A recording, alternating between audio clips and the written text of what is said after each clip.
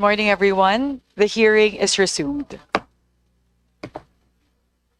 Before we move to the budget hearing for the DSWD, we would first like to tackle the first agenda item, which is a matter for discussion and decision by committee. This is with regard to the request of the DPWH to extend the deadline for submission of their proposed amendments to the budget for DPWH for fiscal year 2026. During the hearing conducted by this committee on September 5, 2025, regarding the proposed budget of the Department of Public Works and Highways for fiscal year 2026, the committee approved the motion of Assistant Minority Leader, the Honorable Laila De Lima, directing the Department of Budget and Management and the Department of Public Works and Highways to submit the revised proposals for fiscal year 2026 on or before September 12, 2025. The committee is now in receipt of a letter from DPWH Secretary Vince Dizon, dated September 9, 2025, formally requesting the extension of the said deadline from September 12, 2025 to September 15, 2025, Monday. I would first like to read the letter from Secretary Vince Dizon for consideration of the committee. Addressed to Speaker Ferdinand Martin G. Romualdez through Representative Micaela Swansing, Chairperson of the Committee on Appropriations. The letter is here. This is the official copy and original copy sent by Secretary Vince Dizon. And the letter reads as follows. Dear Speaker Romualdez, this refers to the budget of the Department of Public Works and Highways for fiscal year 2026 as taken up during the hearing of the House of Representatives Committee on Appropriations on September 5, 2025, Friday. During the said hearing, the Committee on Appropriations deferred deliberations on the proposed budget of the DPWH for fiscal year 2026, pending the submission of its revised budget programs. The deadline for such submission was originally set for September 12, 2025, Friday. Considering the volume of items and documents requiring review, together with other matters that must likewise be addressed by the department, it is respectfully requested that the deadline for the submission of the revised budget programs be extended to September 15, 2025, Monday. This extension will allow us to exercise greater diligence and prudence in reviewing the National Expenditure Program. We respectfully seek the kind consideration of the Committee on Appropriations in granting this request. Rest assured of the Department's unwavering commitment to ensuring that the budget submission is accurate, transparent, and fully aligned with the administration's priorities. Very truly yours, Vivencio B. Dizon, Secretary, copy furnished Representative Ferdinand Alexander A. Marcos III, Majority Floor Leader, and Representative David J.J. C. Suarez, Senior Deputy Speaker. So this is the copy of the letter as read, and I would like to submit to the committee for its consideration and appropriate action the request of the Department of Public Works and Highways. With that, is there any member who wishes to make a motion on the matter? Madam Chair, hearing the Yes, Representative Dumogan. hearing the request of our Honorable Secretary Vince Dizon, I so move for the approval of the said request. Madam Chair. May I, No, Representative just a Tino? clarificatory question, Madam Chair. Go ahead before we So, rule on the motion. Oh, yes.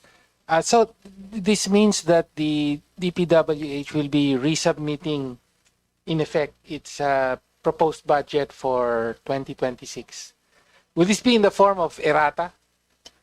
I have yet to see the proposal that will be submitted by the DPWH, but as per my understanding, it's going to be, I'm not sure if they're going to do the errata form, which is from and to, but I can confer with Secretary Vince Dizon as to the form of that. Okay. But it will be submitted to the committee and we will hear it similar to how we've been hearing the proposals of the different departments. Madam Chair, can I be recognized? Romel Thank you, Angara. Madam Chair. Thank you very much, Representative Tino. May I recognize Representative Romel Angara? Madam Chair, I move that the committee grant an extension for the submission of the revised budget of the Department of Public Works and Highways on until September 15, Monday, 2025.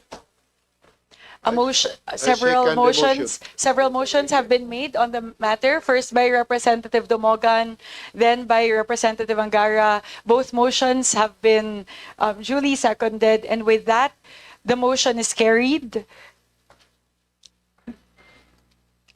Thereby, it has been moved and seconded to extend the deadline for the submission of the revised proposal of the DPWH from the original deadline of September 12, 2025 to September 15, 2025, Monday. The motion is carried. Madam Chair, again, may I be recognized again? Romel Angara. Yes, Representative Angara. Ma'am, in view of the granting the request of DPWH for the extension of the deadline for the submission of the revised budget until Monday, September 15 of 2025, I move to reschedule the committee deliberations on September 17, 2025. Is there any Madam Chair. second? I second the motion. Before I rule on the motion, I would just like to provide a context to the said motion.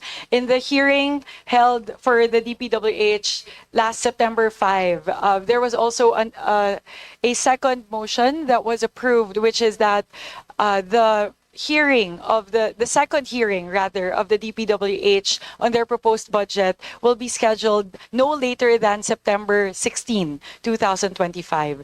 But in light of the approval of the committee on the extension of the deadline of DPWH from September 12 to September 15, it would be too short of a time for the members of the House of Representatives to peruse and review the submission of DPWH that would be submitted on September 15 if we would schedule the hearing one day after, which is September 16, 2025. So to allow the members of the House of Representatives and the members of the Committee on Appropriations to scrutinize the revised proposal of the DPWH with regard to their budget for 2026, it would be more prudent for the committee to add an additional day and thereby move this committee hearing of the second budget deliberations for the DPWH budget from September 16 to September 17, 2025, Wednesday. So with that, with the motion of Representative Angara duly seconded by the members of this committee, the motion is hereby carried. Therefore, the second hearing of the Department of Public Works and Highways budget proposal for fiscal year 2026 is hereby rescheduled from September 16, 2025 to September 17, 2025, Wednesday.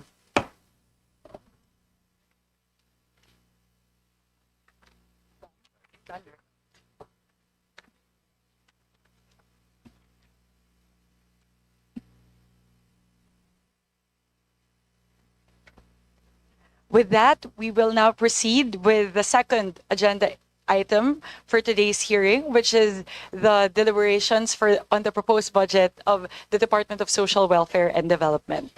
Committee Secretary, please acknowledge the resource persons and House members present here in today's hearing. Good morning, everyone. May we acknowledge the resource person and guests present today from the Department of Social and Welfare and Development, headed by our Secretary Rex Gatchalian, Yusek Evelyn Aribon, Yusek Adonis Sulit from Policy and Planning Group, Yusek Edward Justin Orden from General Administration and Support Services, Yusek Monina Josefina Romualdez, Operations Group, Yusek Diana Jose Cahipe from Disaster Response Management Group, Yusek Denise Florence Bernos Bragas from Regulatory Service Group, Yusek Alan Tanjusay from Peace and Development Group, Yusek Eduardo Punay from Innovation and Program Development Group, Yusek Fatima Aliyah de Maporo from Legislative and Intergovernmental Affairs Group. We also have our regional directors, Director Michael Joseph Lorico, Director Maria Aplaten, Director Maria Angela Gopalan, Director Lucia Alan, Director Venus Ribuldela, Director Barry Chua, Director Leonardo Reynoso, Director Norman Laurio, Director Joselito Stember, Director Arwin Raso, Director Tonison Luderly, Director Clarito Logronio, Director Riduan Hajimudin, Director Ramel Hamen, Director Ruelo Aradanas, Director Loreto Cabaya Jr., Director Marie Flor Libang. We also have our attached agencies head, Executive Director Angelo Tapales from the Council for the Welfare and Children, Executive Director Janela Ejercito Estrada from National Authority for Childcare. We have also Executive Director Glenda Riloba from the National Council on Disability Affairs. You also have Executive Director Tricia Claire Oco, Juvenile Justice and Welfare Council. Chairperson Michelle Ann Gonzalez from Presidential Commission for the Urban Poor. We also have Secretary and Lead Convener Lopez Santos from National Anti-Poverty Commission. We also have our guest from the Department of Budget and Management, Director Benjilit M. Zuniga. We also acknowledge our House members. Attendance.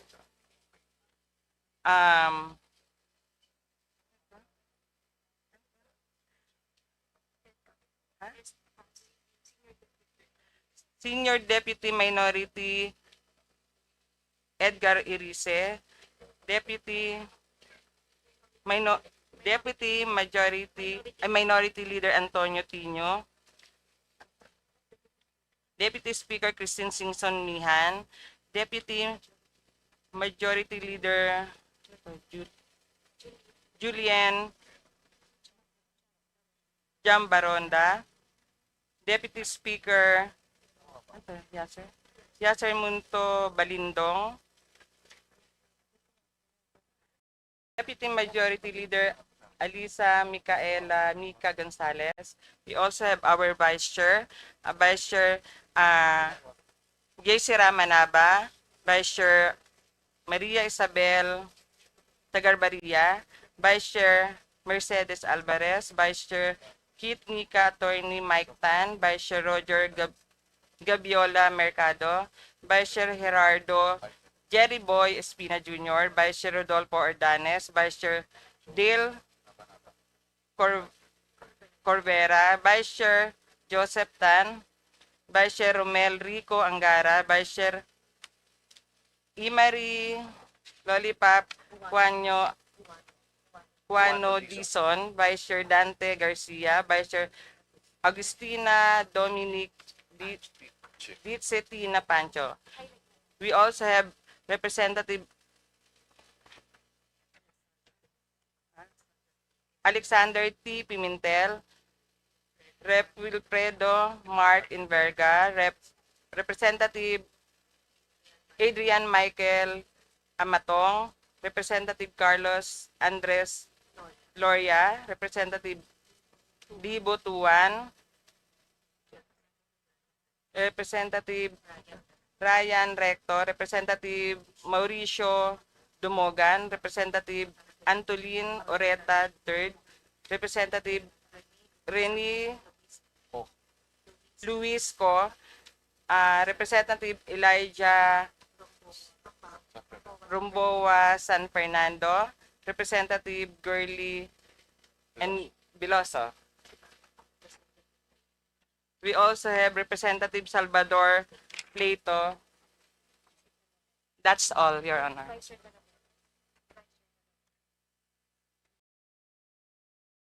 Thank you very much, Comsec. To our DSWD family, of course, headed by our beloved colleague, the Honorable Secretary Rex Gatchalian, to our undersecretaries, assistant secretaries, all the directors, regional directors, thank you so much for being here, the heads of the attached agencies. Of course, to our distinguished colleagues in the Committee on Appropriations and the House of Representatives, and our partners from civil society organizations who are present here today. Magandang umaga po sa ating lahat. Today, we deliberate on the proposed budget and priority programs of the Department of Social Welfare and Development, and we warmly welcome again our beloved colleague and someone I look up to so much in public service, our Honorable Secretary Rex Gatchalian. And today, we will work together to review the department's fiscal performance and strengthen its mandate to uplift the lives of the Filipino people. We commend the DSWD for achieving a 4.3 rating in their recent agency performance review done by the Department of Budget and Management, a reflection of its strong delivery of social protection programs. Among these, the Pantawid Pamilyang Pilipino program, or 4Ps, remains a cornerstone initiative. The World Bank identifies the 4Ps as a contributing factor to an annual reduction in poverty of 1.4 percentage points, benefiting 1.5 million fewer poor Filipinos each year. It has improved school enrollment, reduced stunting, boosted local economic activity, and inspired greater optimism among parents, 87% of whom believe it helps secure a better future for their children. For fiscal year 2026, the proposed budget for DSWD is 223.202 billion pesos. Its major funded programs include: first, Pantawid Pamilyang Pilipino Program, or 4Ps, amounting to 113 billion pesos for 4.4 million marginalized households. Second, protective services for individuals and families in difficult circumstances, amounting to 27 billion pesos for assistance during cases of abuse, calamities, and emergencies. Third, the Food Stamp Program, or Walang Gutom 2027, amounting to 1.9 billion pesos for 50,000 food-poor households with electronic benefit transfer, or EBT cards. Fourth, the social pension for indigent senior citizens, amounting to 49.8 billion pesos for a monthly stipend of 1,000 pesos for 4,085,066 senior citizens. And fifth, the Supplementary Feeding Program, or SFP, amounting to 6.1 billion pesos to provide nutritious meals to daycare children. As we deliberate on this budget, let us ensure that our social welfare programs continue to evolve not as permanent subsidies, but as pathways to independence. Strengthened monitoring, livelihood integration, and graduation strategies must remain at the heart of its reforms, so that support is both targeted and time-bound, and families are empowered to rise on their own. Maraming salamat po. And before I yield the floor to our Honorable Secretary Rex Gatchalian for the presentation of the DSWD's proposed budget for fiscal year 2026, I would first like to recognize the Vice Chairperson of the Committee on Appropriations, who will be sponsoring the budget of DSWD for fiscal year 2026, the Honorable J.C. Raman Nava. You have the floor, sir. Thank you, Madam Chair. And to my colleagues here in the House of Representatives, thank you. Again, we welcome Secretary Rex and DSW family and all our guests, of course. As mentioned by the Honorable Chair, DSWD is generally the department that shall promote and uplift the well-being of the poor, vulnerable, and the disadvantaged sectors of our society. It is primarily tasked to deliver the social protection programs and poverty reduction solutions. Likewise, we expect DSWD to provide the necessary social welfare programs and services to our communities in need. This morning, we are glad to have no less than the Secretary to brief us of how this would be realized, this mandate, and the budgetary requirements for the next fiscal year. So that's all, Madam Chair. Thank you very much, Vice Chair Nava.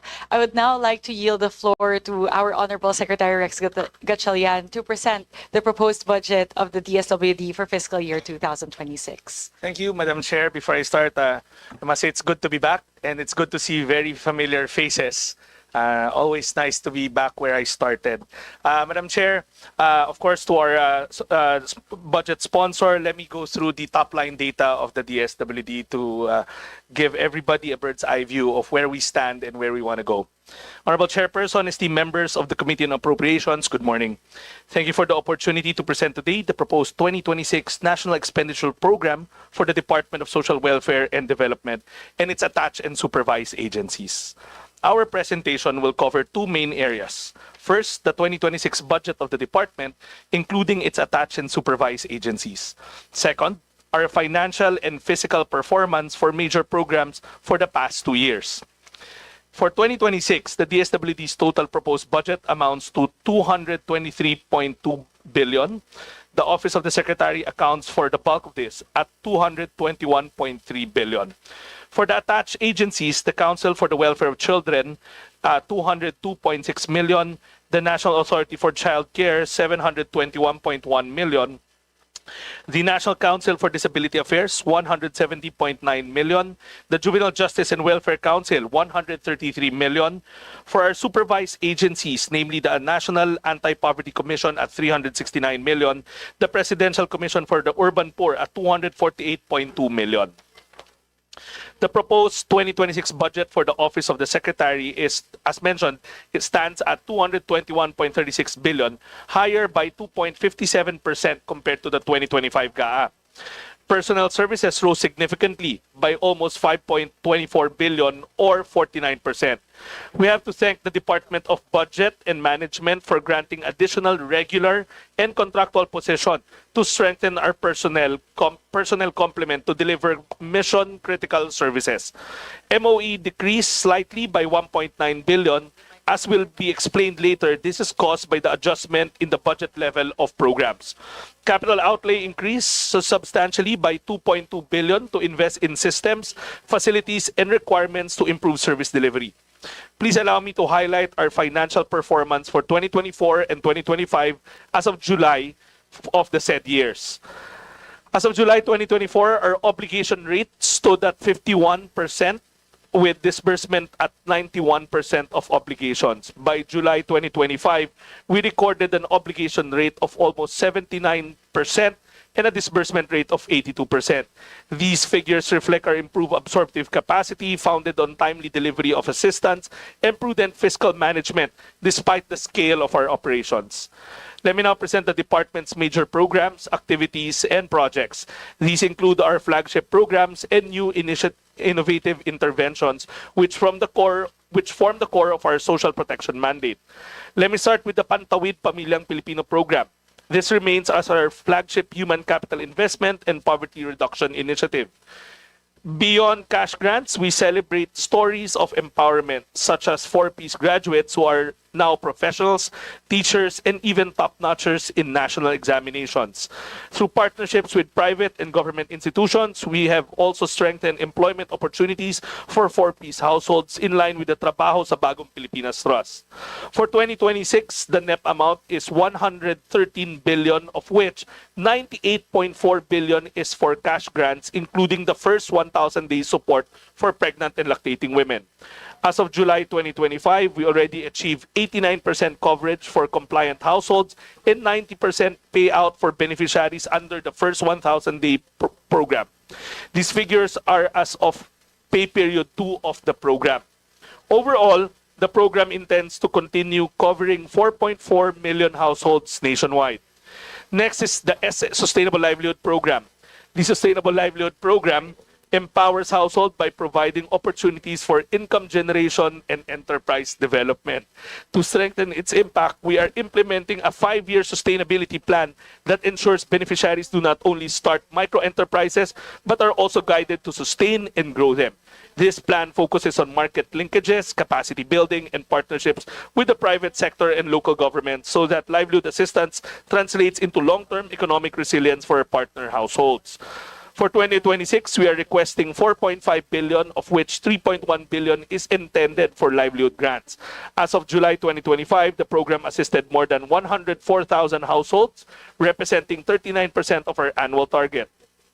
The obligation and disbursement rates are on track.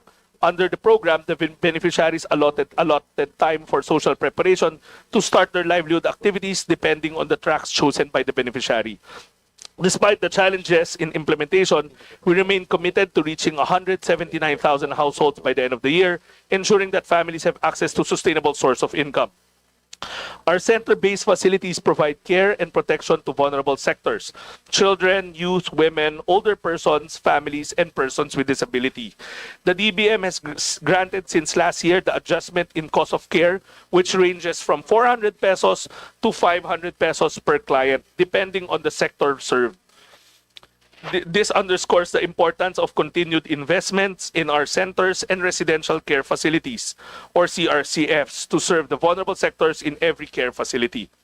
For 2026, the proposed budget is 3 billion pesos. As of July 2025, we serve more than 7,500 clients, equivalent to 87% of the target. By next year, we aim to assist around 8,000 clients in residential and non-residential care facilities across the country, ensuring that the most vulnerable Filipinos are given proper shelter, protection, and rehabilitative services. Our next major intervention is the supplementary feeding program, which provides nutritious meals to children enrolled in child development centers and supervised neighborhood play facilities. This is our contribution to the country's fight against malnutrition during the critical early years of life. For 2026, our budget is at 6.1 billion, which covers 120 feeding days for about 1.9 million children. The costs here are 25 pesos for every hot meal and 22 pesos for milk feeding.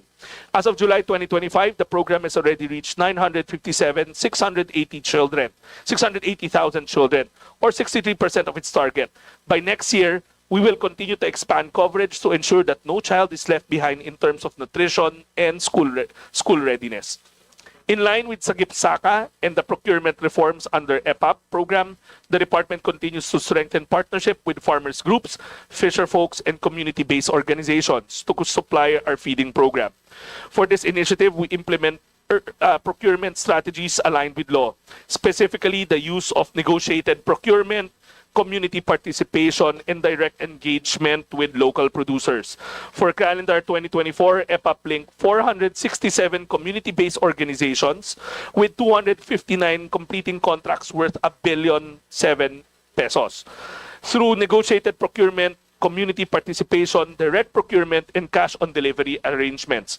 For 2025, implementation has been further decentralized. As of today, 409 community-based organizations have been linked with 28 completing contracts amounting to 206.9 million.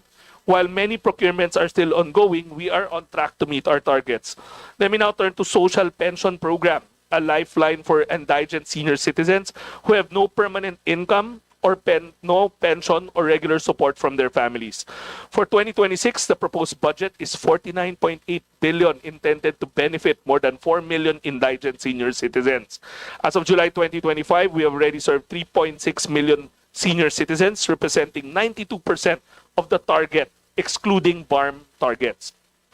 This program directly reduces the vulnerability of our elderly, helping them meet basic needs such as food and medicine.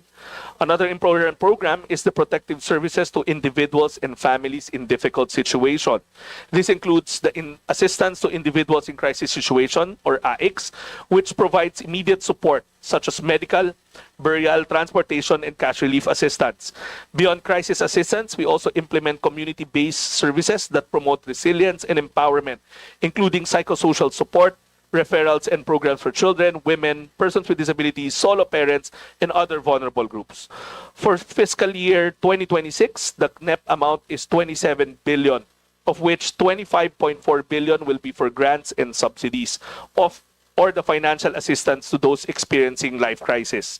As of July 2025, we have already served 6.6 million clients, equivalent to 96% of the annual target. By next year, we aim to reach 3.7 million clients, ensuring that timely assistance is always available to those facing emergencies and hardship. The DSWD also leads in disaster response and rehabilitation, ensuring timely relief and recovery assistance for affected families nationwide. Within the disaster response and rehabilitation program is our new initiative, the Project Lawa and Binhi. This combines water access projects and communal gardens to strengthen community resilience, promote food security, and cash for work opportunities. For 2026, the NEP amount is 1.94 billion. As of July 2025, more than 129,000 vulnerable families have been supported through the cash for work and livelihood building under Project Lawa at Binhi, equivalent to 98% of the target. By 2026, we aim to assist 125,000 families under the Project Lawa and Binhi. Complementing our disaster response and management effort under Disaster Response and Management Program is the Quick Response Fund, which allows the DSWD to respond immediately to emergencies through the prepositioning of food and non-food through items, through the prepositioning of across the country, and the emergency cash assistance as part of our early recovery services. As of August 2025, the department maintains a nationwide logistic network of 13 hubs with a combined capacity of 1.44 million family food packs, 76 spokes with a capacity of 1.34 million family food packs, and 856 last-mile facilities with a capacity of 1.59 family food packs. This ensures timely, efficient relief delivery even in the hard-to-reach areas. As of September 6, 2025, the department maintains a ready pool of resources for disaster response.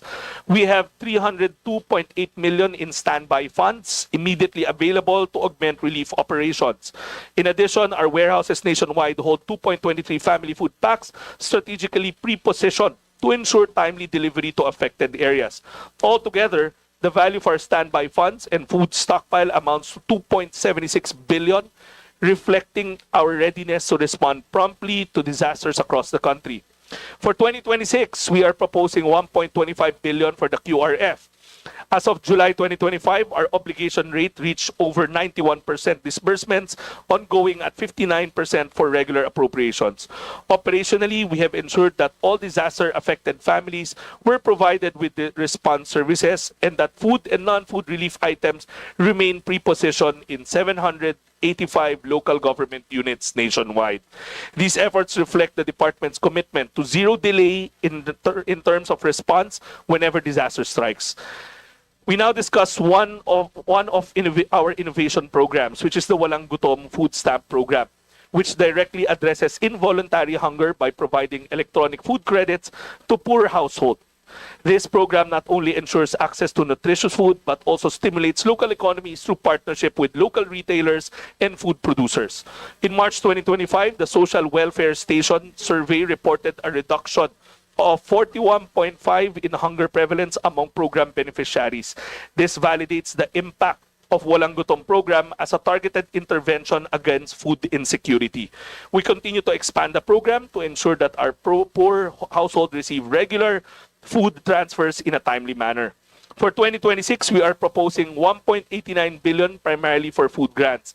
As of July 2025, the program has already assisted 300,000 households, meeting 100% of its targets. By next year, we aim to reach an additional 50,000 households, scaling up progressively until we reach the universal coverage of eligible food poor beneficiaries by 2027.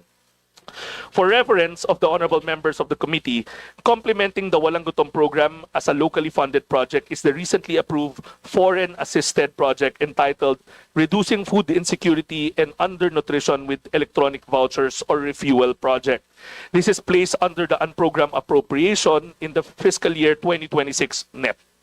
The Pag-Abot program is our newest initiative that seeks to provide targeted support for highly vulnerable individuals, including those living in streets and in urban poor communities.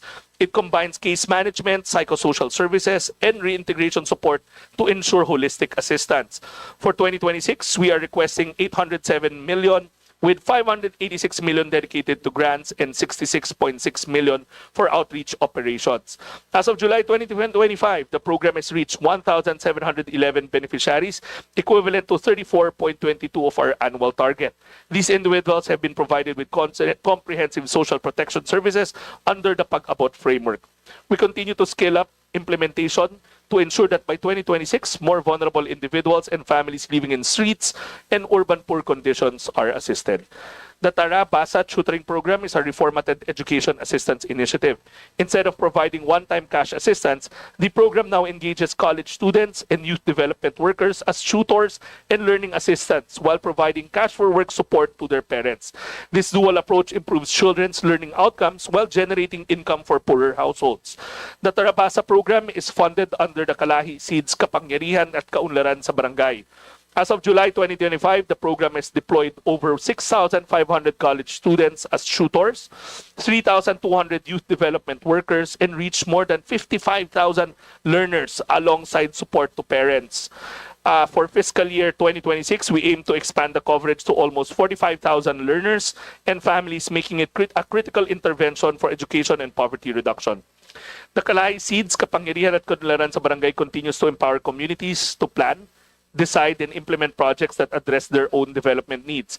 The KCKKB also implements cash for work for persons with disabilities and college student graduates from poor households. For fiscal year 2026, the program is allotted 1.78 billion, composed of 880 million for Kalahi Seeds KKB and 900 million for the Tara Basa Tutoring Program. In terms of financial performance, for fiscal year 2024, we had an allotment of 2.18 billion with 2.14 billion obligated, that's a 98% rate, and 1.97 disbursed, 92%. For 2025, the allotment was 2.11 billion with 1.71 billion obligated and 1.19 billion disbursed. Our physical accomplishments. In 2024, we completed 176 sub-projects, reaching 52,426 families with persons with disabilities and 25,440 families with college graduates for students through cash for work. In 2025, we completed 44 sub-projects supporting 25,440 PWD families and 25,440 college graduates, students, families. For 2026, we target 224 sub-projects to benefit around 98,000 families with PWDs, 7,270 families with college graduates or students alongside tutors, parents, and learners engaged in Tara Basa. These accomplishments reflect the continuing role of KCKKB in community-driven development, empowering families and communities through implementation of solutions to their most urgent needs. In closing, the department's proposed 2026 budget of 223.2 billion reflects our continuing commitment to protect the poor, empower communities, and build resilience against risk and vulnerabilities. We thank Congress for the support given to DSWD over the years. We again seek your support to approve our budget proposal and other requests so that together we can uphold the welfare of every Filipino family consistent with the thrust under this administration of Bawat Buhay Malaga. With that, Madam Chair, I yield back the floor. Thank you for the opportunity to give you a top-line, a bird's-eye view of the DSWD. Thank you very much, Secretary Gatchalian. Just wanted to, before I yield the floor to Vice Chair Nava to facilitate the interpellations from the members, I just wanted to ask a few questions, po, Sec Rex, with regard to the BURs. I have the time series data of the BURs of the department for FY 2020 to 2025. So I'm just looking at the second to the last category, which is the obligation and disbursement rate for FY 2024 allotments as of July 31, 2025. So, a few lang po, Sec. But before I'll contextualize my questions kasi the 4.3 rating of the DSWD with regard to the annual performance review is actually really, really good. So, actually, if you look at the different programs across the board, mataas po yung utilization rate nung most of the programs. So, actually, that's why there are certain programs that kind of catch my attention kasi medyo ano siya, exception siya because the utilization rates are a little bit low for some of the programs. I'm also seeing some programs wherein the obligation rate is almost at 100%, but the disbursement rate is quite low. So I just wanted to understand perhaps the reasons behind these. So I just wanted to zero one by one lang po, Sec. It's just a few items naman po. The first would be the SLP, yung Sustainable Livelihood Program po, the obligation rate is already 100%, but the disbursement rate is only at 64.05%. So may I ask po for an explanation with regard to the roughly 35% shortfall, ano ba, gap between the obligation and the disbursement rates? Madam Chairman, the SLP is one of our flagship programs to make sure that the sustainability of pulling people out of poverty is achieved. Actually, one of your Vice Chairman, Congresswoman Alvarez, is a big fan of the SLP, and I think that's why she's here. Madam Chair, the program entails a big chunk of time for social preparation, meaning once they submit the requirements, we obligate, but that doesn't necessarily mean we disburse immediately. They have to hurdle a lot of prerequisites, such as submitting a business plan, making sure that the bank account is in place. We have to make sure that everything is ripe for a proper entrepreneurial environment before they actually get the cash. So we did streamline it, making sure that the steps aren't as tedious as what they used to be. We also made sure that the proper safety nets are there for sustainability. So basically, in short, the social preparation time takes a bit longer than what we want. So, Sec, just wanted to, kasi po, di ba 2 years din yung lifespan nung allotment under the SLP, di ba? So, since it's about, just looking at the gap, it's about 2.8 billion. Just wanted to get the assurance po Yes. that will be disbursed before the funding expires in December. Madam Chair, I assure the good committee that we will be able to disburse that. The social preparation normally happens first half to third quarter of the year.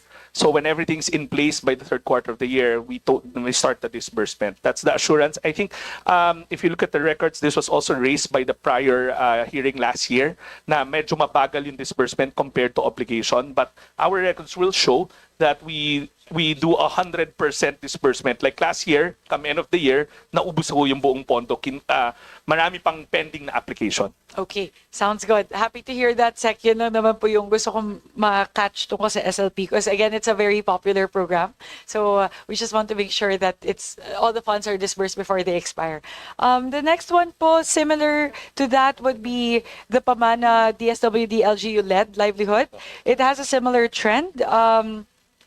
97.5% obligation, 61.44% disbursement. So similar po ba yung reason as to why there's a It's a there's a gap? combination. But I'm sure this is one of the programs that had a FISARO provision or for later release, conditional release, pending the crafting of a joint guideline with OPA-PRU. So it took us some time to craft that. Second, the targets are also from OPA-PRU. So because there were revisions in the guidelines, the targets moved. So if I'm not mistaken, we got off the ground by May or June already. So we had to do the compliance to the conditional release provision, which is a joint memo circular with OPA-PRU for the guidelines. After which we had to OPA-PRU had to revise the targets before they could send it to us.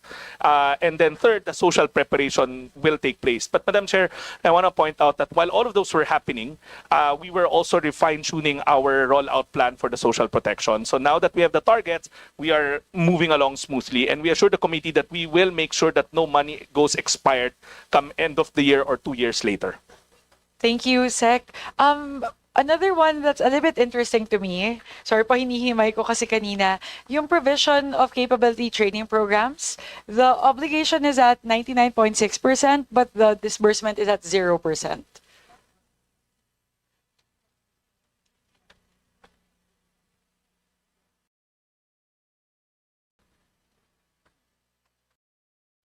Madam Chair, there are 5 core competencies inside the department. 2 of them happens to be trainings, and the other one is standard. So this falls under one cluster. We were revising and still in the process of revising the capacity building side of the department. Actually, we are reintroducing the DSWD Academy. It's a facility located in Taguig. While we were doing the physical upgrading of the facility, we were also revamping the curriculum and all that stuff. Madam Chair, I do understand.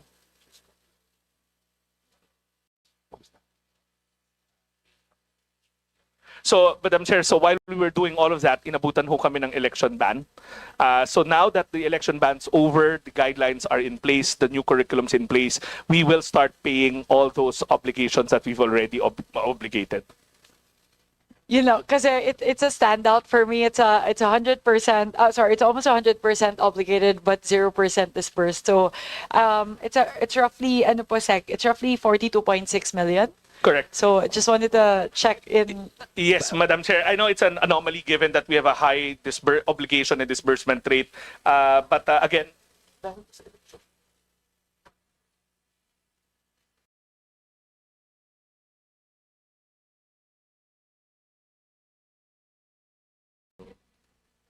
Madam Chair, so again, the election ban period took a toll, so to speak, because first of all, we were waiting for the ban to lapse, and second, with the incoming new local government units taking their oath, there were changes in their local social welfare and development offices. So we were really waiting for the election period to get out of the way so that when the dust settles down, we would get a clear picture kung sino ng mga local social welfare and development officers ang kakausapin namin so that we can do the conduct of the training. So right now, for the last quarter or last remaining months of the year, we'll see to it that we train them, we capacitate them, and we disburse the 46 plus million that's with us. Alright. Basta, yun lang po sa Yes, kasi Madam Chair. sana po talaga maubos natin, magamit natin yung in-allot natin. Especially since it's already been obligated. Correct, So it's Madam very Chair. important for the disbursement to happen before the end of the year. Madam Chair, we share your sentiments. Actually, sa department, ang culture namin, bawal may natitira na pondo because that's a service denied. Last one po, Sec, a little bit big of a gap also. For social marketing services, obligation is at 98.33%, but disbursement is only at 25%.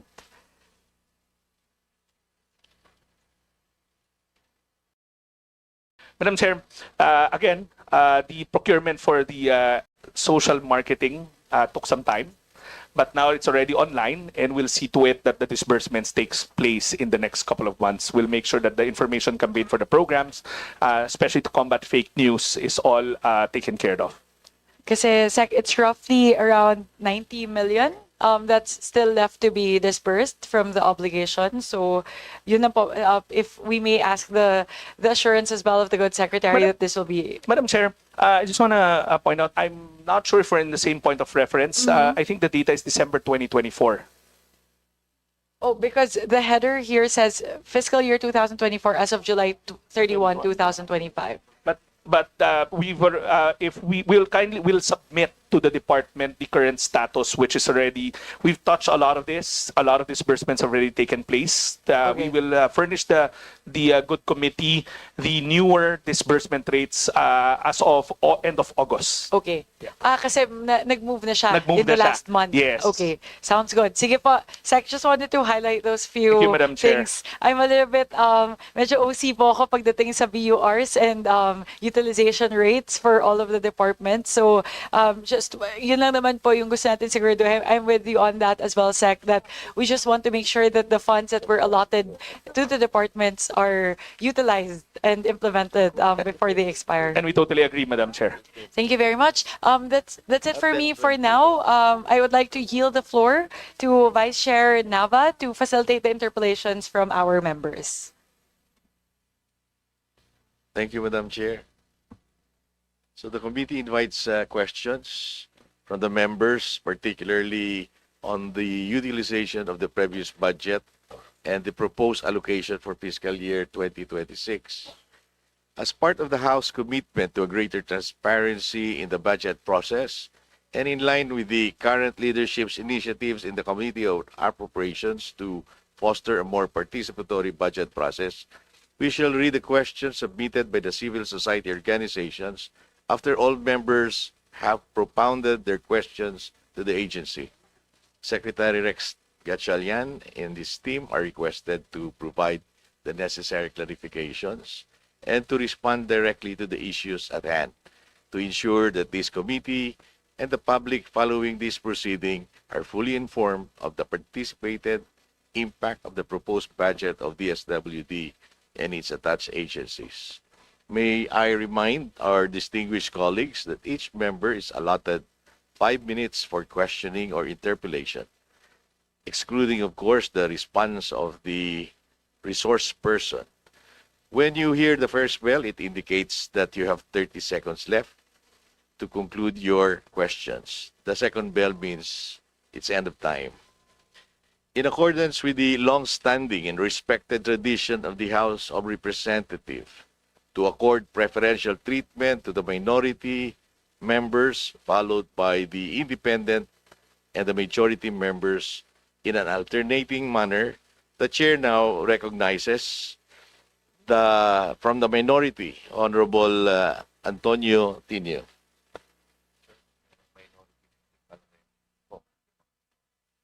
So we'll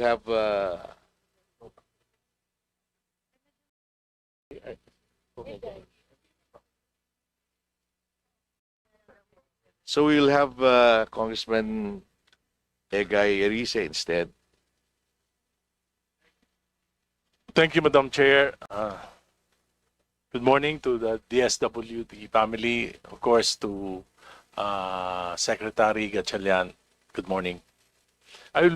More than the numbers, I will concentrate on the effectiveness and efficiency of some of your programs.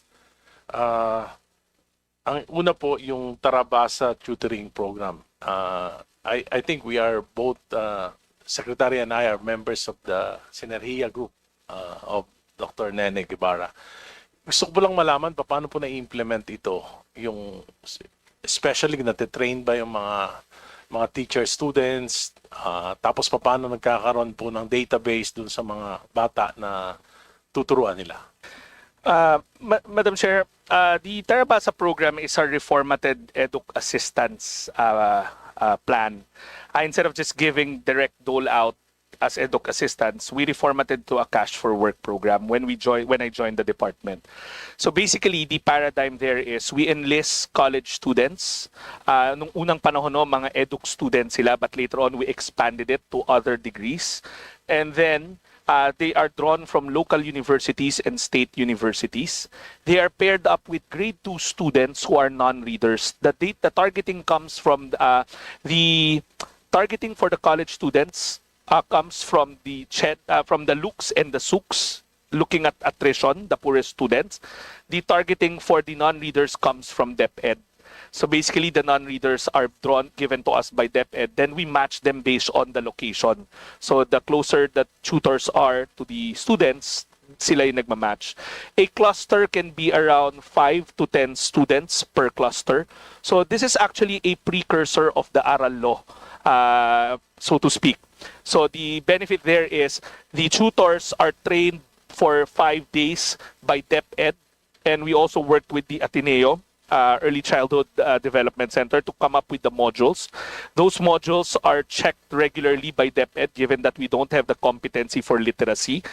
They are trained for 5 days, not just on how to conduct the tutoring sessions, but they are also trained on the other provisions like safe spaces, child welfare provisions. Noon, 3 days lang yun, naging 5 days to make it more intense, and then they are deployed.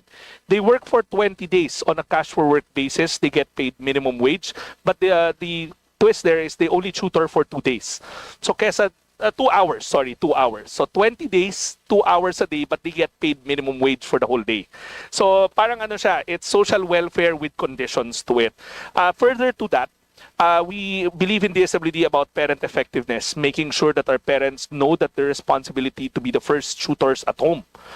We also incorporate a parent effectiveness session called the Nanay Tatay Parenting Camp. So simultaneous yun.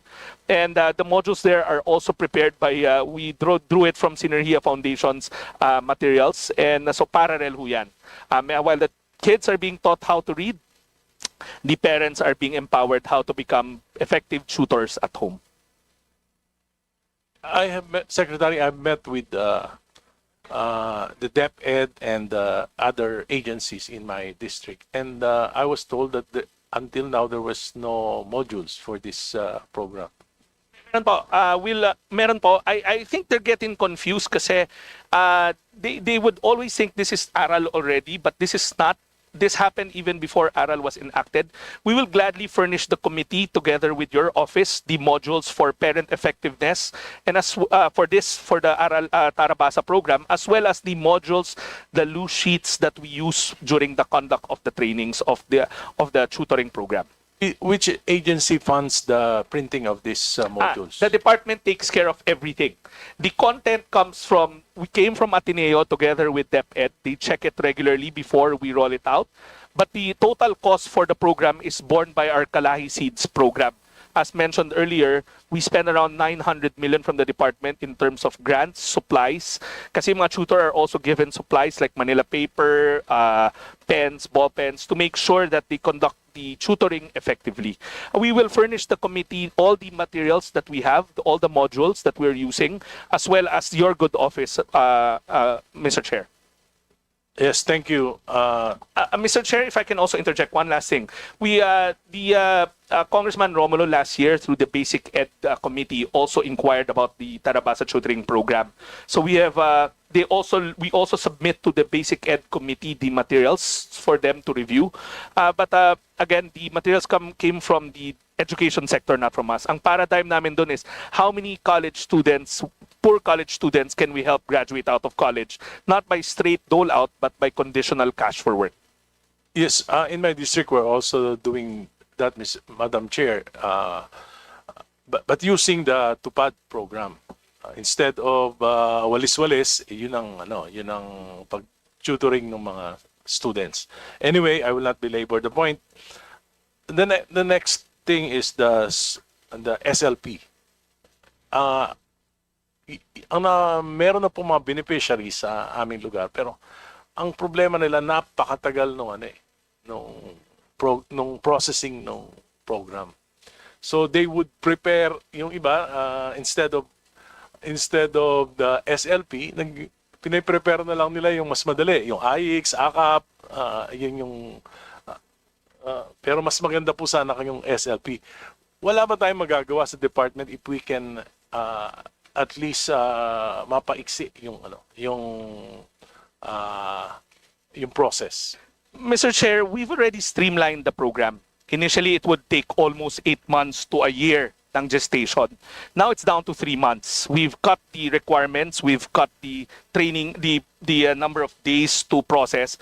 But Mr. Chair, meron kasing natutuklasan namin sa mga site, no? I've been going around talking to them. Talagang mas tempting yung direct AX na lang. Kahit sa kanila minsan yung 3 months natatagalan pa rin sila. So that's something that we're trying to teach them na talagang dapat pinaghihirapan to because developmental to.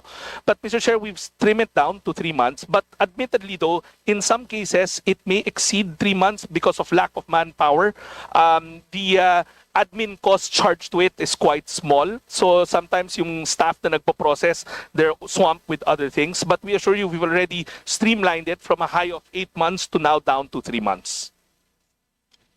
Mr. Chair, the beneficiaries of this program is really, most of them comes from the extreme poverty level. So ang problema po kasi, kung may mga process, pinapapunta sila, may orientation, it will entail expenses for them.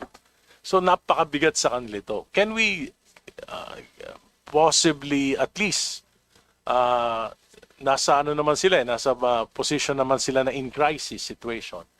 Siguro pwede ba natin silang bigyan ng IX before going into the, for example, training or Yung iba kasi, for example, in my district, I obliged the TESDA to train these beneficiaries aside from the DSWD. Pero 5 days. 5 days silang train. Ano ba? Sari-sari store, karinderya, basic accounting, value formation. It will take 5 days for TESDA to train these entrepreneurs. Pero kung sila ay mga nasa level ng extreme poverty, napakabigat sa kanila yung 5 days na pupunta sila sa venue, maghihintay sila. So can we then prioritize them as IX beneficiaries, then beneficiaries also of the program? Mr. Chair, that's a very good point. Lalong-lalo na sa mga GIDA areas. Although we conduct the trainings on site, mahirap pa rin, naiintindihan ko po. And rest assured, we'll revisit the SLP guidelines to try to incorporate a logistic support fund drawing from the AIX, as you mentioned, para lang, kasi they're in crisis. They will definitely, as long as they qualify in that criteria, we will not hesitate to amend it and incorporate it. Yes. May program po ba sa SLP na, for example, a group of magkakapit-bahay and they will just join their... Mr. Chair, there are two major tracks for SLP, the employment track and the entrepreneurship track. The entrepreneurship track takes two folds as well. May individual and meron tayong tinatawag na SLPA. They are amalgamated into an informal grouping called Sustainable Livelihood Program Association. We really encourage the grouping more than the individual track kasi mas matibay sila. Thank you, Mr. Sir. And for my last concern, wala na po tayong akap ngayon, ano po? Wala na. This year, meron pa ho. Meron pa ho tayong... 2026, for the 2026. Moving forward, 2026.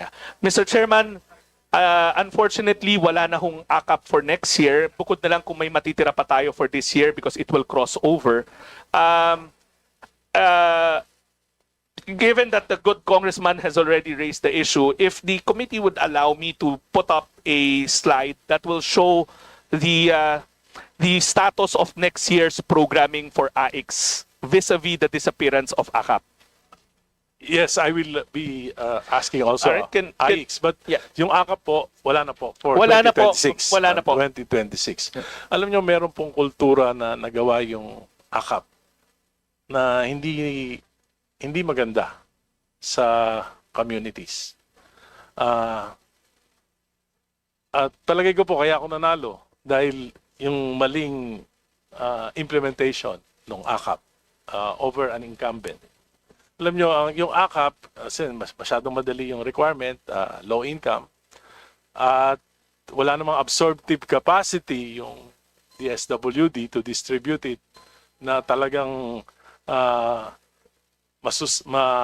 masasala kung sino talaga yung dapat na ang sa amin po sa aking distrito nangyari po yung mga barangay captains sila po yung nagdi-distribute at ang forms nanggagaling sa representative tapos po binibigay sa barangay captain yung barangay captain po yung 5,000 nagiging 2,500 na lang pagdating sa beneficiary.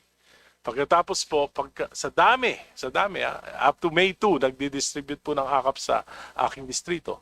Sa dami, pati yung barangay captain hindi na kaya na maghanap ng mga beneficiary. Pati tanod po. Kaya lang po, pag yung tanod na naghanap, mayroon pa siyang 500. So, 2,000 na. Pag matakaw yung kapitan, 1,000 na lang. Ganun po yung nangyari dun dahil hindi naman po talaga kaya ng absorptive capacity nung local DSWD para distribute yung kuminsan 1,000, 2,000, 3,000 per session. Meron pa nga po dahil sa ganyan na inaabot from 9 a.m. up to 12 midnight. Meron pa nga po doon na pumila, nakakuha ng 5,000 sa init, binawian ng buhay, natake. 15,000 po yung taol. Nag-abono pa ako ng 10,000. Bukod po dyan, sa halip na mangarap, na magtrabaho, magsimula na isang maliit na negosyo, sa dalas at sa dami ng pinamimigay, ang nangyari po, ang pangarap na nila hindi na maghanap buhay. Ang pangarap na nila makakuha ng akap. Hanggang ngayon po, nararamdaman ko yan sapagkat hinahanapan ako bilang kinatawan ng aking distrito. Hinahanapan ako ng mga mamayan. Bakit dati marami? Bakit ngayon wala? So, may nabuo pong kultura, especially sa mga barangay officials. They would prepare na meron silang I would give them AKA forms para may ma-distribute sila sa kanilang mga, lalo na mag-election ng barangay. Yan po yung, palagay ko meron dapat na intervention gawin ang DSWD para ma-realign yung pag-iisip ng ating mga mamayan pagdating po dito.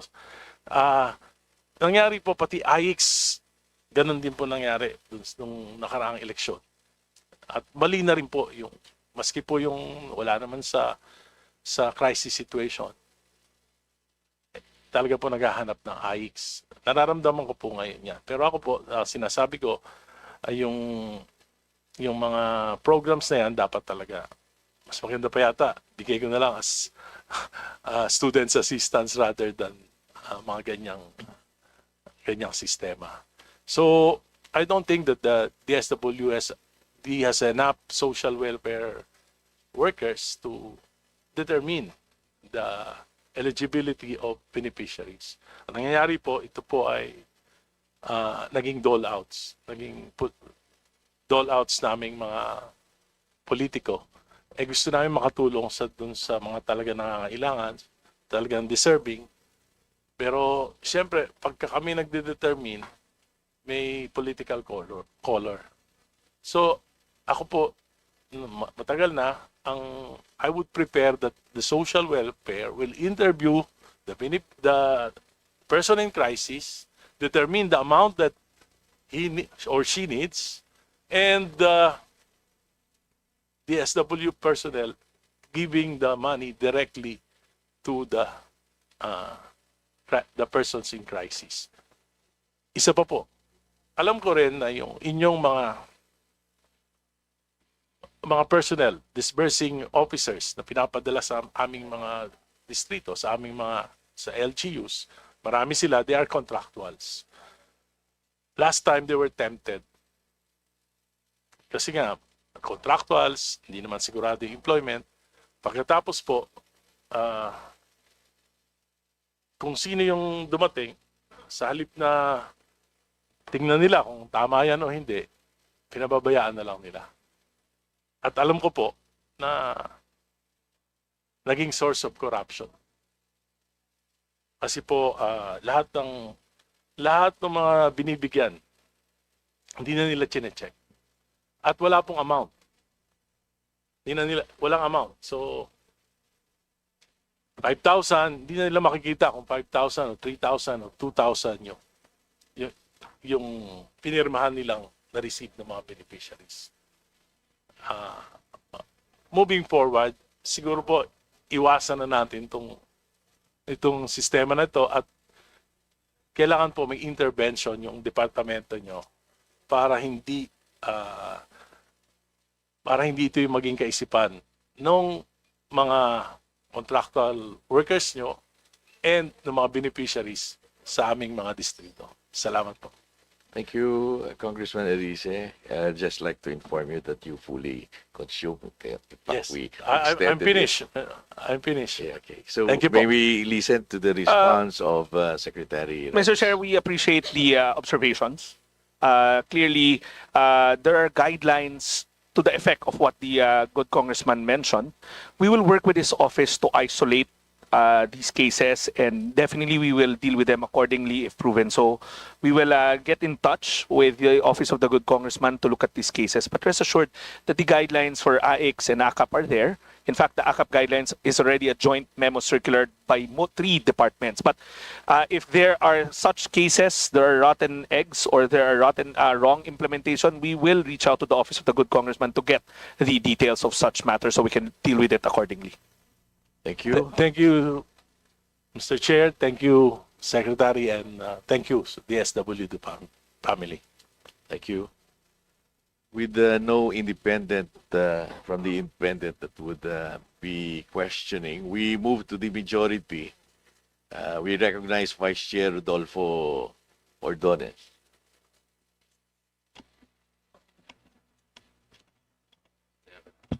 Thank you po. Madam Chair, my dear colleagues, DSWD family, headed by our Honorable Secretary. This is regarding National Commission of Senior Citizens. Last April 2025 po, ay nagpanukala po kayo ang inyong ahensya sa Office of the President na maglabas ng isang executive order upang mula sa Office of the President ay sa ilalim ang NCSC sa DSWD. At ako po ay naniniwala na isang umiiral na batas ay hindi pwedeng i-amend ng executive order lamang. At bayaan yung basahin ko ang Section 3 of Republic Act 11350. Section 3, Creation of the National Commission of Senior Citizens. There is hereby created the National Commission of Senior Citizens, hereinafter referred to as the Commission, and which shall be under the Office of the President. Ginamit po ang salitang siyal na nangangahulugang ito ay isang obligasyon at hindi opsyon. Sa mga deliberasyon po ng Kongreso, bago po ipasa ang Republic Act 11350, idinain na ang dahilan po ng pagtatatag ng NCSC ay upang bigyan ang senior citizens na isang independent, autonomous commission na makakakilos ng mabilis at direkta. Hindi na kailangan dumaan sa mapusising bureaukrasya ng DSWD. Dahil po dito, ay nais ko pong itanong, ano po ang legal na batayan ng inyong suhestyon na isailalim ang NCSC sa inyong kagawaran?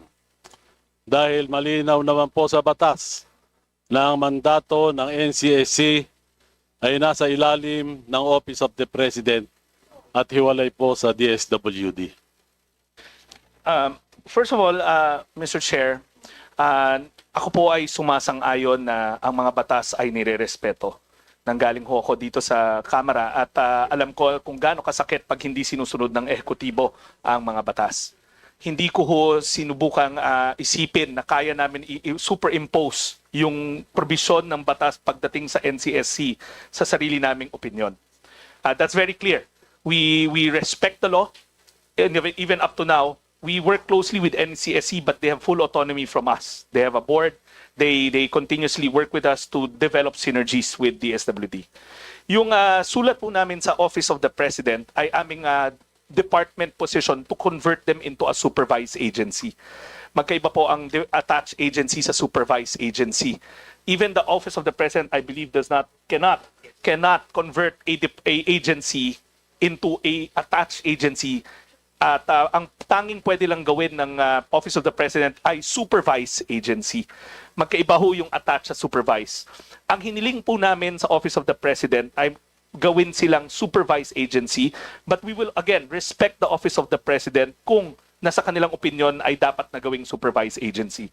Hindi ho namin planong saklawan ang batas, hindi ho namin planong saklawan rin ang opinion at ang desisyon ng Office of the President.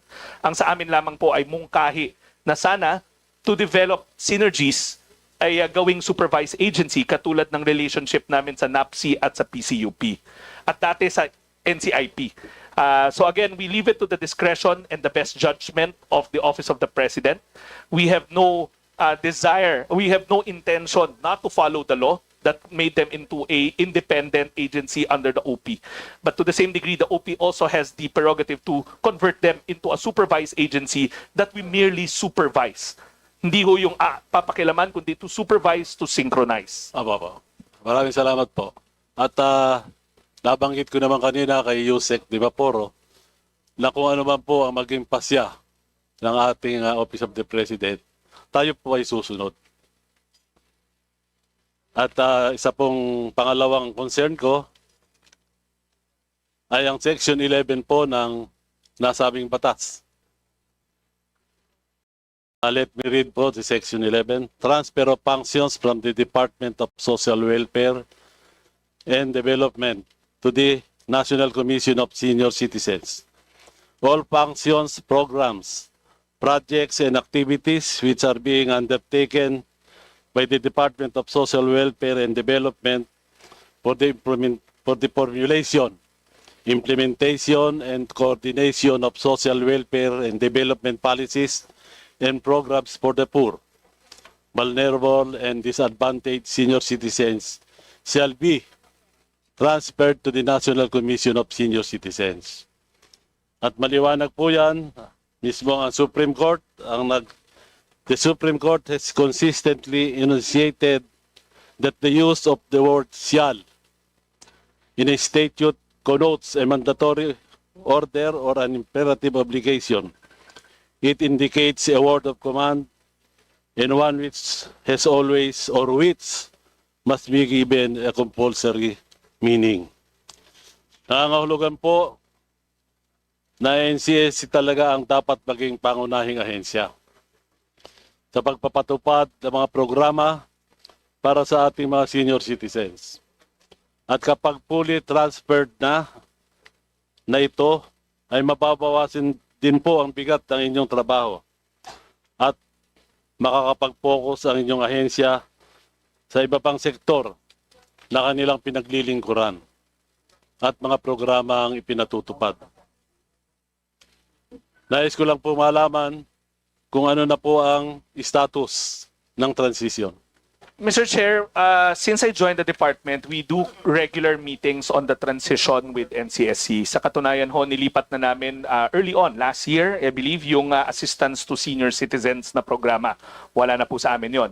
Yung centenarian na gifts or na incentives, wala na rin po sa amin yon. At sa katunayan, pati yung Expanded Centenarian Act, hindi na ho ibinigay sa amin yon. Yung accreditation ng mga senior citizen group, nasa kanila na rin po yon. Sa madaling salita, unti-unti na po naming nililipat ang aming mga function kasi yun ho ang nakalagay sa batas.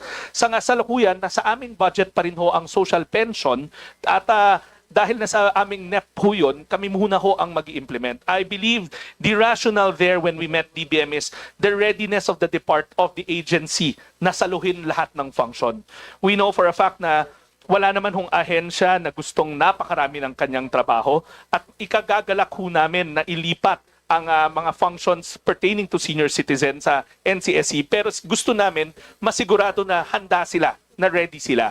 If you can recall, Mr. Chair, the good congressman probably knows this, makailan lang naman ho nagkaroon na ng mga regional offices ang NCSC. Sa katunayan, they're still in the process of organizing. Para ilipat namin ang buong buo agaran, ang social pension, ang pangangamba ho namin baka lalo tayong hindi ready nilang saluhin at lalong hindi ma-implement ng tama ang social pension. The wisdom there is the readiness of the NCSC to assume the full responsibility of the social pension. And we're talking about a very big population here. We're talking about close to 50 billion pesos with around 4.5 to 5 million senior citizens. So kami naman ho, handang-handa kaming ilipat yon, ngunit sinisigurado rin ho namin na handa silang saluhin ang responsibilidad na yon.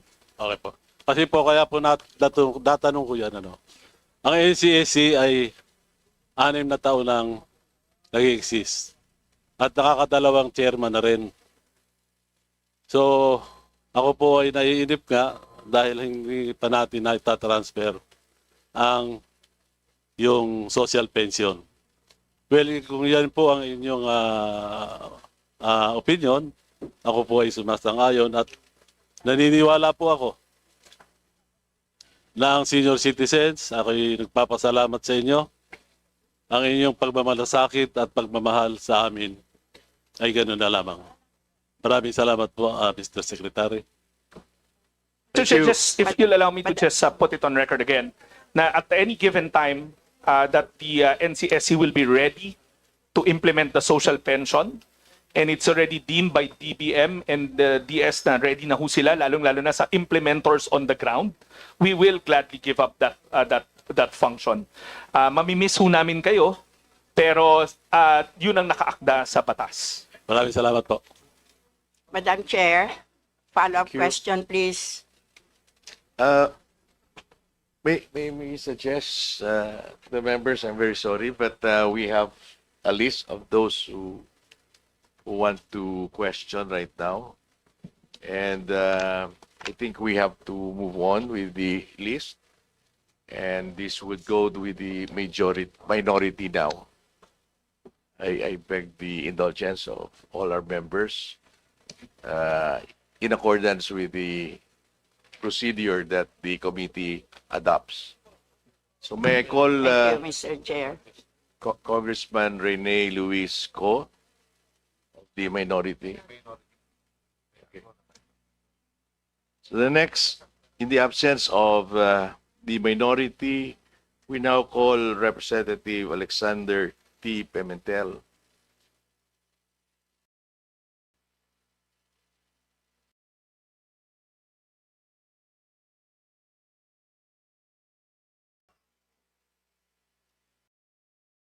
So next would be the Honorable Mercedes Alvarez.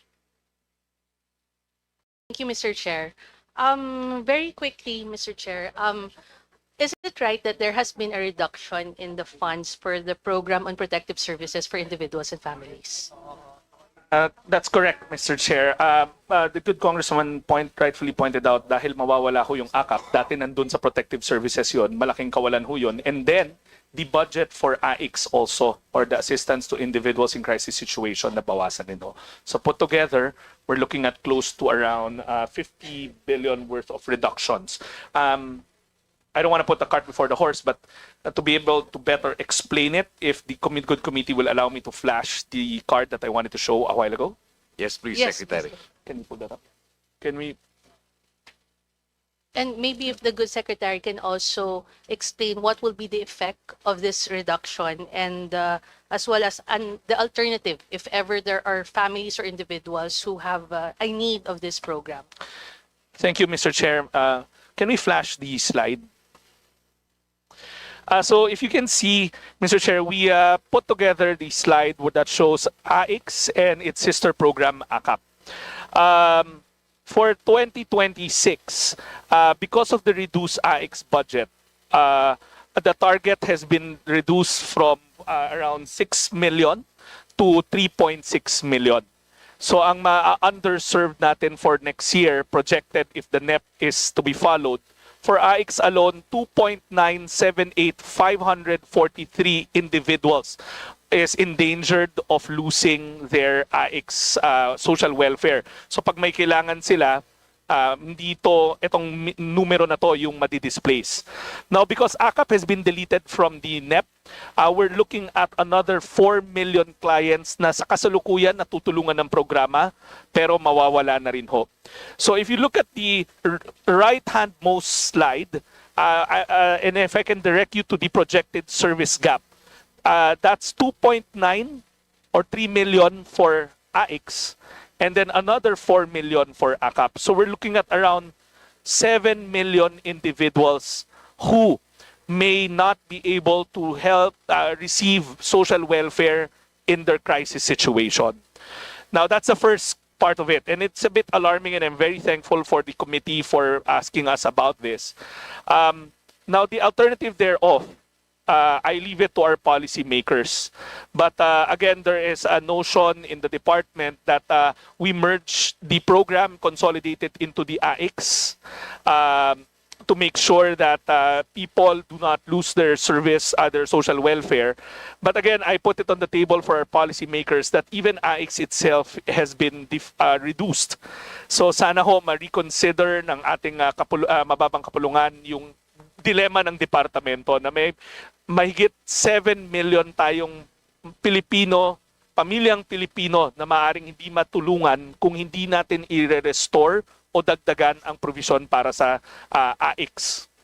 So it is possible that we expand, with the help of the department, we expand the menu for AICS. Yes, Mr. Chair, that is something that we can do. Pero if we expand it nang hindi natin dadagdagan yung line item allocation for AICS, then we might be cannibalizing even the AICS allocation even faster than what it is right now.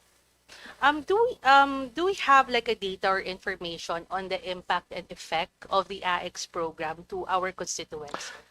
Because just like for peace, I believe the Philippine Institute for Developmental Studies, they already have a study. So maybe it will be considered by the department to make a study as well for to help policymakers. Mr. Chair, early on, I think I even mentioned it in the last budget hearing.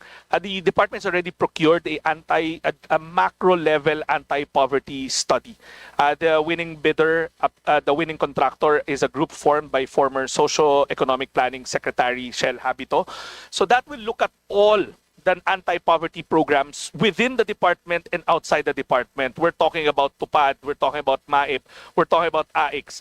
So that study, unfortunately, is a bit delayed because of the election period. They couldn't do their field study and their field dates, but that study should come to a fore in the last quarter of this year, and we will make sure to furnish this committee as well as all anti-poverty committees of Congress the study so that we can see the impact of AIX and other anti-poverty programs of the government vis-a-vis poverty reduction. Thank you.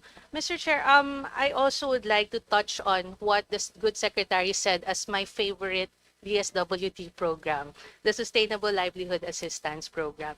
Well, it is in the form of micro enterprise development, and there is also a track for employment facilitation. In your studies or in the past years, Mr. Secretary, what has taken up more rate in the SLP? Is it the employment track or the micro enterprise track?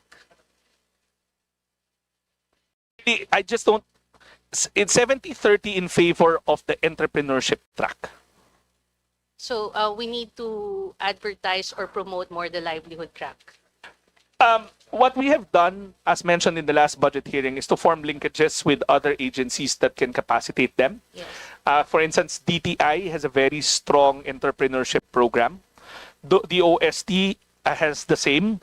For the employment track, there are also DOLE and DOT. Mr. Chair, in as much as we want to push for the entrepreneurship track, we also believe that some people would opt for the employment track. While we do advertise the entrepreneurship track heavily, we cannot eliminate the employment track, and we are relying on partner agencies to capacitate the beneficiaries. And maybe partner with TESDA so that we can also develop skills for entrepreneurship. Actually, we just signed a memorandum of agreement with them for 4Ps and for our, I think, SLP as well. Because I'm very saddened, Mr. Chair, as shown in the slide and as discussed earlier by our chairman, that the SLP budget for 2026 was reduced. So I hope that fellow members of the committee can be one with me in pushing for an increase of the SLP budget. Thank you, thank you, Mr. Chair. The good congressman is a partner in SLP.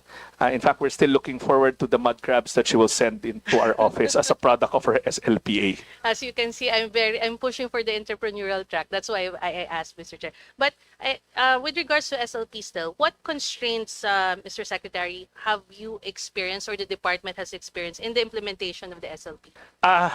The good congressman has mentioned this so many times, and it's not only her, it's the lack of manpower. The administrative cost isn't commensurate to the amount of work that's being done on the ground. So we are forced to take we're forced to take employees out of the central office allocation to deploy to the regions. Yan lagi ho yung iyak ng mga SLP offices namin in the regions na kulang ng tao given that there's a big social preparation timetable. Just to give you an idea, there are only 578 positions, contractual positions for SLP nationwide, vis-a-vis the close to 6 billion pesos that it's supposed to dispense with, disperse with. So we would rely on other offices. So nakaka-cannibalize rin namin yung mga iba naming programs. Maybe, but of course, with our experience in the district, Mr. Chair, Mr. Secretary, we have linkages, we have a good working relationship with our local government units so that we will be able to implement the SLP better on the ground. So anyway, Mr. Chair, thank you very much. I'd like to convey my support for the DSWD family and its budget, but I'd also like to thank DSWD for its support in the Negros Island region. Last month, we finally opened the regional office in Dumaguete City. Although I am from the other side of the island, but still we support it. And of course, I'd like to mention, to thank as well our regional director, RD Arwin Razo, who is present. Thank you very much, Mr. Secretary, and rest assured of our support for the department. Thank you, Mr. Chair. Thank you. So the next would be Representative Adrian Michael Amatong. Thank you, Mr. Chair. Good morning po, Secretary Rex at sa buong DSWD family. First of all, I'd like to thank your organization kasi masipag yung mga tao mo doon sa distrito ko. Lagi silang ready tumulong at saka minsan overworked pero hindi naman nagre-reklamo. So, thank you very much. Well, thankful for your help. Gusto ko lang ding stress na baka kailangan pa namin ng more help sa inyo. Lalo na medyo nainggit ako, narinig ko yung partners kayo ni Congresswoman Alvarez dun sa SLP nyo. Baka naman pwedeng makipartner din ang opisina namin sa SLP nyo. Kasi as you all know, ang probinsya po namin I think it's the poorest, they say, in the entire country. So I would like to suggest that maybe not just Zamboanga del Norte, but also the other provinces na nandun sa top 5 or top 10 sa poorest, maybe we can come up with a catch-up plan. So, during my first term, syempre medyo may pride tayo. We did our best to set up the fundamentals to give our constituents the chance na umunlad sa sarili nila. Unfortunately, our programs, it takes time bago mag-take off. Like we are in the process of establishing 2 economic zones in my area, in Liloy and in Cebuco. We are in the process of expanding our port in Lamao, Liloy. Tapos meron din tayong establish ng mga facilities so that in the future we'll be exporting products, coconut products, abaca products, dragon fruit, fish, and rubber products. Unfortunately, it's taking time. Baka po pwedeng matulungan nyo kami sa SL program nyo. We would very much appreciate to be included in your partners. Mr. Chair, I had the chance to visit the district of Congressman Amatong, and we're going to deploy our regional director who's with us now, not just for the regular SLP, but because your area has former conflict areas na kung saan tayo nakita sa Siriway, the 3S, Siriway,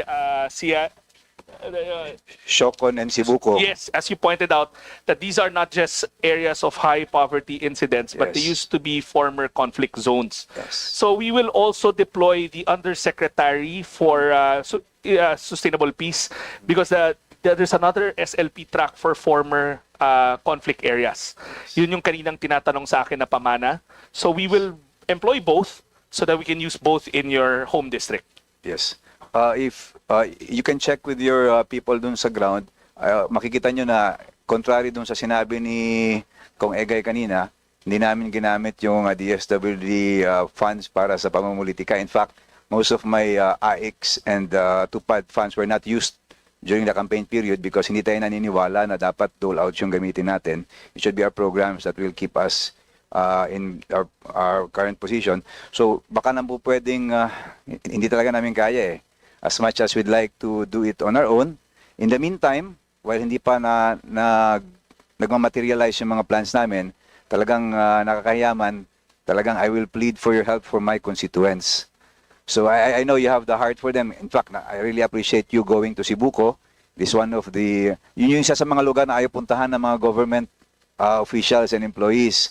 So I really appreciate that you and together with Secretary Galvez pumunta talaga kayo doon and you saw for yourself how difficult life has been for my constituents.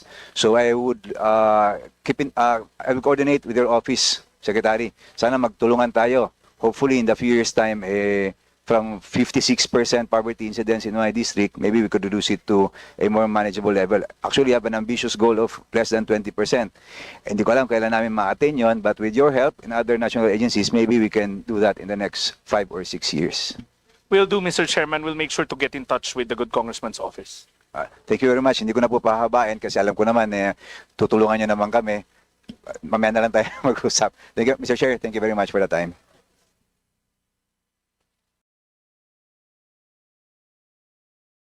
Thank you. We will have next Representative Girly Veloso. Thank you, Mr. Chair. Maayong buntag sa tanan. And welcome to the House of the People, the DSWD family, and of course to the most able Secretary, Secrex. Maayong buntag. Mr. Chair, please allow me to thank you, Mr. Secretary, for doing a very excellent job in carrying out your mandate to help the most vulnerable Filipinos. I would like to also to mention that an excellent job also that you're doing through the Malasakit Center Act or the Republic Act 11463 by deploying the DSWD representatives inside the centers. You have helped realize, sir, the vision of the true one-stop shop, where patients no longer need to run to other offices, but can already access your help right inside the Malasakit Center or the hospital. I can personally attest to this, Mr. Secretary, in my visits in the Malasakit Center. First-hand ko pong nakausap yung mga pasyente and of course the DSWD, kung ano yung mga naibigay na mga services, yung financial assistance ng DSWD inside the Malasakit Center. I've seen it right before my eyes, sir. My prayer, Mr. Secretary, is that we may fully implement the vision of our President for the zero balance billing and the full implementation of the universal health care. But we also know the reality in the ground that zero balance billing na nga yung pasyente, but despite of that, may kulang pa or yung patients natin sometimes have no fare, walang pamasahe po to go home, no food to eat, or minsan, sadly, in cases of death, wala silang pambili ng mga kabaong or coffins. This is where DSWD's role becomes truly vital. That is why I humbly pray that the department may consider setting aside funds so that patients need not go outside the hospital or return after several days just to receive assistance. Because not all representatives of DSWD inside the Malasakit centers are capable of giving financial assistance. Kasi sabi nila, they are not regulars, job orders lang, so they are not capable of disbursing the funds. So once mag-discharge si patients, babalik pa din sila after 3 days or minsan pag emergencies, pupunta talaga sila sa region. So sa regional offices ninyo, so na-defeat talaga yung purpose of a one-stop shop. So I think that's all yung gusto kong i-relay sa inyo, sir, na sana ma-realize na talaga yung long overdue na pinag-usapan natin na talagang right there and then, on time, yung pagbigay ng assistance inside the Malasakit Center or inside the hospital. Thank you, Mr. Chair. Mr. Chair, as mentioned when I had a chat with the good congressman, we are disbursing inside the Malasakit centers. We are. In fact, on top of what we are disbursing right now, we've already passed on to the Department of Health the amended joint memo circular to improve the menu of services pa. Yes. We've already, on the side of the DSWD, we've already signed off. We've incorporated new menu items there, like in transpo allowance and all that. So we're just awaiting for the DOH to sign and so that we can publish the new memo circular.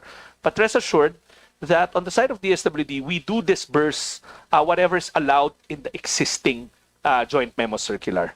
But we've already sent the expanded JMC to DOH for their consideration. Yes, thank you for that, Mr. Secretary. Mr. Chair, talagang it's long overdue. Last year pa yung JAW na hinihintay natin, and I would like to commend DSWD kasi talagang nag-sign na po kayo. It's just lang that wala pa po talaga na kompleto yung signature. But yeah, thank you for that. And with regards to the representatives that really on time yung nagbigay inside the center, it's not all. It's definitely not all representatives inside the center na talagang nagbibigay because yung reasoning nila is really they're not capable of dispersing. But siguro 50% or 60% of the representatives inside the center real time pong nagbibigay. Thank you po. Mr. Chair, I just want to put on record that all our DSWD reps inside the Malasakit Center are bonded and they can disperse cash. Minsan lang ho talaga sa great demand, baka na timingan lang ho nyo na naubos yung cash niya. Kasi we're one of the main pillars inside the Malasakit Center. But lahat ho sila are empowered by our existing memo circular and the JMC to disburse of cash accordingly. That's a very, very welcoming update. Thank you very much, Mr. Secretary, Mr. Chair. And finally, I would like to manifest my full support to the budget of DSWD for the year 2026. Thank you, Mr. Chair. Thank you, Mr. Secretary, and DSWD family. Thank you. Thank you. We now recognize Representative Salvador Pleito.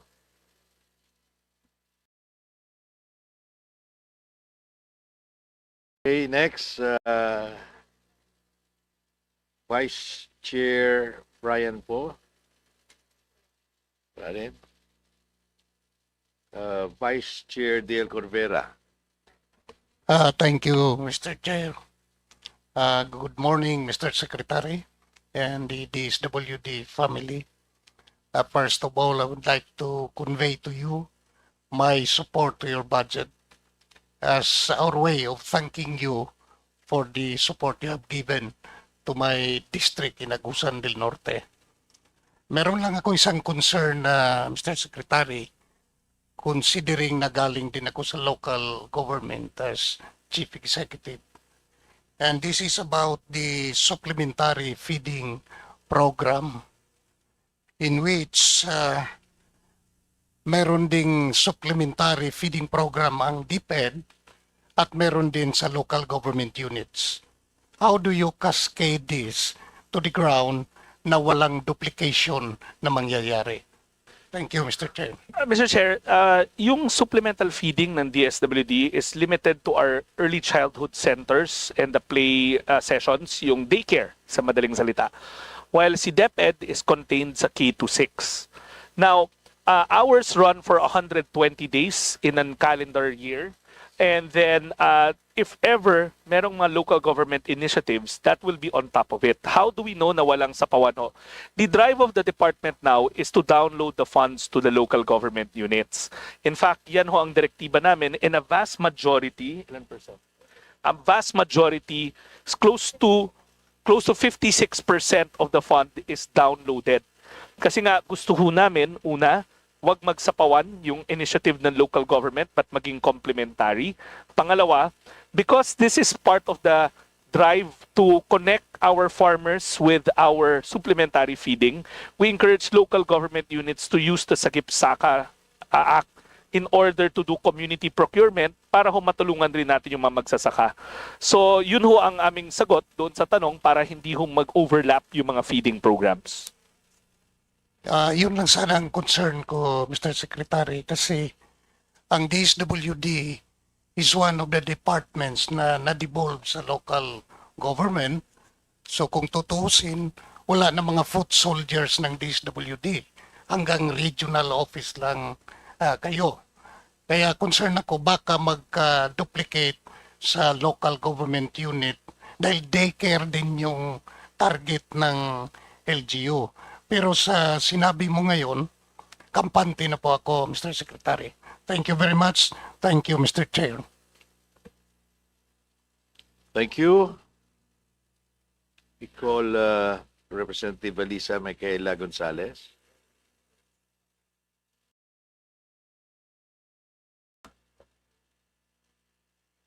Next, Vice Chair Uging Mercado. Thank you very much, Mr. Chair. My colleagues, my classmate in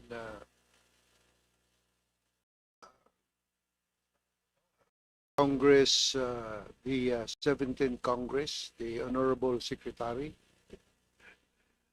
Honorable Rex Gatchalian, Undersecretaries and Assistant Secretaries, the Regional Directors and Provincial Directors of DSWD, good morning.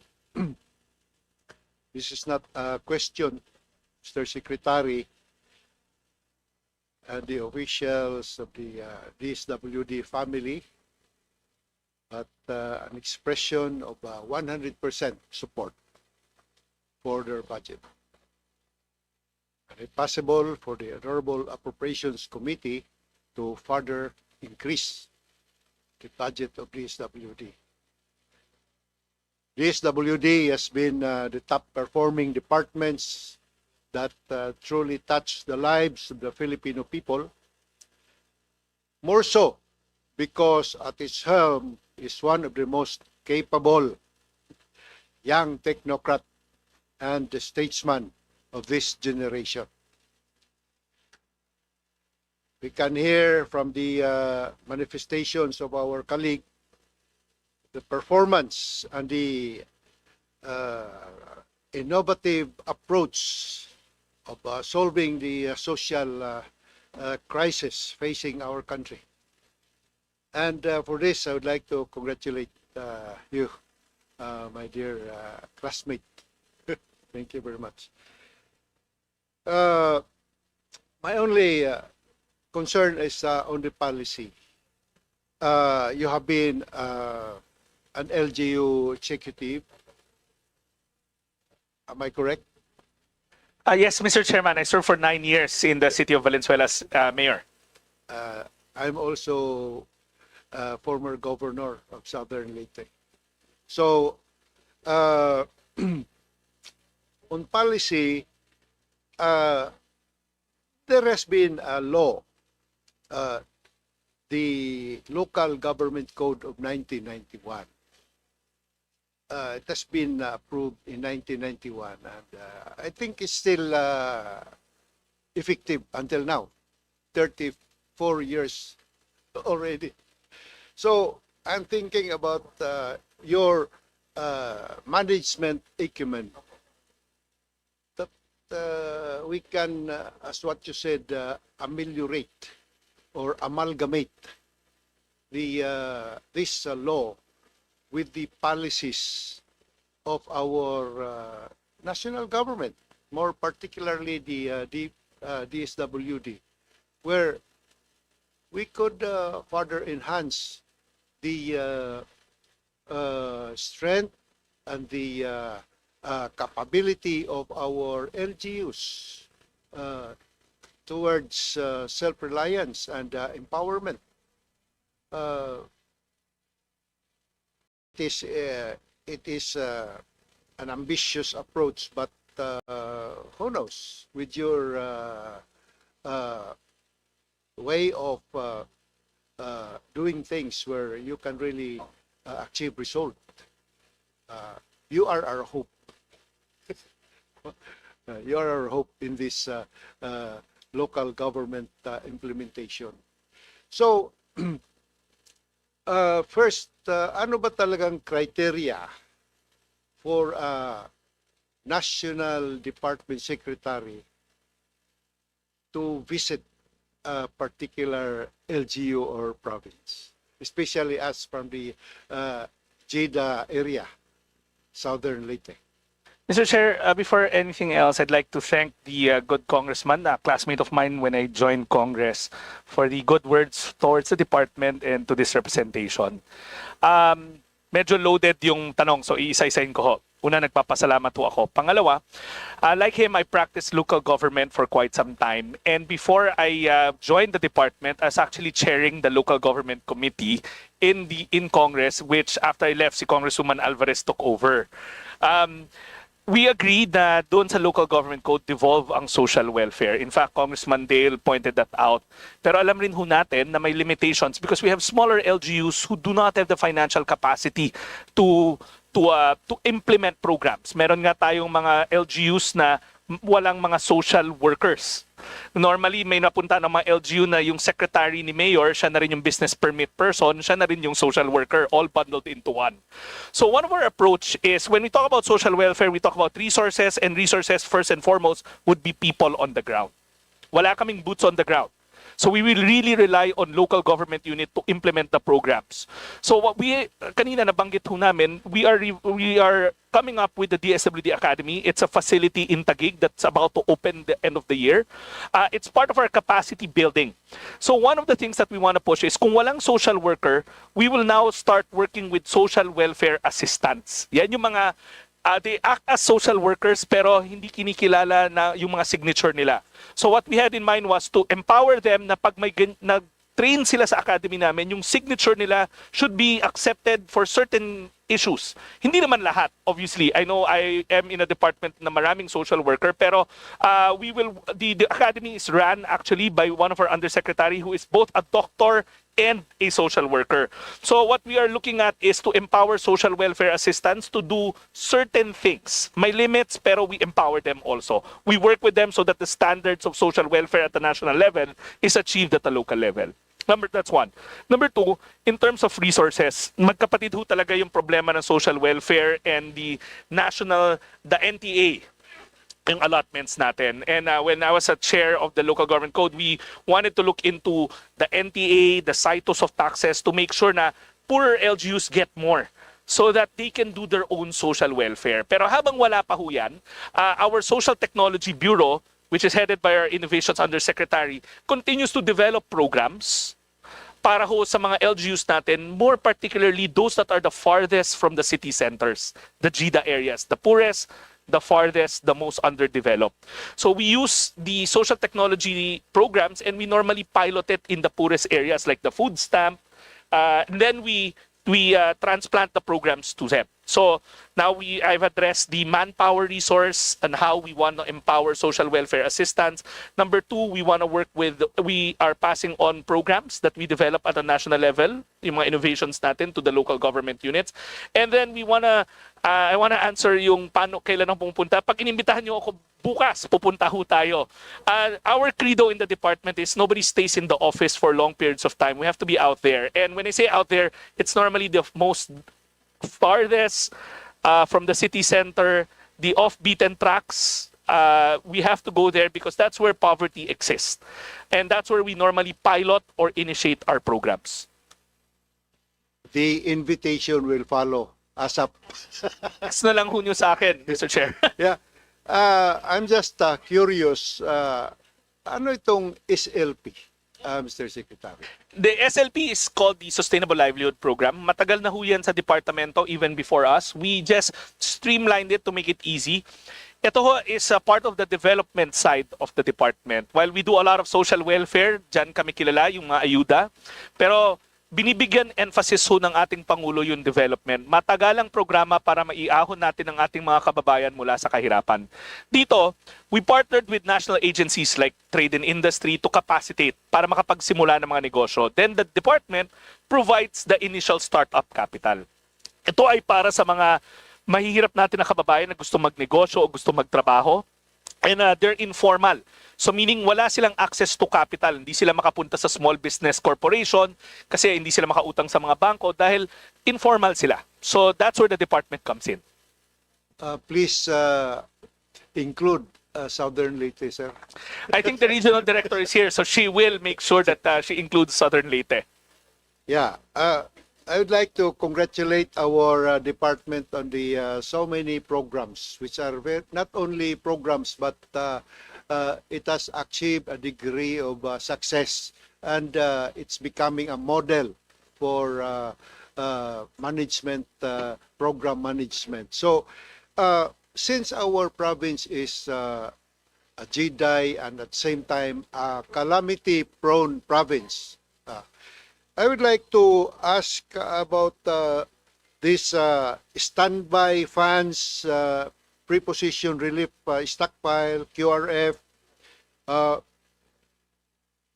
these are things that really applicable to us, and we'd like to know how were you able to allocate 1.2 billion for QRF and standby? How do you what is your procedure in having this stockpile of relief goods? We have a program under the President's direction called Buong Bansa Handa. There, the 1.2 billion is actually used to buy family food packs, non-food items, and we also use it in certain extreme cases pag may state of calamity, emergency cash transfers. Pero primarily napupunta yan sa food stocks and non-food items. Ngayon, the President wanted, Mr. Chair, to make sure na omnipresent ang DSWD. Hindi pa ho tumatama yung kalamidad, dapat nandun na ho kami. And we can only do that if we have warehouses nationwide. Clearly, renting warehouses is going to be very expensive. So we will talk to local government units to borrow their existing warehouses to pre-position goods. There are 3 types of warehouses. Hubs are big ones in city centers like Pasay, Cebu. Diyan kami nagpre-prepack. Spokes are mid-size ones. Yan yung mga nasa provincial level. And then last mile nasa mga GIDA. Actually, I had the opportunity to speak with the brother of the good congressman about pre-positioning in Southern Leyte. And I believe we have pre-positioned goods in Southern Leyte. We will furnish the good congressman the locations of our pre-positioned goods or stockpile in Southern Leyte.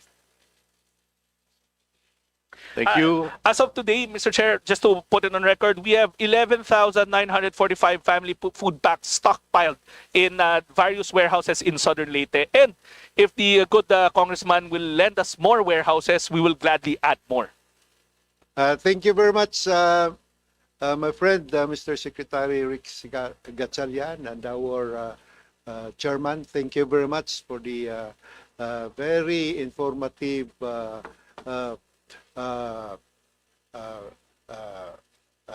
talk or manifestation that you have given this committee. Maraming salamat po. Thank you, very much. Kong. Thank you very much. We recognize Representative Salvador Pleito. Thank you, Mr. Chair, at our colleagues and our esteemed guests, Secretary Gatchalian at the DSWD family. Magandang umaga po sa inyo lahat. Gusto ko din i-congratulate Secretary Rex Gatchalian sa kanilang maagap na pag-preposition ng mga DSWD relief goods sa mga areas na nadadaanan ng bagyo. At maayos at mechanized na ang kanilang repacking. Tunay po na kahangahang ito, Secretary, mabilis at napagtugon ng ating pamahalaan. Kaya congratulations po sa inyong lahat. Gusto ko lang itanong, Secretary, Mr. Chair, paano po ang coordination ng DSWD sa ibang government agencies gaya ng Department of Health tungkol sa health grants at ang Department of Education para sa educational grants to ensure a seamless delivery of services? Thank you, Mr. Chair. I think the good congressman, before anything else, thank you, Congressman Pleito, for the kind words to the department. I think the good congressman is referring to the 4Ps compliance. Yeah. Remember, bago ho natin i-pay out sila, bago sila mag-qualify, kailangan uma-attend yung mga kabataan sa paaralan at yung early childhood interventions, health interventions nangyayari. Right now, it's DepEd that provides us the compliance kung yung mga bata pumapasok sa paaralan at yung health centers naman ang nagbibigay ng information card sa amin hinggil sa health interventions. Admittedly, medyo tedious siya. Kaya ngayon, nag-streamline ho tayo kung saan sisiguraduhin natin by next year, mas mabilis yung turnaround para hindi na namin masyadong ginagambala ho ang DOH at ang DepEd pagdating sa compliance ng 4Ps. Thank you, Secretary, for that response. Dito po naman po, ayoko na itanong na kanina, sa Quick Response Fund po, what are the protocols for its release? Meron po ba kayong close coordination with local government units para mapagbigyan talaga yung mga karapat-dapat? Thank you, Mr. Chair. Mr. Chair, the protocol with the QRF lies between the memo circular ng DBM at saka ng OCD, wherein The built-in of the DSWD is around 1.2 billion. Pag naging kalahati na po yan, we can apply for reimbursement.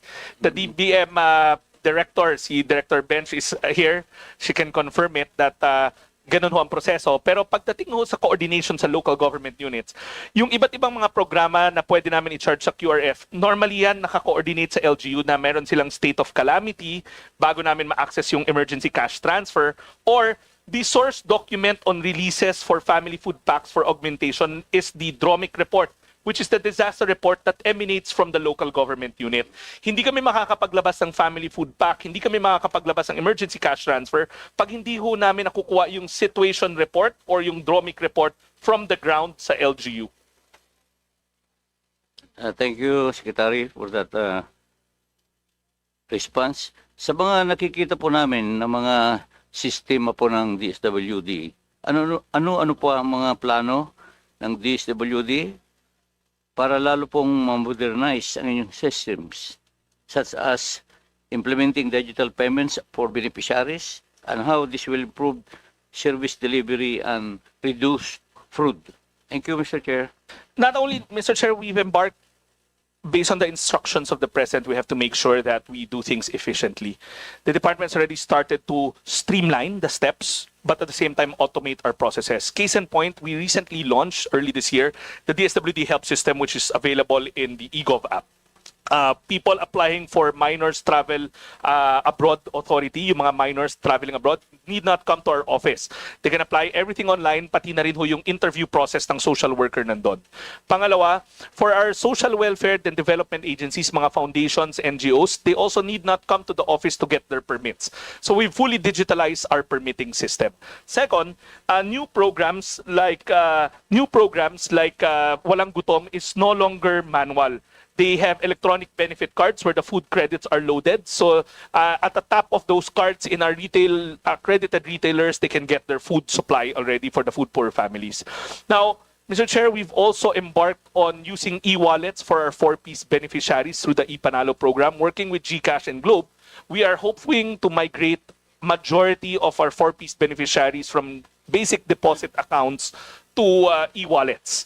And last, Mr. Chairman, we are already embarking on automating IX, especially the guarantee letter side of it. We already have a working prototype, which hopefully we can roll out in the coming months. We just want to make sure that it's foolproof before we do so. Maraming salamat, Secretary, at sa inyong mga tugon. Sa kadahilanan, yung mga magagandang programa at nararamdaman po talaga ng ating mga kababayan sa 6th District ng Bulacan, sa inyong mga ginagawa, sa inyong mga staff, kay Director Benos. Ako po ay sumusuporta sa proposed 2026 budget. Thank you po, Mr. Chair. Thank you. We recognize now Representative Nathaniel Oducado. Madamo, salamat, Mr. Chair. Good morning to the very proactive Secretary and to the highly efficient public servants of the department. Ngayon ko lang po nakita na napaka data-driven and digitally integrated ang programs natin sa DSWD. So I'm very happy po. My question po, I was scanning through the programs and one of the innovations that I saw with the department was yung therapy program. Actually, it's one of the programs na I saw po that recognized unpaid care work sa Philippines. And can I ask lang po how much budget do we have for it? And do we have programs of similar nature sa pipeline ng department?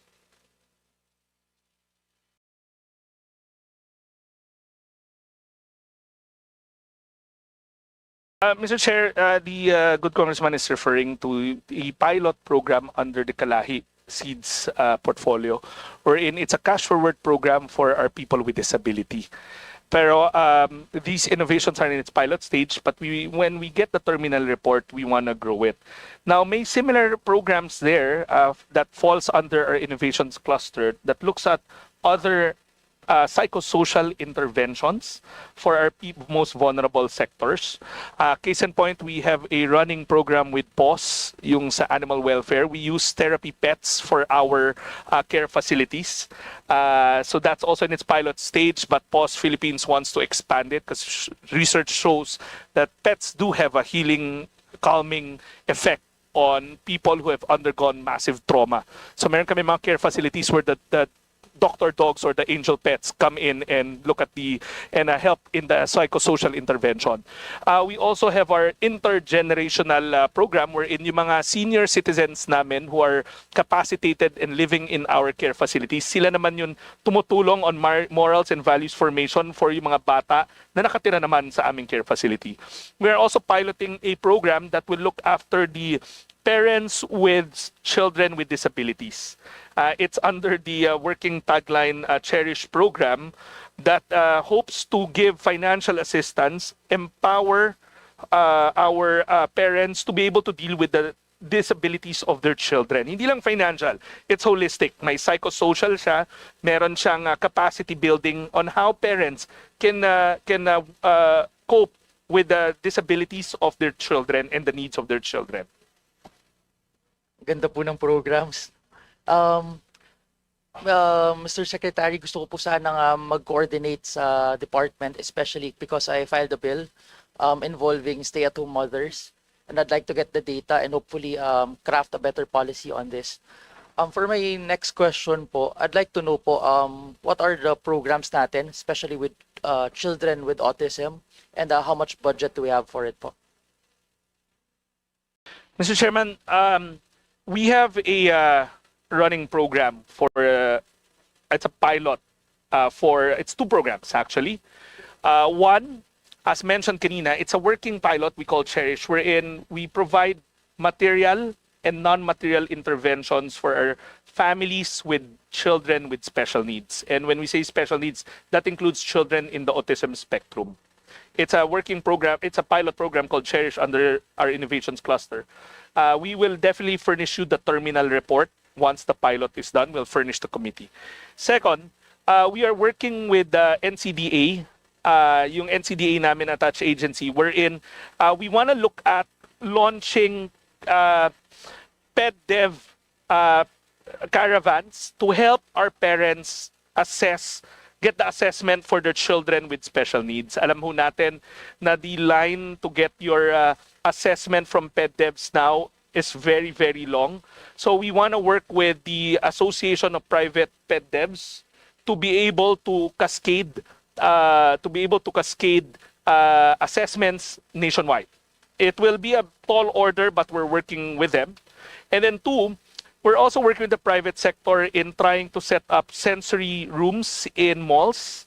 You see them in other countries, in airports. We're piloting one in SM right now, and hopefully we can launch it soon. Basically, ang paradigm namin doon, there were days nung unang panahon hindi naman normal na may lactating room for pregnant and lactating women. So now we want to make the initiative na dapat may mga sensory rooms rin for children with special needs in our commercial establishments. I'm very satisfied with the answer, Mr. Chair, and I'm very happy that this department is adopting to the changes of what our society needs. Thank you, Mr. Secretary, and continue to do a good job. Thank you, Mr. Chair. Thank you. Next, we have Representative Ricardo Cruz Jr.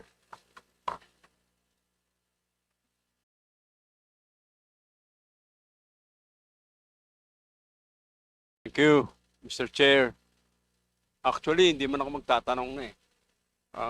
Susuporta na lang po ako sa ating pong magaling, masipag na Secretary ng DSWD, sa ating kasama, Rex Gatchalian. Nais ko lang po magpasalamat sa inyong patuloy na pagsuporta sa mga programa sa ating distrito sa Taguig at Pateros. At maraming salamat din po kay RD, Attorney MJ Lorico. Shout out. Nandito ba siya? Sa palagiang pagtugon sa aking tanggapan para sa ating mga kababayan. Actually po, Mr. Secretary, salamat po kahit may bagyo, kahit walang pasok, walang sweldo, napapakiusapan ko po sila na pumunta sa Taguig at tumulong sa aking mga kababayan. Maraming salamat po at ang inyong lingkod po ay sumusuporta po sa DSWD. Thank you, Mr. Chair. Thank you, Congressman Cruz.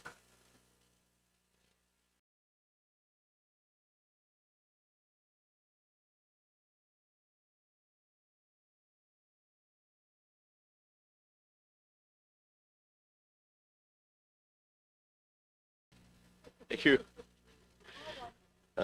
We now recognize Representative Milagros Aquino Magsaysay. Wala. Okay. Moving forward, we recognize Vice Chair Ditsitina Pancho. Morning po, Mr. Chair. First, we support and respect the parochial concerns of our colleagues, especially our Honorable Erice. Pero siguro po, meron lang konting problema po dun sa regional area po, dun po sa kanilang distribution regarding sa AIX and ACAP. Pero in our district, in Region 3, under the supervision of Ma'am Venus, ay very effective ang naging AIX and ACAP sa amin pong district. Kasi napakalaking tulong po na yung full supervision po ng ating pong region sa distribution po natin at napakalaking tulong po ang AIX, especially po dun sa mga pasyente po natin na kinikimo, dinadialysis, tinetherapy, at ganun din po yung ACAP. Yung ACAP po kasi ang tinutulungan po niya yung mga kababayan po natin na kinakapos ang kita. So, nandiyan po yung tricycle driver, nandiyan po yung market vendor po natin, nandiyan po yung ating mga jeepney driver po natin. So, kinakapos sila, hindi sila tamad, kundi kinakapos po sa kita. So, if there is any problem with the system of AIX and ACAP, may I suggest, Mr. Chair, that let us not stop the lifelines, AIX and ACAP, but this is an invitation to our Secretary Rex Gatchalian. Let us work together.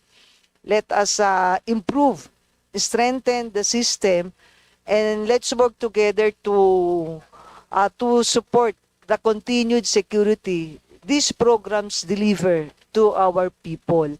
Kasi napakalaking tulong po nito sa ating pong mga kababayan.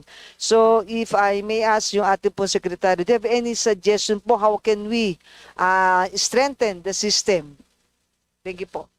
Mr. Chair, the notion of the good congressman is much appreciated. We definitely know that there's no perfect program. And what we intend to do based on the observations of Congressman Erice is to reach out to him and try to figure out where the gaps are and move accordingly. Siguro, mas maganda tanungin ho namin si Congressman Erice kung ano yung mga observations niya para ma-plug namin yung mga butas ho ng programa. Thank you po, Mr. Chair. Any more? Thank you po. Ayos na po. Thank you. We recognize Vice Chair Joseph Tan. Thank you, po Chair. At siyempre kay Secretary, no, paras naman ang pananaw namin ni Apo Congresswoman Pancho sa amin sa distrito namin. Naging okay naman dahil magaling si Director Alan Lucy. Kaya lang aalis na yata. Hanggang next year ka na lang ba?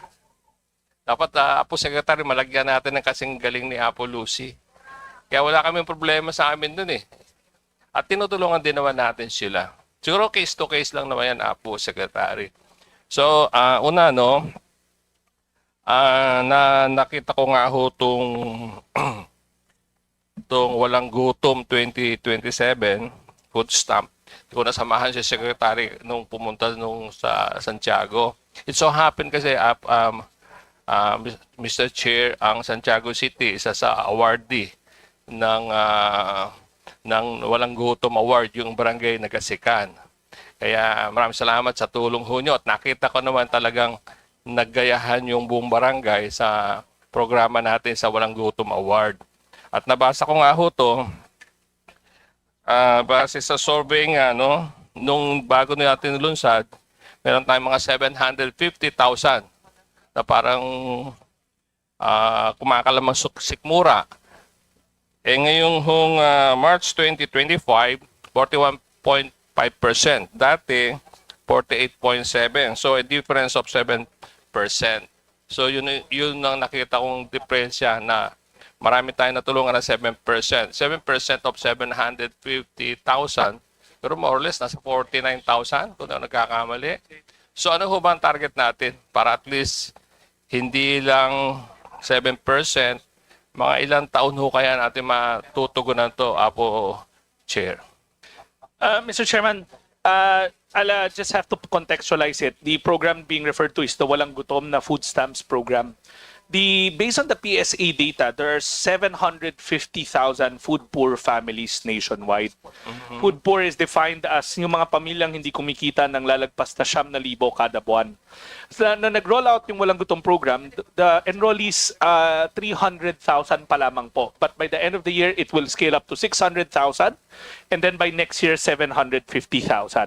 We are confident na based on the survey ran, yung survey na ho nila yan, ang divisor ho niyan is 300,000 pa lamang ho. But based on the survey, in a 6-month time span, we were able to reduce hunger by around 8 percentage points from its initial get-go. So, the intervention works. And yung survey ho, hindi ho kami ang nagpa-survey niyan. Ang nagpa-survey niyan is the private sector, Globe and Monde Nielsen using SWS. It's the same survey ran annually or quarterly by SWS, yung hunger survey. Ang difference lang, sa SWS, they look at the whole country while tayo, we look at the food poor families. Kasi our rationale there is, if we eliminate hunger in the food poor families, the national average will decline on number of hungry. So kami, we're confident the marching order of the President stands na dapat when the time comes that he comes down from office, wala nang pamilyang Pilipino na gutom. In fact, I think may interview siya yesterday, ang birthday wish ng Pangulo is wala nang pamilyang Pilipinong gutom. So he's really a dead set in ending hunger, and I believe this is the only program in any administration where the president is fully funding the anti-hunger program. For the first time, all the attention of the president is he's looking at this program. This is his legacy program to end hunger once and for all. Natanong ko rin ho kasi to, Mr. Chair, no, Apo Secretary, kasi nung ako ay City Mayor din ng Santiago City, isa rin sa programa ko to, sa bawat bakuran may pananim, mayroong silang hindi na kailangan pumunta pa sa pamilihan at doon lang meron na silang aanihin. So, kaya napakainam ho itong programang ito. So, nakita ho kasi natin mga 6 months lang to, no? Bumaba na tayo ng 7%. Yes, Mr. Chair. Okay. Siguro kung tuloy-tuloy ito, wala na talagang makakalaman sikmura. Secondly, no, gusto rin ho nating malaman lang, Mr. Chair, Apo Secretary, yung tungkol sa mga halfway home natin, tsaka yung bahay pag-asa. Yung humang lahat ng LGU natin, kasi usually itong may mga problema na kabataan, lalo't higit yung mga children in conflict with the law, yung 18 years old pababa, at yung mga naabusong mga babae at mga kababaihan, lahat ho ba ng LGU na 1,400 plus 140 plus na mga cities, compliant na ho ba sila lahat? Actually, Mr. Chair, hindi ho kasi we only have around 117 operational bahay pag-asas nationwide. That's a sad fact na marami pa ring LGUs natin ang hindi nakapagtayo because admittedly because of limited resources. Hindi naman sa ayaw ng mga LGU, kung hindi, wala lang talagang pondo. To solve that, Mr. Chair, in this budget season, we're making it known that the position of the department is not to lower the minimum age of criminal liability. Instead, we still believe in restorative justice. And ang pinupush ho namin is maybe we can help by setting up regional bahay pag-asas. That's what our Juvenile Justice Welfare Council is moving for. We will again ask the help of our policymakers this budget season na kung may mahahanap pa ho, baka once and for all we can set up regional bahay pag-asas. Maski siguro per province, no? 82 provinces lang naman. Hindi ba kaya? Rightfully so, sana ho. Pero we know that there's tight fiscal space in the budget. So kung meron ng susobra, maybe we can start with regional and then later on move on to provincial until ma-achieve natin yung goal of 1 LGU, 1 bahay pag-asa. O kasi nakikita ho natin talagang karamihan pa rin sa mga 18 years old, pababa na lalaki, puro sa drugs related. Hindi ho kokonti ang bilang at talaga namang marami din. Kaya maganda rin naman kung talagang maumpisahan din natin by regions. At para at least yung mga hindi pwede pang isama ron sa mga talagang masama sa BGMP whatsoever, malagay muna natin sa Kaya nga tinawag na bahay pag-asa, no? At ito pa ho, no, meron pa tayong programa sa Mr. Chair, no, Apo Secretary, kasi tungkol ho to sa mga runaway minors, strandees, mendicants, yun ho yung mga nasa lansangan na walang pinupuntahan, tsaka mentally challenged. Eh, minsan ho kasi, maski imikot tayo sa Metro Manila, makikita mo may kumakatok sa'yo. Eh, kasi ito naman kung tutusin, kaya naman gawin sana ng LGU kung gagawin. Wala ho ba tayong directive na dapat mayroon tayong mga ganun man lang para sa ganun doon sa mga na-stranded na mga kababayan natin, may puntahan sila, pang overnight lang, o kaya doon sa kalat, sa lansangan na naglilimos, eh alagaan na lang natin. O bigyan natin ng livelihood o whatsoever. Kasi papapansin ho natin, may kilik-kilik na bata at yun ho yata ang pang-umang nila para mabigyan. Di po ba, no? Eh, hindi ho nila nararamdaman, bukas makalawa may sakit na sila dahil sa pollutions. Di po ba? So, ano ho ba nakikita natin pwedeng intervention sa ganito? Sa strandees, mendicants, abandoned senior citizen, at saka sa mga mentally challenged. Apo, yeah. Mr. Chair, tama ho yung sinasabi ni Congressman na trabaho ho, responsibility ng mga LGU to. Naging mayor ho ako ng isang LGU sa Metro Manila. Pero alam rin natin na marami nang ginagawa yung mga LGU. So that's why nung sumali ho tayo sa departamento, ang utos ng Pangulo natin, maglunsad ng national program for this. So ito ho yung pag-abot program. It's been running since 2023. Now, ang difference ho nito, it's nationally, we have close to 100 plus social workers going around Metro Manila, trying to convince our families in street situation to move into our shelter. Now, we have already profiled close to 12,000 families in street situation in Metro Manila. Ang sumama ho sa amin is around 7,000. Bakit ho may choice? Kasi it's a rights-based approach, hindi ho sa pilitan kasi alam natin hindi ho yun pwede sa social work at sa human rights. So ang ginagawa ho namin, kinukulit sila, paulit-ulit, babalik-balikan. Meron lang ho talagang ayaw sumama despite everything that we do. Kaya nga ho, ang profile namin sa Metro Manila is around 12,000, kalahati lang, kulang-kulang kalahati ang sumama sa amin. We put them in a shelter. Yung shelter happens to be a former Pogo hub in Pasay. Doon ho namin sila temporary nilalagay for a month maximum. Then we bring them home to their home communities with the livelihood grants na kasama. Now, the difference here is also we track them. Every time may nakukuha ho kami sa kalsada or may sumasama sa amin, they're given IDs and we get their biometrics. Para the next time around, ma-operate ho at sumama ho ulit sila sa amin, malalaman namin kung bumalik na sila sa Metro Manila or hindi pa rin. It's a challenge but the department is up to it and we're continuously working with local government units in Metro Manila to make sure na we expand social protection to our families in street situation. Kasi nakikita ho natin, Mr. Chair, no, Apo Secretary, lalo nyo na sa curfew, yung mga bata na minsan naglagawa ng panukala na pag 10 p.m. na sa gabi, pagkalat pa sila o nagkasala, nag-away, hindi naman ho pwedeng diretso sa munisipyo ho yung mga bata, lalo kung minor de edad. So dinadala sa barangay. Ako noon, ang kinukuha ko ho talaga, yung parents ang talagang kinukuha natin. Pinagsasabihan. At dapat hindi na maulit. Siguro, yun din, LGU rin naman, pero talagang tulong-tulong tayo, Sir. We share the sentiments of the good congressman and yung mga parent effectiveness classes namin are things that we help with the LGU para nga preventive rather than reactive. Tama. Okay, kumusta ho ba yung tungkol sa child-friendly cities and municipalities?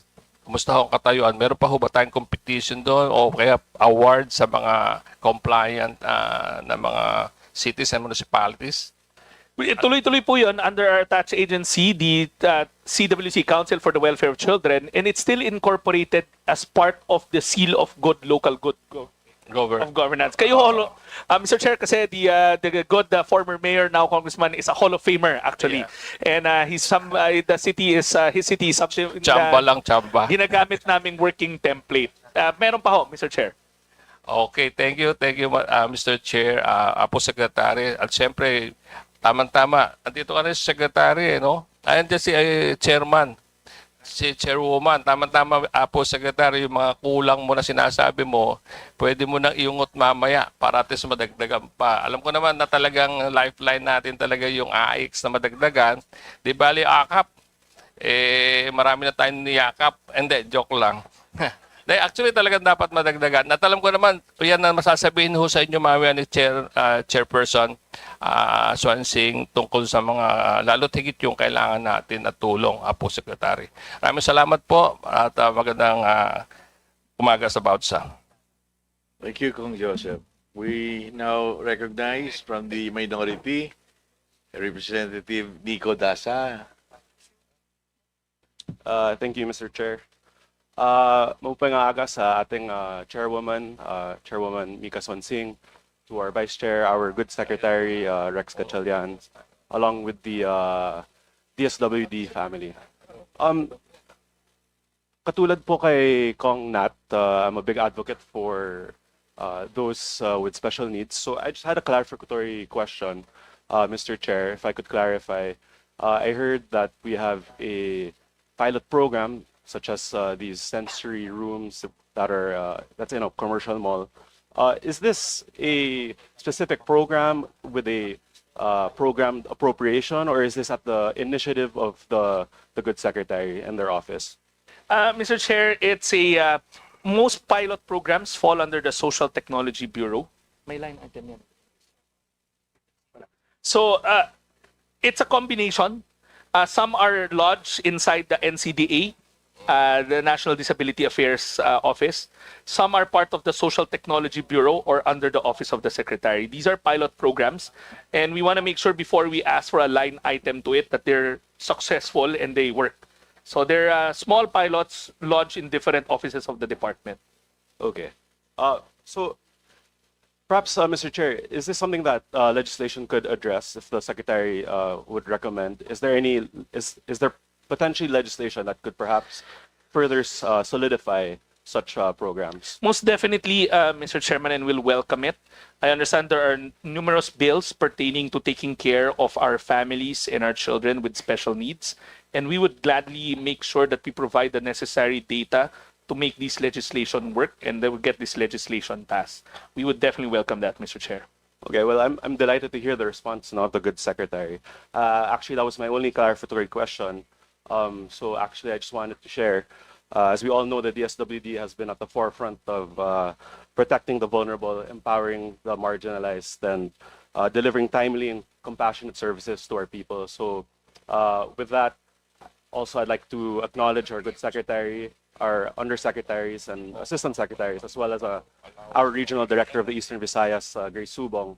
They have been great friends to the Eastern Visayas region, especially to my province of Northern Samar. So I hope we can continue to strengthen and deepen our coordination and partnership. And I would like to manifest my full support for the budget of the DSWD to the committee. And in fact, if we can provide even more funding so we can assist with more of their services and programs, that would make this representation very happy. Thank you. Thank you, Mr. Chair. Thank you. So we move on to the majority. We have Representative Chino Miguel Almario. Thank you, Mr. Chair, and good morning to Secretary Rex, to his undersecretaries, assistant secretaries, and also, of course, the entire DSWD family. First of all, I'd like to thank the good secretary for answering all the questions in utmost speed, efficiency, and precision as usual. This is why I think Congress loves to work with Secretary Rex, because he gives the right answers in the most efficient way possible. And if there's anyone who can expedite and to optimize any system, I'm sure it's Sec Rex and his team. I was just looking at the Quick Response Fund, because our region was also affected by this. And strikingly, and as we've discussed, and at least for the consumption of the honorable body, looking at the 2024 appropriations, so there was an allotment of 1.7 billion, 750 billion pesos, but there are 7.8 billion in replenishments. And of course, now coming into 2025, there is 1.2 billion in the GAA, and now we have 1.3 in replenishments. And considering that there is climate change, that there are different disasters coming in, Mr. Secretary, could you help enlighten at least the August body on what has happened, on why these replenishments are coming to these amounts then? Mr. Chair, that question is a fantastic question. Contextualize ko lang ho. Built in sa department budget, yung mga amounts na binanggit ni Congressman Almario, we started off with 1.7 a couple of years ago, and then now it's down to 1.2. Every time nag-50% ho yung utilization namin, the joint memo circular between DBM and OCD allows us to reimburse. So you can imagine, parang may mothership ng pondo. That's where all the departments with QRF, na may QRF, doon kami nakatap lahat. So understandably, nandun ho yung pondo for that may flexibility as to which department will be able to use it. Kung mabilis ka, like in our case, mabilis kami because of response. Nasa amin ang food packs. We're the lead agency for response. Food packs, emergency cash transfer kung wala na tayong halimbawa yung magnitude ng problema sobrang laki na the AX is not suffice, we use emergency cash transfer. So we would reimburse at 50% level. So madalas ho kami nagre-reimburse since I joined the department because coincidentally sunod-sunod ho yung mga trahedya na nangyayari sa ating bansa. There was a year last year na may 7 sunod-sunod na bagyo, pero nung Enero pa lang meron na ho tayong problema sa Davao Region. Meron kaming taon na may 2 bulkan na sumabog ng sabay in 1 year, may bagyo, may oil spill, all packed into one. So we would really want it to stop, but we don't control nature. So now, for the longest time, we've always proposed a bigger built-in ng QRF. I think in the last budget season, si Congressman Emano pointed that out na baka the replenishment mechanism takes time. Hihingi kami sa DBM, mabilis naman yung DBM, I'm not saying they're slow. I'm just saying because of the documentary requirements, natatagalan rin kami mag-ipon ng liquidation and all that. Pagbigay namin sa DBM, the crisis is ongoing. So I think before I even joined the department, the notion was to move it at 3 billion built in for the department para while we reimburse, meron pa rin kaming nagagamit na 50%. So again, I want to put it on record that the DBM has been very cooperative and very responsive to our needs. Pero we're dealt with the cards given to us in the NEP. So for the kind consideration of the committee, the recommendation of the department always has to increase the built-in. Sa start ng taon, kumbaga the seed money given to us, sana mas malaki. So that the 50% is something na matagal maubos. Kasi at 1.2, that means 600 million we can reimburse. But 600 million for a region-wide disaster is actually very limited, as the good congressman has seen in the whole Davao region. So thank you for bringing that to the attention of the committee. So ang tanging hiling lang ho namin sana is kung pwedeng lakihan, and it will not entail any additional appropriation because the quick response is there already. It's statutory and mandated by law. It's just giving us more at the start of the year so that may legroom kami maka-respond in a faster manner. Thank you, Secretary. So with that, I guess it is on record that it will greatly help the department and the nation also since, after all, as what the good Secretary has said, sunod-sunod yung mga bagyo. And recently, we've seen that as well. And just to also put on record na rin that Davao region has benefited greatly with the ECT, emergency cash transfer, because admittedly, ang dami na rin mga households na completely destroyed yung mga bahay, no? And I'm sure na si Yusek Dayan Kahipe has also seen that din. Special mention na rin. And through that calamity, there have been 3 changes na rin in our regional director. Pero because nga na that program has always been very kumbaga very strong in and of itself, na even with the change of leadership pa rin on the regional level, continuous pa rin yung implementation ng emergency cash transfer. And with that, again, Mr. Chair, I'd like to strongly recommend to the committee for the increase of the budget of DSWD, especially pertaining to the Quick Response Fund, for it to be at least 3 billion pesos. I think, as what the Secretary said, hindi naman, it will not really move mountains. It will not really disturb anything else. It's already there.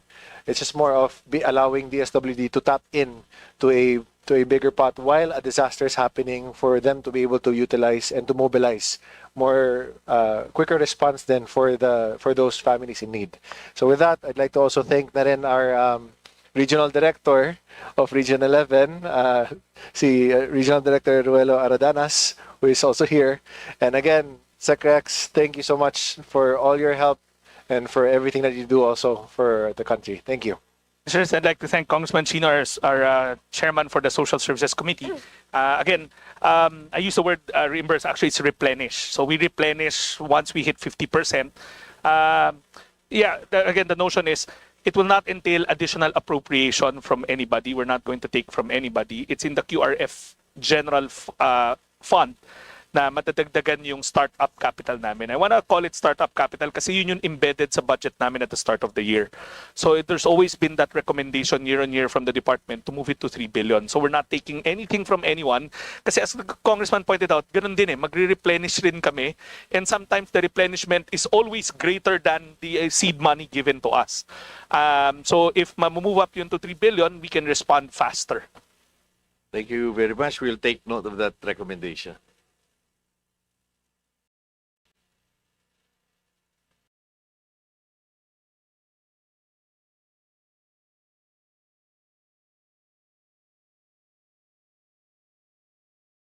We recognize Vice Chair Maria Angela Garcia. Thank you very much, Chair. Magandang umaga po sa ating lahat.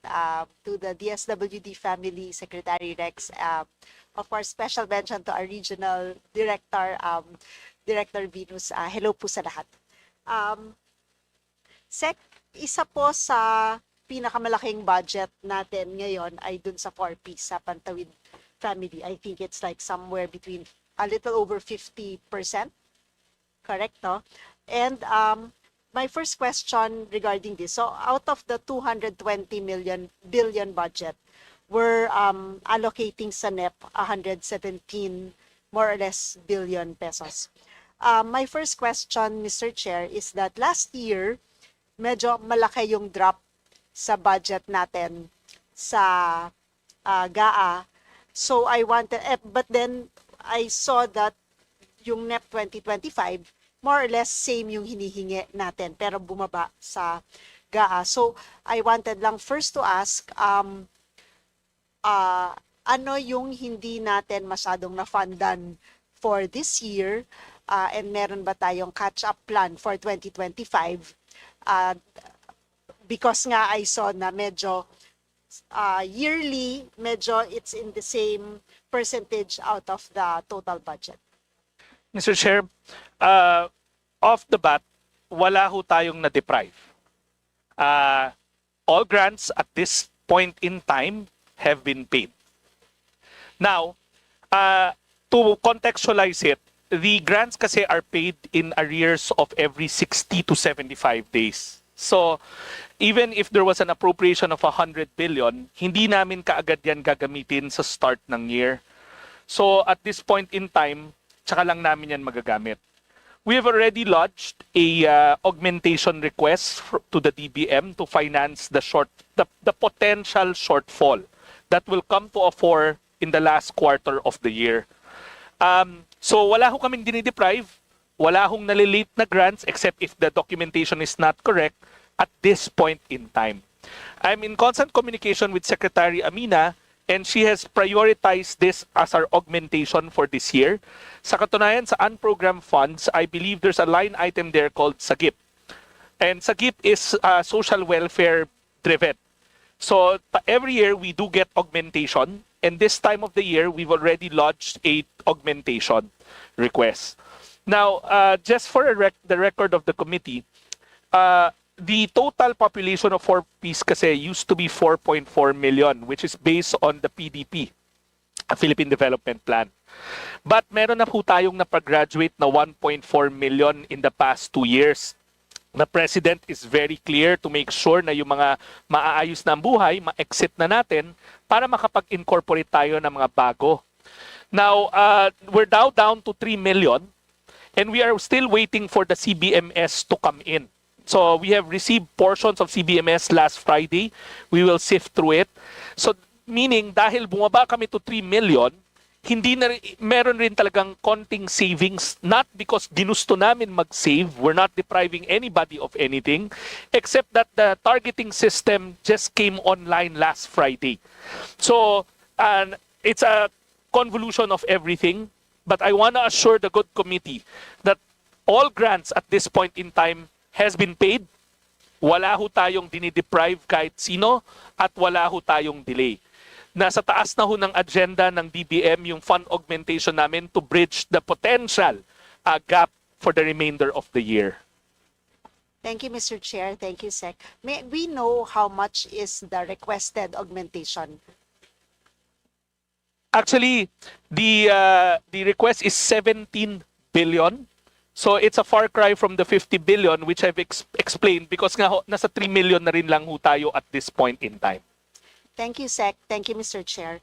Still related, Sec, to the 4Ps. I noticed in the program description that we are also looking into the first 1,000 days of the children within the 4Ps.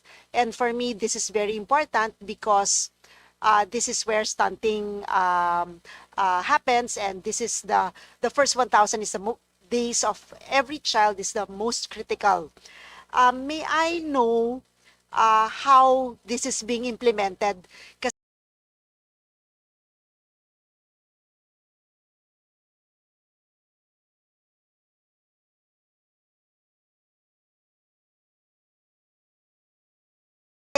For me, like Sec, who used to be a mayor, ito yung walang captured group pa. Hindi sila nasa daycare, wala sila sa DepEd, nandun sila sa bawat household.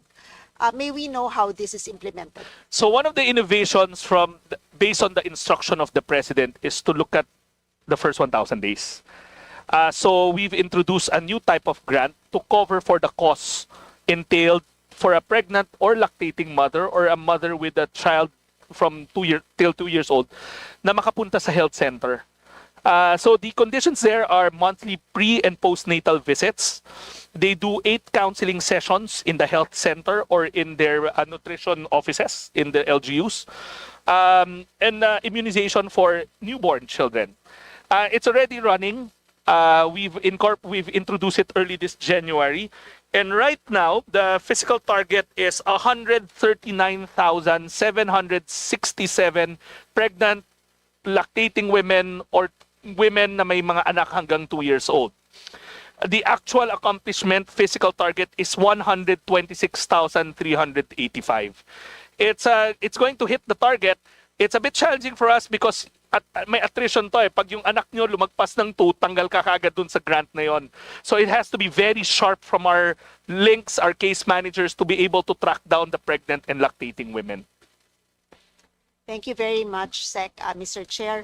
I'm siguro I would like to ask if we have some sort of study about this and if the department will propose a similar program not only for those covered by 4Ps but the first 1,000 again for me is quite important because it's the first critical the first 1,000 days is the most critical in every child.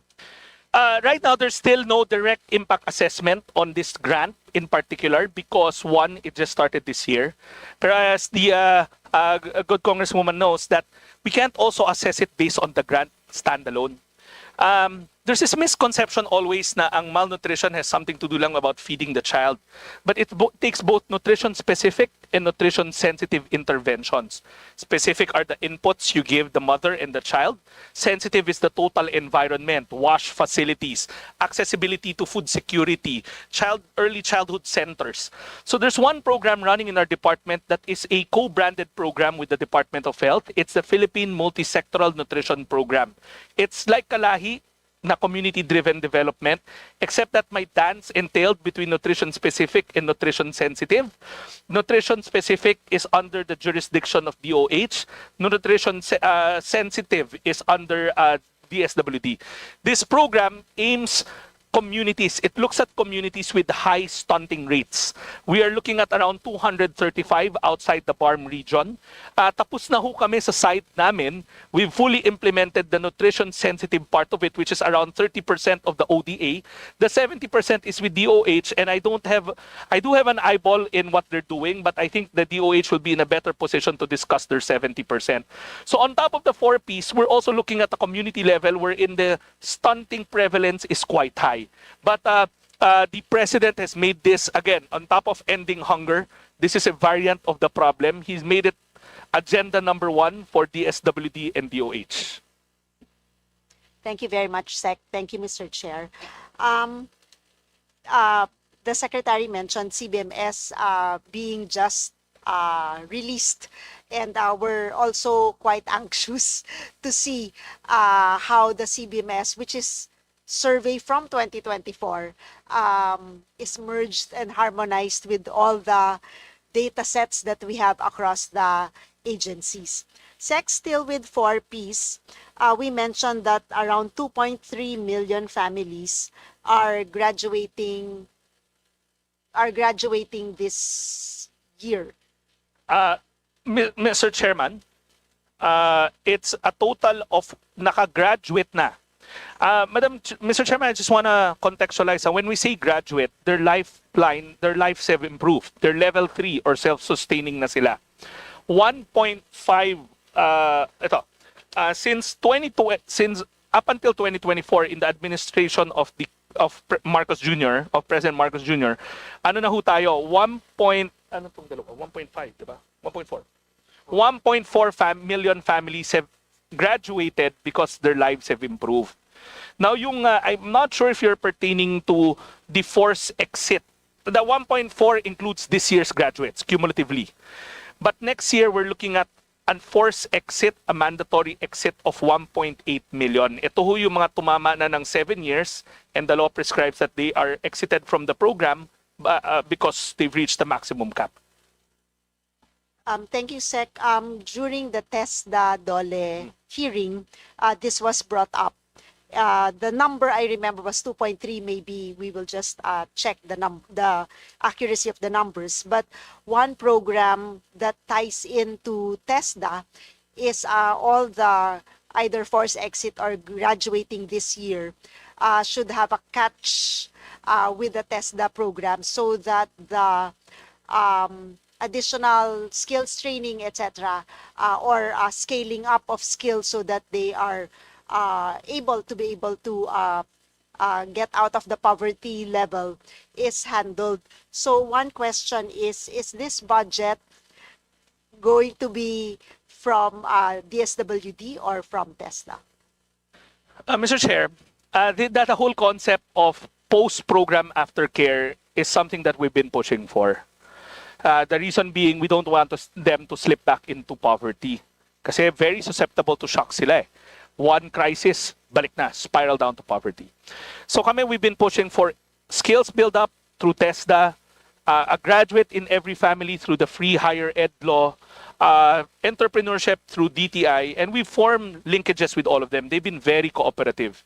Pero admittedly, they also have their own priority sets. So sometimes we would, as I told the chairman, we would endorse over the years, and this came out in one of the hearings here in Congress, to CHED, but our graduates or the kids of our family, 4Ps families, are not given the priority that they deserve. So one of the ideas that we've been studying is a voucher system, wherein hopefully we get, not in this budget season, we're still fine-tuning it, you won't see it in our budget, is to come up with a stronger aftercare, after program support for the families, whether you force exit or you graduate. Wala pa ho ngayon yon. We're still fine-tuning it. Kasi nga ho, we know that TESDA, no matter how hard they want to help us, or CHED, limited rin ho yung kapasidad nila. So we were thinking of getting more funding, hopefully for 4Ps to continue the investment in human capital and a voucher system that they will accept para talagang siguradong nasushoot. I just don't have the data but will furnish the committee over the years doon, for instance, sa CHED, the rate of acceptance in state use or looks for 4Ps families has gone down significantly. I think the new chairman of CHED verbalized that kasi we gave her the data and she would also promise to address that. Thank you, Sec. Thank you, Mr. Chair. Mr. Chair, last two questions, please. We already had the bell. Okay, last one question, Okay, Mr. just Chair, one and I will question, just please. ask in the second round. Sec RQRF is 1.2 billion, and I listened to the other queries about it.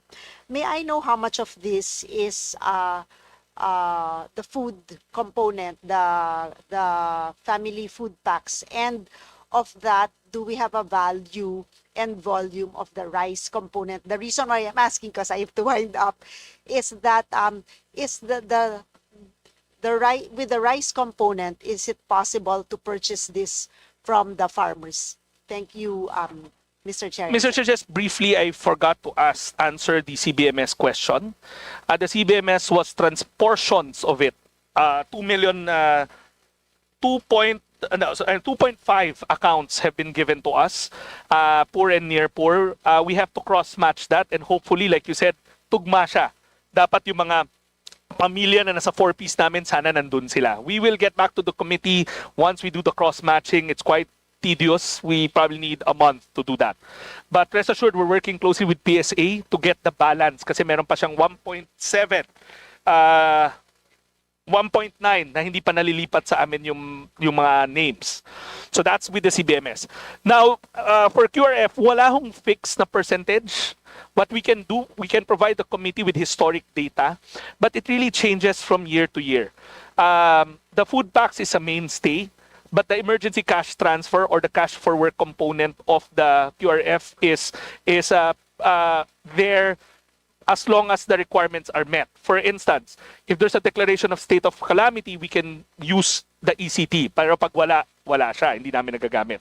So we can furnish the committee the 2 years breakdown between food, non-food, and cash accordingly. Now, for the QRF, we are bounded by an old executive order that requires us to buy rice from the NFA. It's a President Estrada executive order that bars us from buying commercially except in cases when NFA certifies non-availability. But recently, NFA has so much rice that they have been providing us what we need. So yun, Mr. Chair, so one can only assume that it goes also to the farmers because NFA has been buying a lot from the farmers. Thank you very much, Mr. Chair. Mr. Chair, Thank time's you. up na ba? Yes. All right, thank you. Thank you, Sec, and Yes. thank you, DSWD family. Maybe next time, second round. Second round, Mr. Chair. Thank you. We now recognize Representative Antonio Tino. Thank you, Mr. Chair. Good afternoon, Sec Gatchalian and the DSWD personnel here. Sec, there are, out of a 38,000 workforce in DSWD, there are only 3,374 in the approved plantilla positions. So matagal na pong issue to sa DSWD, napakarami pong mga job order and contract of service. And a lot of them are for the implementation of your programs, including, for example, the 4Ps program. And there was a time when this was this was still not a permanent, not necessarily a permanent program of the department early on, pero meron na, naging batas na po ito. So ibig sabihin, practically it's like a permanent program of your department. So ang concern po is job security of your implementing officers. No? So what is the DSWD plan to increase the number of regular workers? How are you going to address the question of regularization of your workforce? Kasi syempre po, habang JO or contract of service, walang employer-employee relationship. Alam na po natin yan. Tapos yung sweldo benepisyo, hindi necessarily the same. Mr. Chair, this is I share the sentiments of the good congressman na dapat our workforce are given plantilla positions. Since we joined the department, we have been asking for DBM to give it to us regularly. We are barraging them. Lalong-lalo na for workers who have been in the department who have institutional knowledge. Mahirap mawala ho yung mga yun eh. They know the programs very well. The good news though is to zero in on the 4Ps. The DBM has recently approved close to 5,000 plantilla positions. So we're now in the process of regularizing our case managers, our links. And with the promise that DBM said once we finish the 5,000, they will give another 5,000. So the first 5,000 loaded na ho yun. And just to give you the context sa 4Ps, there are around 12 to 14,000 links or municipal or city links. So a quarter of that is already being regularized as we speak. We got the green light last month. Requirements are being submitted. Pag natapos namin yun, DBM said they will process another quarter of it. So we're on our way to getting more regular positions for our case managers. Okay. So yung 5,000 po, this is for 2025. Yes, we're working on it right now. We got the green light last month, Mr. Chair. In the your proposed 2026 budget, meron po ba diyang provision for a set number of new positions?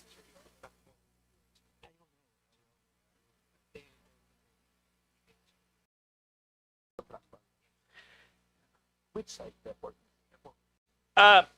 Mr. Chair, the contractual positions kasi bear benefits to it. So in effect talaga, we always tell DBM na wala namang significant change na mangyayari. They just get their security, pero sa cost implication, yun at yun na rin.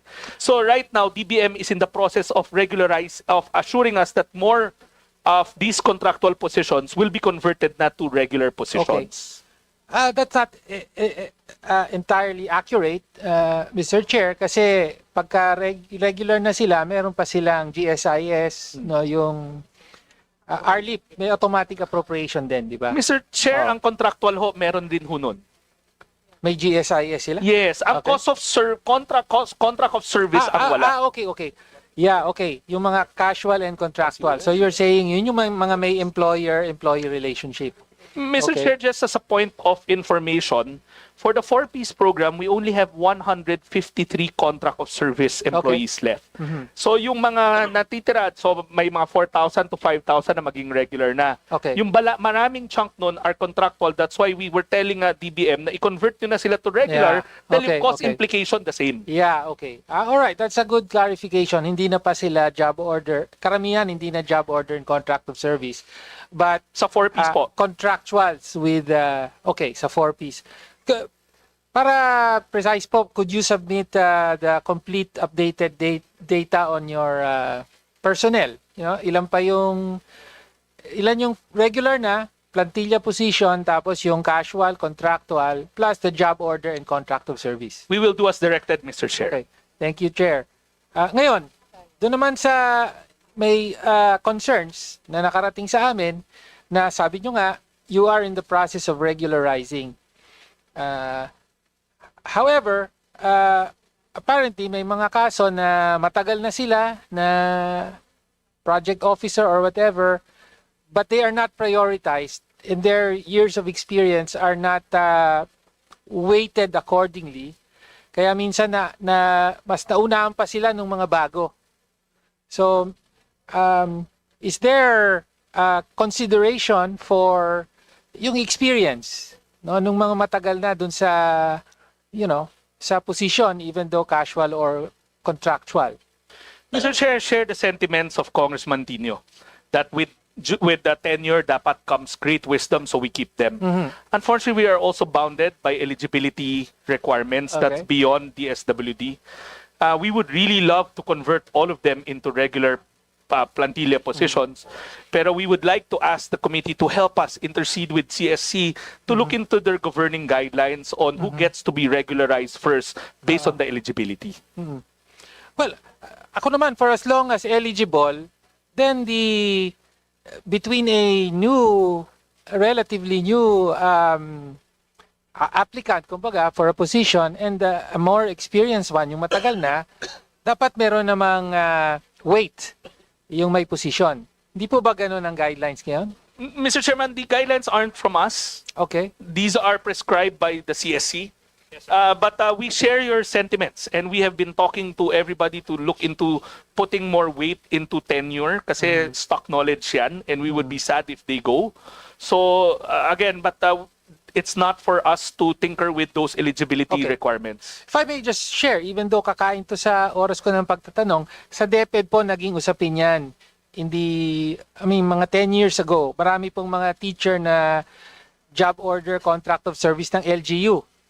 No, tapos pag may plantilla position sa DepEd, naunahan sila ng mga new applicant. So, kami po, we were able to include a special provision in the DepEd budget, yung special provision that would consider the years of experience as job order contract of service. So baka pwede pong may ganun tayo sa DSWD. Payag ba kayo doon? Mr. Chair, if it's placed in the GAA or the NEP, we will have to implement it as prescribed by Congress. Okay. So hopefully the committee will take note of this and I will follow this up, no? Okay. Again, for your job order and contract of service, apparently, is it correct that the compensation for your job order and contract of service employees has not been adjusted for 2 years to keep pace with increases mandated by the SSL? So tumataas na po yung yung sweldo, pero hindi pa raw nakaka-adjust yung compensation rates ng mga job order and contract of service. Is that correct? At Mr. pwede Chairman, po bang magawa ng paraan ito kung totoo nga? Mr. Chairman, it's only this year that we were not able to adjust accordingly because we don't have department savings. But for the prior years, it's comparable. Okay. How about for next year? Will you be able to assure that the necessary adjustments will be made? Kasi may isa na namang tranche ng salary increase next year. There would be, Mr. Chair, I would love to do all of this. Regularize them, increase their salaries, give them all the benefits. Kasi I work with them. But unfortunately, we might be in the position na may madi-displace naman if we, kasi savings-driven ho siya eh. If we don't generate the necessary savings, then we won't be able to adjust. No, pero yung compensation for job order and contract of service is from MOE. Yes, if there are savings to it. Pero Mr. Chair, hindi ba pwedeng dapat idagdagan ng MOE para naman ma-compensate ng makatarungan ang compensation ng mga job order and contract of service? Kasi pareho rin naman ng trabahong ginagawa nila sa regular. Tama po ba?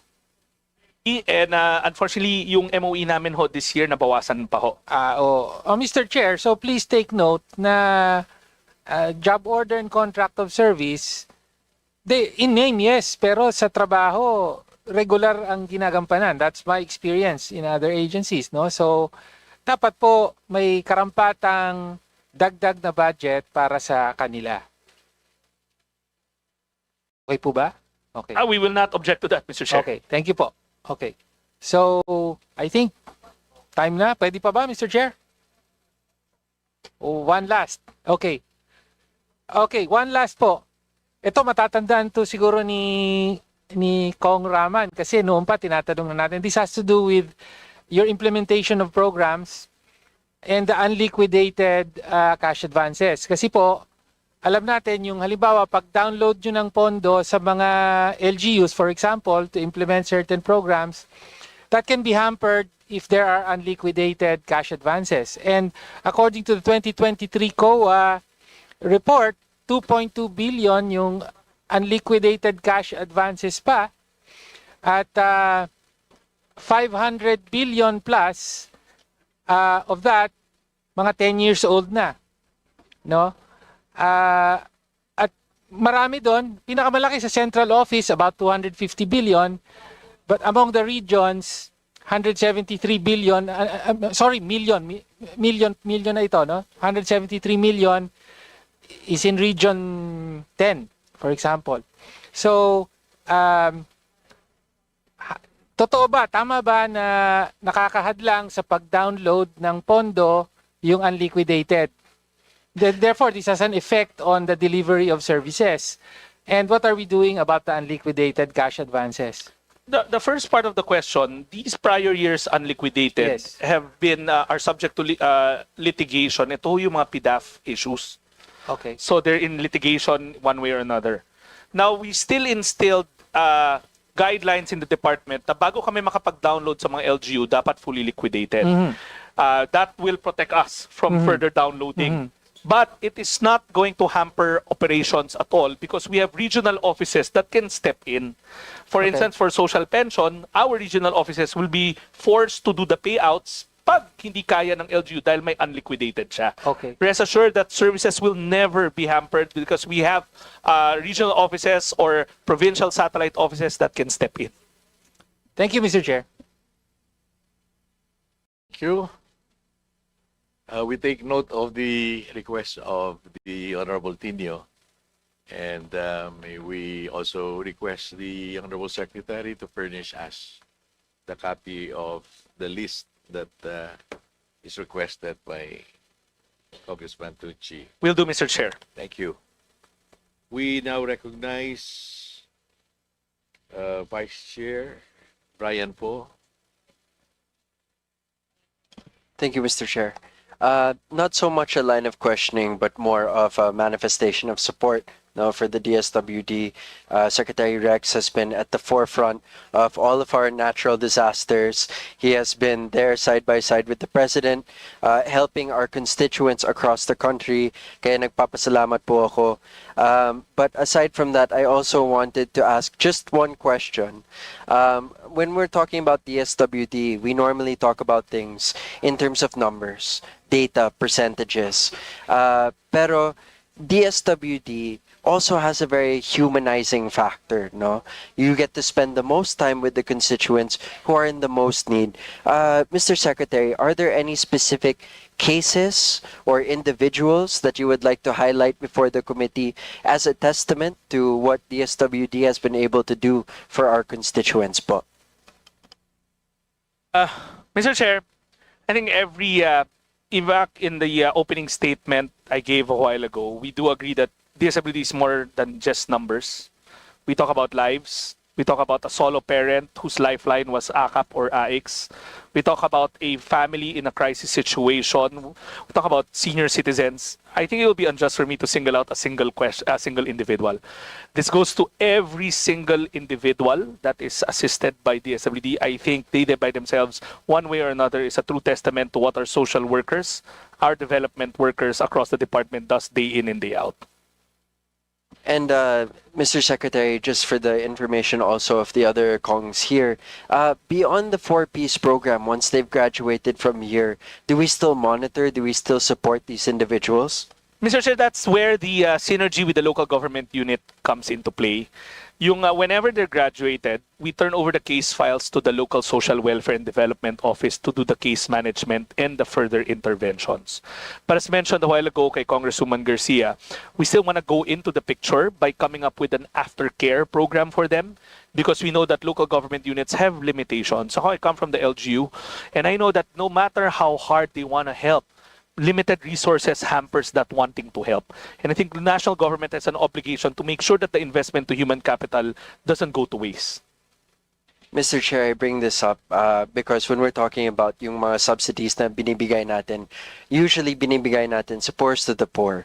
Pero importante din yung middle class natin, lalo na yung mga near poor, na hindi dapat sila mag-backslide into levels of poverty that they had previously just come from. Kaya if there are other programs that we can support with the DSWD, if we may be made abreast of these programs, please let us know. Mr. Chair, I want to re-emphasize the earlier discussion with Congresswoman Alvarez. The AIX program doesn't look at the class level or the economic status of a person. It looks at the level of crisis. So, kanina we discussed how the lower NEP amount for AIX can be detrimental to our constituents as a whole, not just the poor constituents. I was talking about a potential displacement of around 7 million heads, individuals, who used to benefit from a bigger AIX or a bigger AKAP account. So that's why I'm very appreciative with the line of questioning, because it gives me time to highlight again the urgency of revisiting for this August body to revisit the NEP in terms of AIX and AKAP. Furthermore, the Sustainable Livelihood Program, which we discussed a while ago, also had cuts to it. Sana ho mas mapalaki yun, because again, SLP is just for the poor. SLP can look into the near poor or those that are in danger of slipping back to poverty, kasi the level of crisis is what we look at, not just the economic status of a person. All right. Thank you, Mr. Secretary. Thank you, Mr. Chair. I yield the Thank floor. you. Thank you. We now recognize Deputy Minority Leader Jesus Manuel Suntay.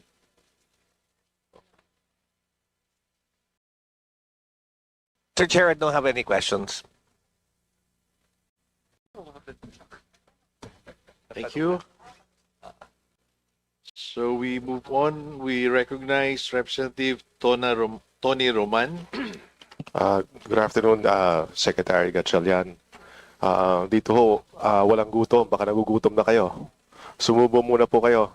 Multitasking. First, I just want to thank the DSWD for the assistance to the First District of Bataan, Hermosa, Orani, Samar, and Bukay, among the different departments. I always say this, it's a dole, and actually DSWD is really felt by my constituents. So thank you very much for the AIX and the AKAP.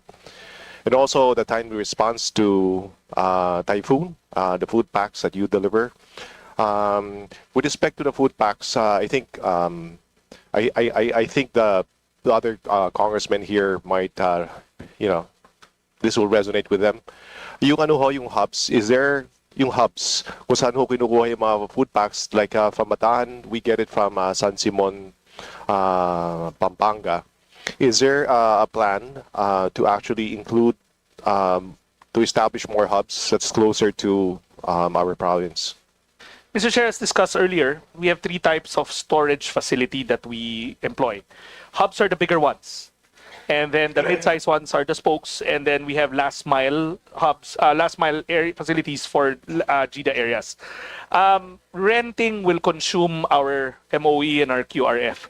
So what we're doing right now is asking local government units to lend us their facilities. Lagi ko nga sinasabi, the more you lend us facilities that qualify the storage standards, kami na ho maglalagay nung laman. Okay. So that will be implemented for this budget year, 2026. It's always been there, and the good congressman can refer to us LGUs in his area that might have spare space, so that we don't have to use our MOE in rentals, or we don't have a whole lot of capex to build. So we sign partnership agreements, pre-positioning agreements with the LGUs, so that we can use their facilities. That's good to know. And then concerning the Walang Gutom program, first I laud the DSWD for launching this program, Walang Gutom. The budget, as I see it, has not increased. It has stayed the same for Walang Gutom. This program was launched in Metro Manila, right? Was piloted in Metro Manila? It was piloted in 5 areas across the country to look at the implementation across different terrains. We did it in Caraga for disaster areas. We did it in Bicol for GIDA. We did it in Tondo for highly urbanized. We have one in Isabela, and one more, Siargao. So the pilot's done. We're now in the scale up. 300,000, the first 300,000, and we were showing the figures a while ago. We're in a private sector group commissioned a survey that clearly it's working. Mr. Chair, as mentioned in the opening statement, the line item is stagnant. It's 1.89 billion. But there is a sister mechanism inside the GAA in the unprogrammed. It's an ODA entitled Refuel. That is where the gas for this program for the scale-up will come in. Magkano po yun?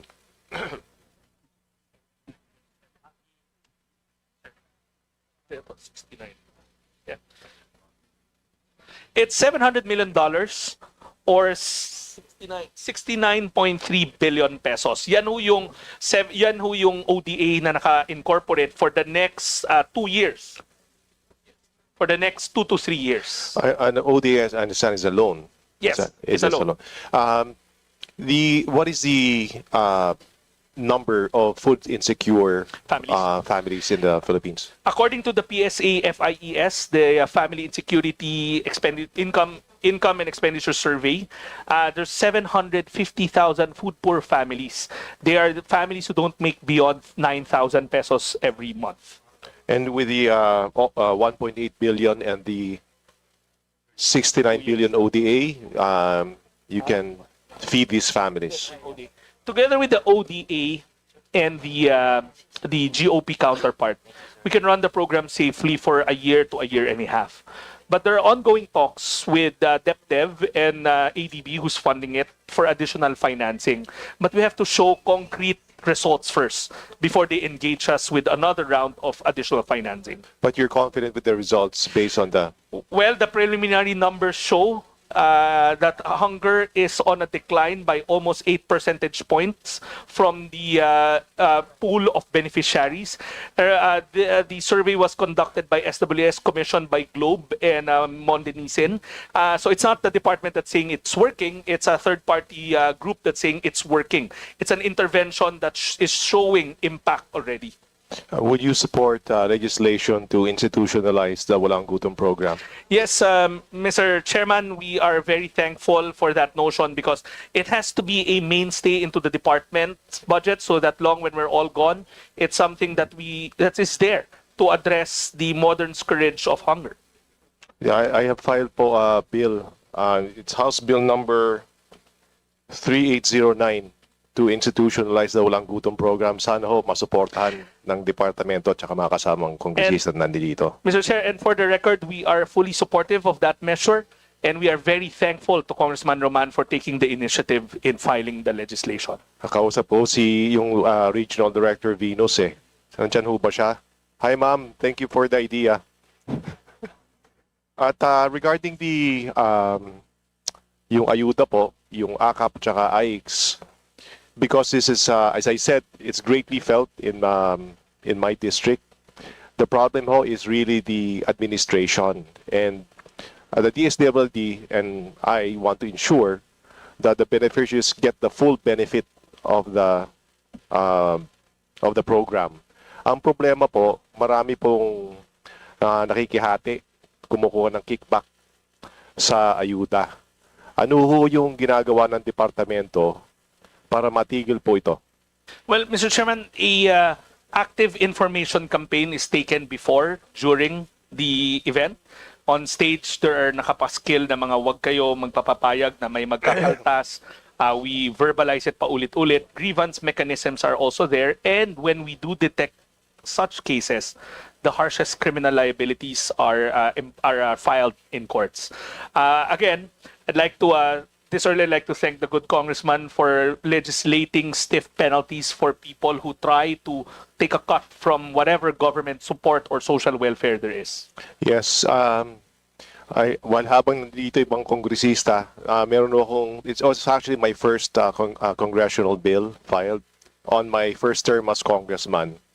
Yung Contra Kickback sa Ayuda Act, it's our House Bill 606, basically imposing stiffer penalties for people who conspire to take kickbacks from the Ayuda, from the program, in a social assistance program, and also giving whistleblower protection and immunity to, witnesses who will cooperate with government. So sana ho masuportahan. On that note, maraming salamat sa mga for answering my questions. Thank you.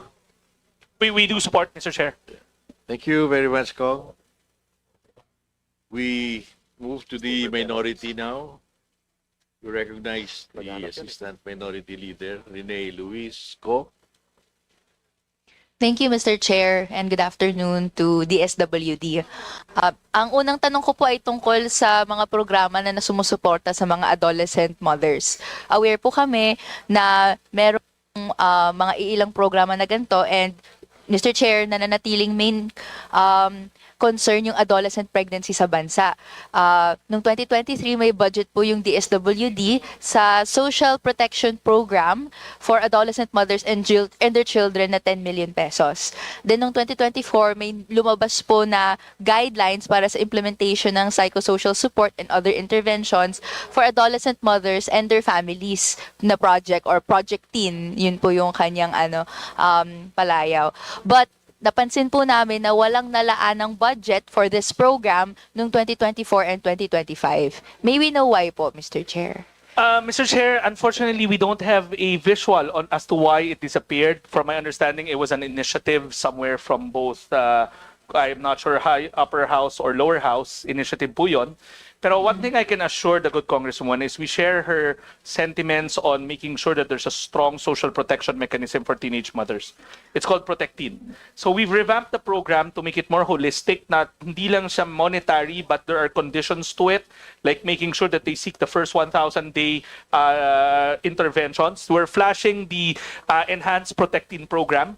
While we want to give them monetary support, we want to make sure that it's conditional so that they reach out, stay in school, do the necessary health interventions, and it would be pleased the good woman to know that despite the disappearance of that 10 million, we are proposing we are going to propose a reallocation of funds from within the department's initial NEP to the committee to move 82 million into this program so that we can scale it up. Again, there will be no other departments that will be involved. Wala hong tatamaan. It's within our own clusters. We looked at where we can source financing, and it's within the department as well. So this is the scale up, and hopefully next year we can run it in a larger scale. But to our knowledge po, yung 2024 and 2025, tama po ba walang budget yung Project Teen? No, that 10 million you were referring to disappeared. It's a insertion or a initiative. I don't know where it came from, but we would do it in our own internal operating funds. So that's why our Social Technology Bureau took the initiative to work with the Samar provincial government to leverage our resources. Meron ho, pero maliit. Pero because of that pilot, we want to scale it up for next year. We'd like a report po sana on the implementation of Project Teen. I'm happy to hear na may na-allocate naman na resources kahit papaano doon sa Project Teen. We would like to also support at in due time pagpopondo po nito sa DSWD, given na tumataas po yung adolescent pregnancy rates. Gusto natin ng support, of course, extending it to, addressing it to the roots of the problem. Yes. Mr. Chair, we would gladly furnish the committee the terminal report, the partnership program we ran with the provincial government. It's a small pilot. But again, looking for the support of the committee to allow us to move funds within the department into this program. So it's really not asking for more. It's not augmenting it. It's just us finding where to finance this program. Okay. We'd also like to clarify po, Project Teen, has it been implemented other than its pilot in 2024 and 2025 po? The original amount was meant to do the pilot. Yan yung social technology na tinatawag ho ng aming departamento. Inaantay na lang namin yung terminal report, and then we will do the scale up already. Okay. We'd like to request a copy po na the committee, may Mr. Chair furnish the committee, the terminal report, and maybe yung slide and other reports po para paano po isi-scale up ito. Yes, we will gladly do so, Mr. Chair. Thank you very much po. My next question naman po is in relation to solo parents naman po.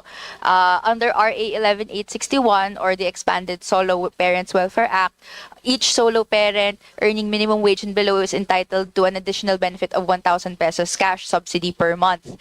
May report po kaming natatanggap from Gabriela Women's Party na hindi po lahat ng LGUs ay nai-implement ito. Pwede po bang makarinig ng paliwanag po from DSWD, Mr. Chair? The legislation on the solo parent, and I've had multiple discussions with the proponents, states that the LGUs implement it based on fund availability. Sadly, A lot of LGUs don't have spare funds to implement it. So we, as mentioned to the earlier authors of the bill, hopefully we can revisit it to somehow find fiscal space so that national government can mandatorily do what is prescribed in the law. May data po ba yung DSWD on LGUs that is able to implement it and those that can't po? We do, and we will furnish the committee accordingly. Thank you very much. We'd like to request a copy of it, Mr. Chair. And aside from that, we'd like to make the manifestation na mahalaga yung bawat piso na natatanggap ng mga solo parents, lalo na if they're struggling, and then at the same time, no, supporting children.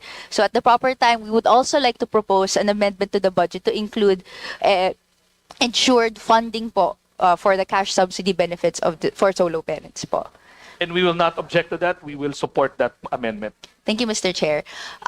My next question po is in relation to rape crisis centers or Bahay Pag-asa. So, under RA 8505 or Rape Victim Assistance and Protection Act, inatasan po yung DSWD, DOH, DOJ, DILG, and other NGOs to establish rape crisis centers in each province and each city. And yung DSWD po yung pangunahing ahensyang nagpapatakbo po nito. And under RA 10630, meron din pong mandato na ipapailalim dito yung mga Bahay Pag-asa. Can I ask po, Mr. Chair, ilan na po yung mga natayong rape crisis centers at Bahay Pag-asa sa bansa? And ilan po dito yung aktibong gumagana?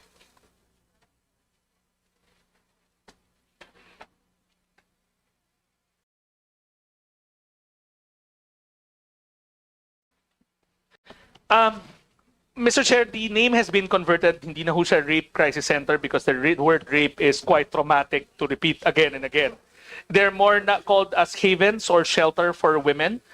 We are currently running 14 facilities that house women who have undergone sexual abuse.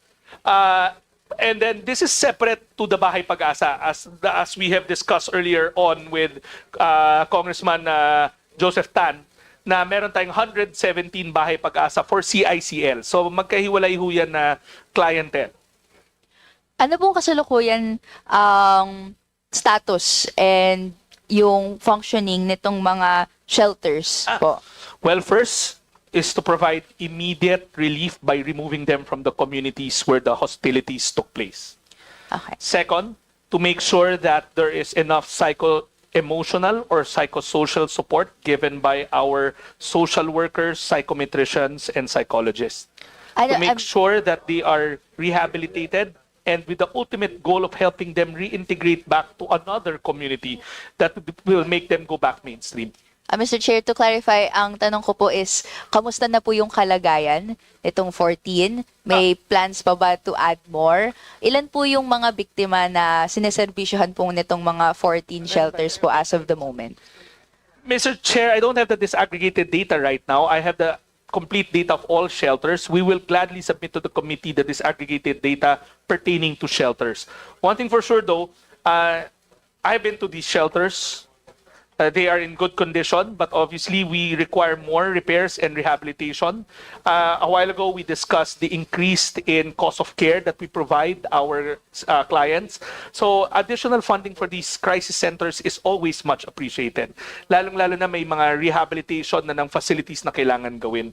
This year, all our shelters, a majority of our shelters, we found internally generated savings or not savings, but funds na pwede namin i-allocate to keep them up to speed. Okay, thank you. We'd look forward to that report, Mr. Chair. But I'd like to ask then, magkano po yung nakalaan na budget sa kanila ngayon? Ano po yung kailangan para yung rollout nila and maintenance ay maayos po? Magkano pa ang kailangan rather?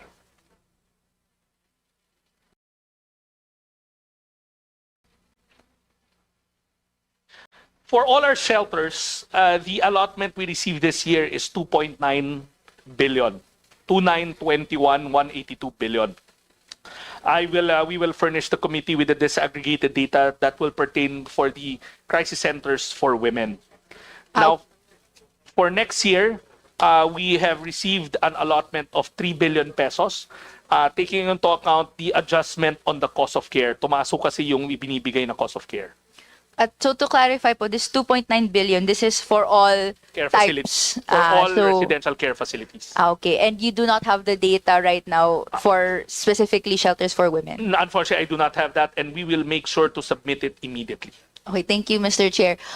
Once again, no, gusto po natin na may budget po dito. Nakalagay po sa RA 8505 and 10630 yung mga ganito ay kailangan pong budgetan. So in due time as well, we'd like to express support in adding funding po for the support, rollout, maintenance of these crisis centers. So we'd appreciate po yung report na yon kung magkano na po yung naka-allot, magkano pa ang kailangan para hindi lang suportahan ito pero mas marami pa po tayong matayo para po each province, no, each city as per mandated by law ay magawa.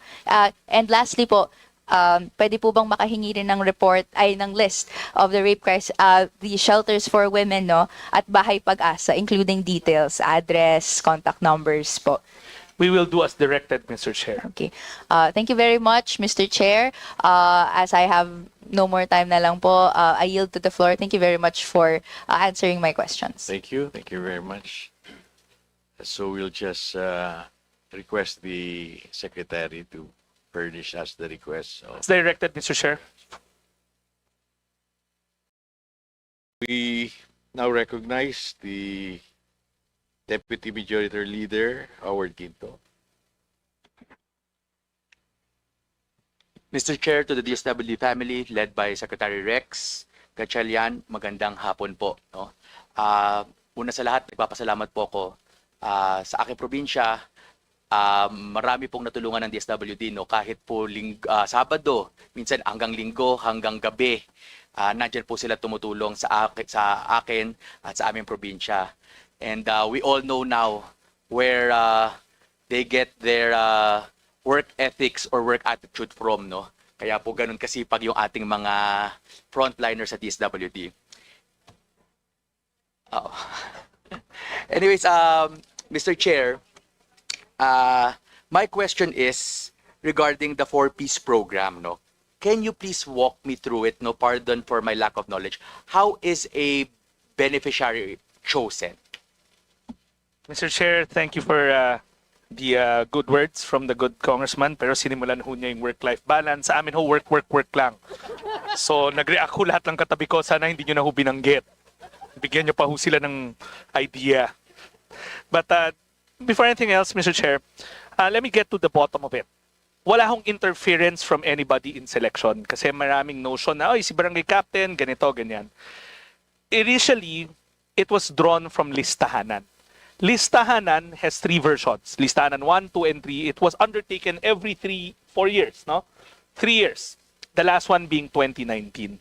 Si listahanan was conducted by the DSWD and then we do a proximins test to determine sino ang poor, sino ang non-poor. And that proximins test was developed by a set of consultants way before I joined the department.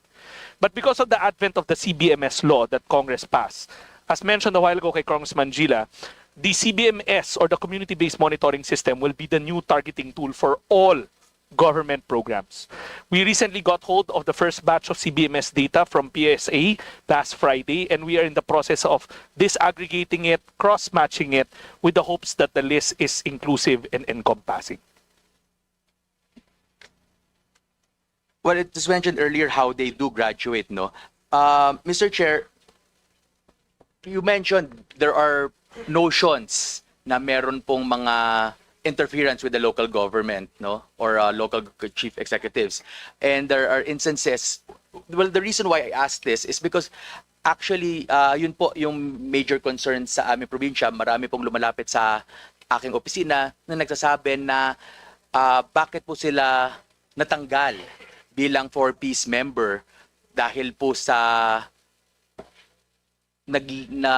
past elections. So, we just wanted to give some clarification regarding that. All right, so Mr. Chair, the good congressman asked about targeting. So nasagot ko na, paano ka makapasok ngayon sa programa? Targeting, which is CBMS. The second is how we exit.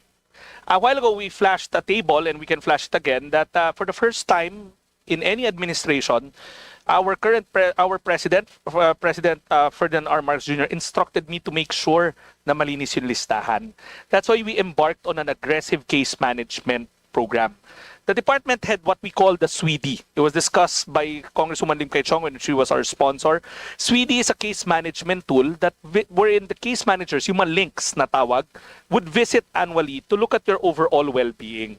They make a report and then you are assessed on a 3-point scale. 1 being survival, 2 being subsistence, 3 being self-sufficient, then you're exited. So we have, for the first time, we've exited 1.4 million because according to our case managers for the past 2 years, maayos na yung mga buhay nila. But, as Congresswoman Luistro would know, kasi she sent me a constituent, sometimes may akala nila there were interference. So, nung pinadala sa amin, that particular case na binigay ni Congresswoman Luistro sa akin, I looked it up. I even told her I will send a validation team. But before I could send the validation team, it turns out that that person was being delisted, but the person, the case manager themselves, also asked for reconsideration. Kasi minsan, pagpunta niya doon, and I've been talking to a lot of case manager, off the bat, pwede na to i-exit. Pero recently, bigla na nagkaroon ng bagyo. And then nasira yung bahay. And sasabihin niya, nako, teka, kailangan natin ibalik to sa programa. So there is a validation tool in the central office wherein our bureaucrats in the central office, away from the localities, do the validation. Mr. Chairman Kong, there is no perfect program. I am not blind to say that wala talagang nangyayaring ganyan. But to the best of our ability, we try to address it. I was once a mayor, so I know there are so many intricacies or unknown variables in the local government. But rest assured, there are grievance mechanisms wherein constituents, partners like congressional offices, local government units, barangay officials can do the grievance. 2 things. Bakit inaalis or bakit siya kasali? And we will gladly, transparently show the data or the case management tool. At the end of the day, the most powerful tool there is the social workers case management assessment. More than any politico, more than anybody's voice, including mine. Thank you for that clarification, Mr. Chair. Maybe I could just suggest that maybe we can, I don't know if it's already available, maybe we can have all the list of our beneficiaries published online, and maybe we can segment it in a way that, if it's possible, I don't know if there's a privacy issue, but at least this will allow transparency with regards to the beneficiaries and also whether or not they've graduated already. So they can ask their children, paki-check mo sa website kung tayo ay beneficiary pa ba at kung ano po. Just a suggestion, Mr. Chair, if that's possible. Mr. Chair, we'll look into it, subject to data privacy rules, of course. We'll make sure that we review the recommendation. Yeah, perhaps they can, the beneficiaries can sign a waiver of consent, for their data to be published, if that's during the inception stages. Well noted, Mr. Chair. Lastly, Mr. Chair, nakita na natin yung mga natulong ng DSWD, and to see na nabawasan yung pondo sa mga programa ng DSWD, nakakalungkot, So I hope maybe we can add additional budget for these programs, especially the SLP program of DSWD. It was mentioned earlier by Congresswoman Ched Alvarez na maraming natutulungan to, na sana kung pwede, dagdagan natin ito, and we can scale it up. Right now, if I'm not mistaken, nasa 15,000 yung nabibigay to 20,000. Actually, kung titingnan po natin, maliit po itong amount at kulang pa po, With the inflation rate right now, maybe perhaps we can even increase this to 30 or even 40,000. But definitely, kakailanganin po ng DSWD ng mas madagdagan ang kanilang pondo. That's all, Mr. Chair. I hope, and I'm sure my colleagues here will also agree na talagang kailangan po natin dagdagan ang pondo ng DSWD. Maraming salamat po. We will surely not object to that, Mr. Chair. We note that recommendation. Thank you. So we move back to the minority. We recognize Assistant Minority Leader Audrey K. Subiri.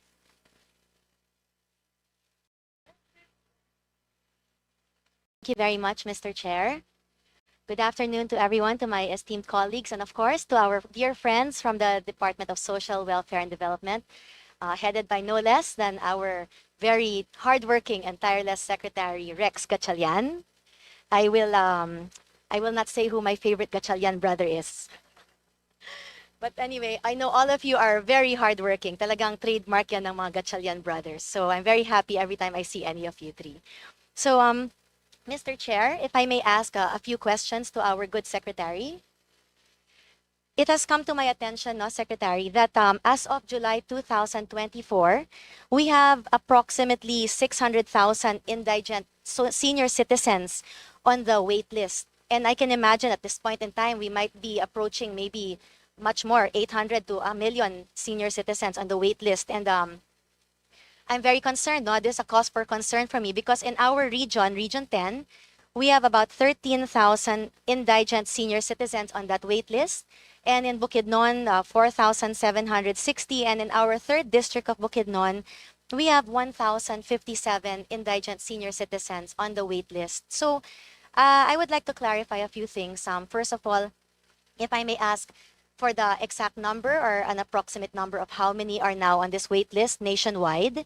And if I may clarify, when we say wait list, our senior citizens, they are already qualified, but they are just waiting to receive their pension, or they are still waiting to be enrolled. If I may ask for a clarification, please. Mr. Chair, first of all, Congresswoman Zubiri can whisper to me which Gatchalian she likes the most. I know it starts with the letter R. But more than anything, Mr. Chair, kidding aside, for the longest time, the department has been pushing, together with Congresswoman Magsaysay, the notion of a universal senior social pension. Kasi we know on the ground that it's so hard to explain to our senior citizen but hindi siya qualified. Diba? So right now, in the books, we have 4.85 million beneficiaries of the program. We have a wait list of close to 1 million.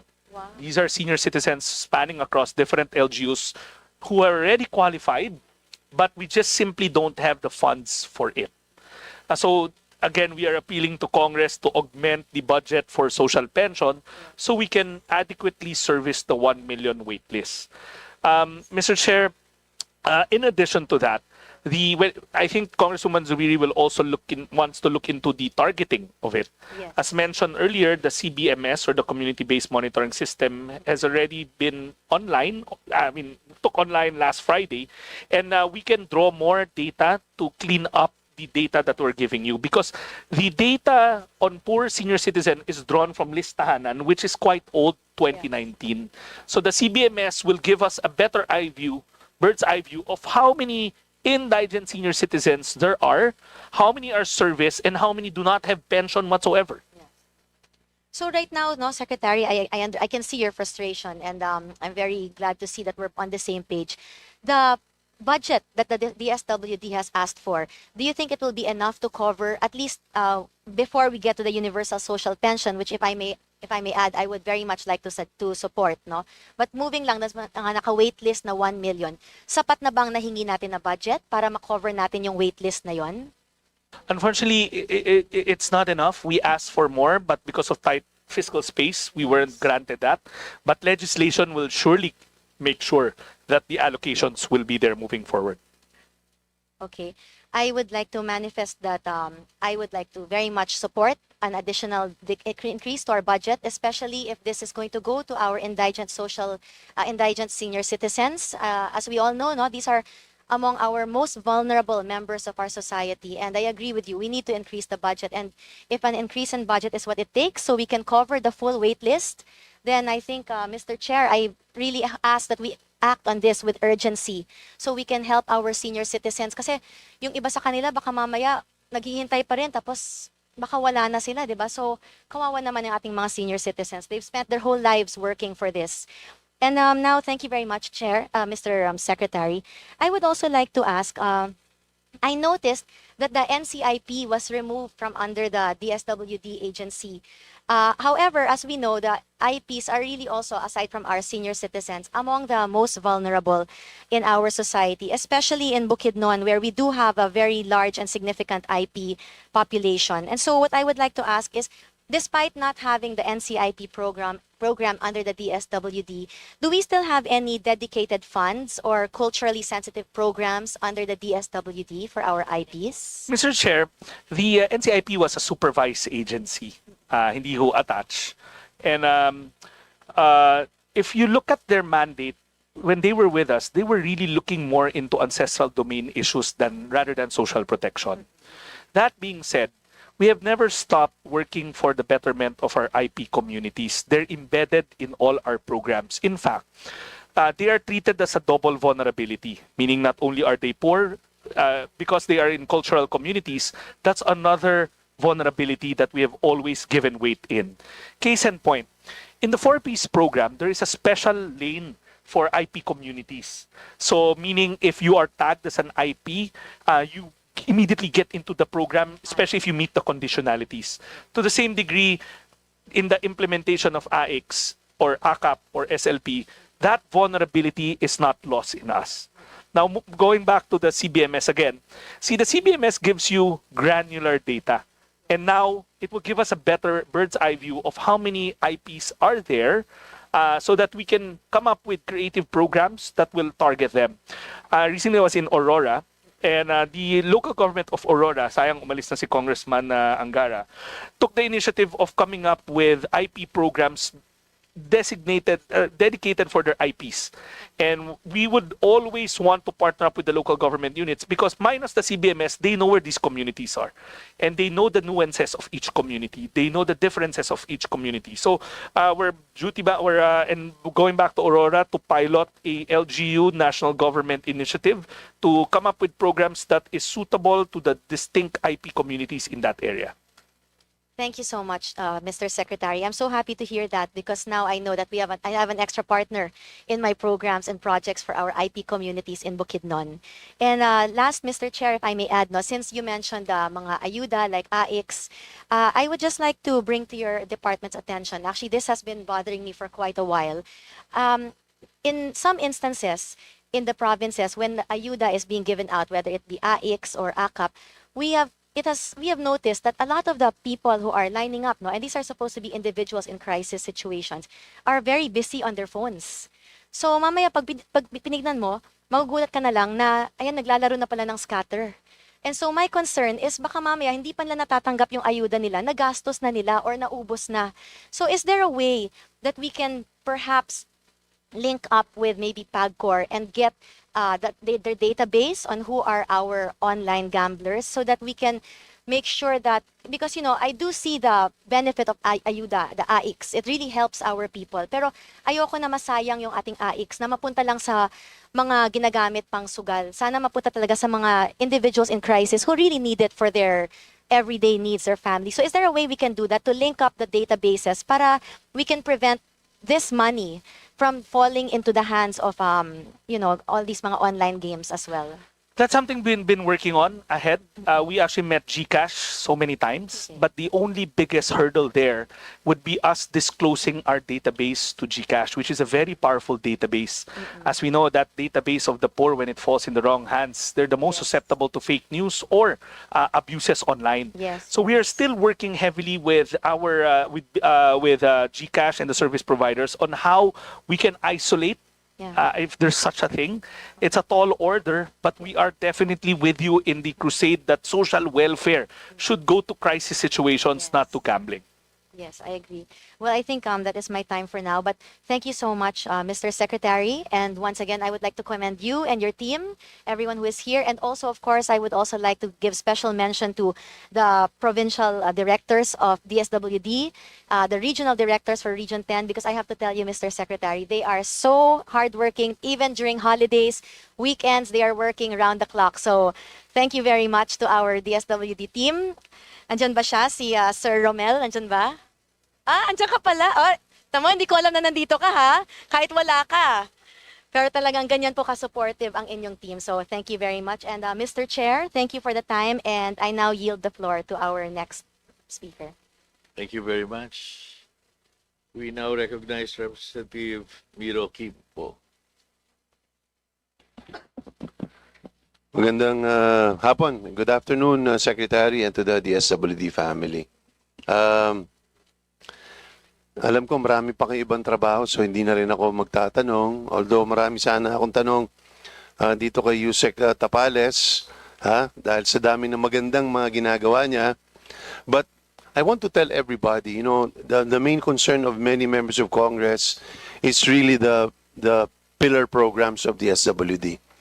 People think that the secretary of the SWD is measured only by the output in terms of the number of beneficiaries, how many boxes of rescue boxes, or you have to call that something, no? Yung kahon ng pag-asa. Hindi ko alam anong, what's the moniker? Magaling ka dyan, No, Zeke. it's actually called Family Food Packs.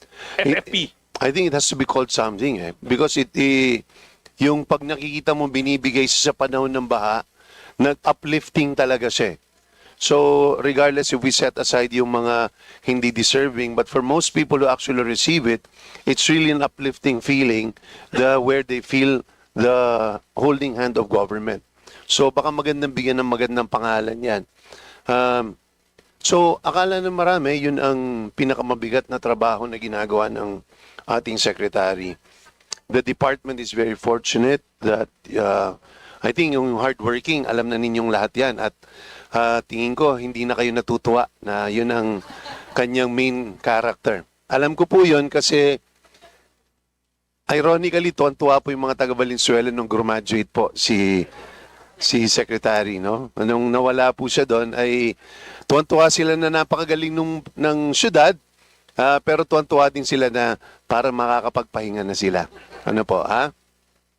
But really, I think for everyone's benefit is what Sec Rex brings to the table is not just that he's always there. And I want to tell the DSWD family, because he's always open to even the most technical of discussions.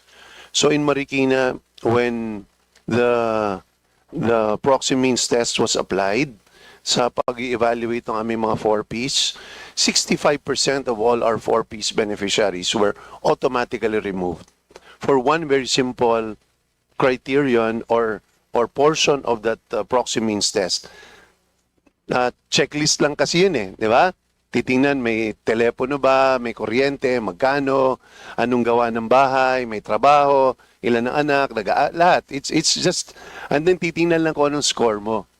So bumagsak karamihan ng mga taga Marikina doon for one simple reason, dahil ang bahay nila gawa sa bato at may second floor sila.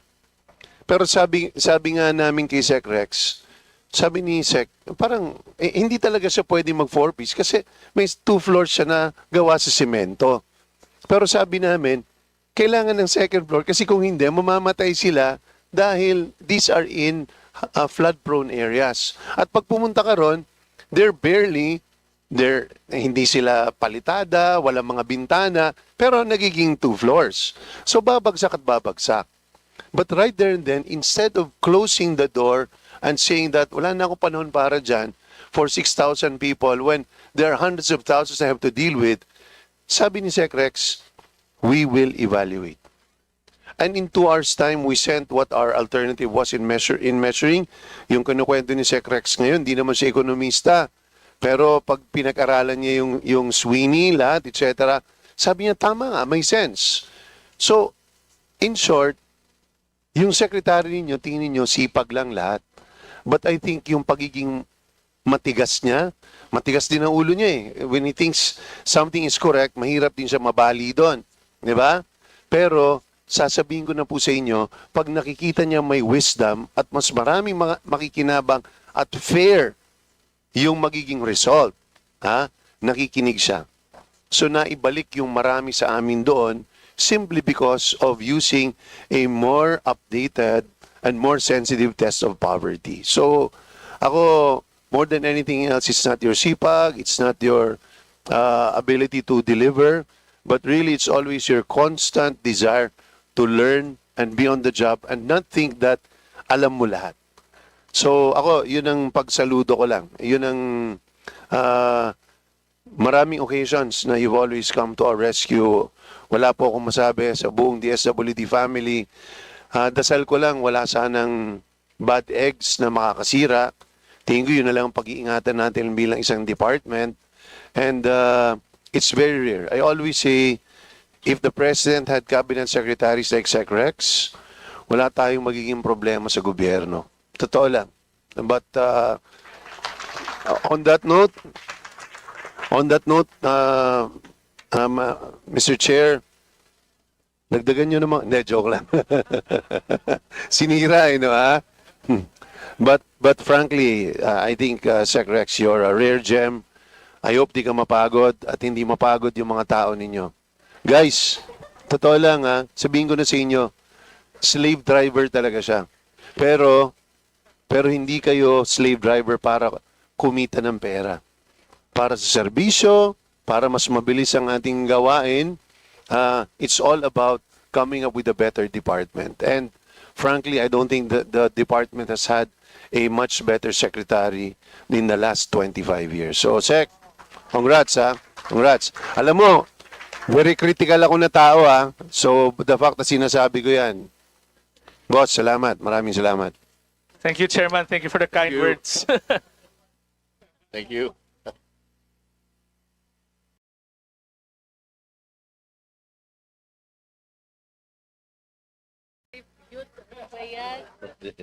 Birthday mo ba?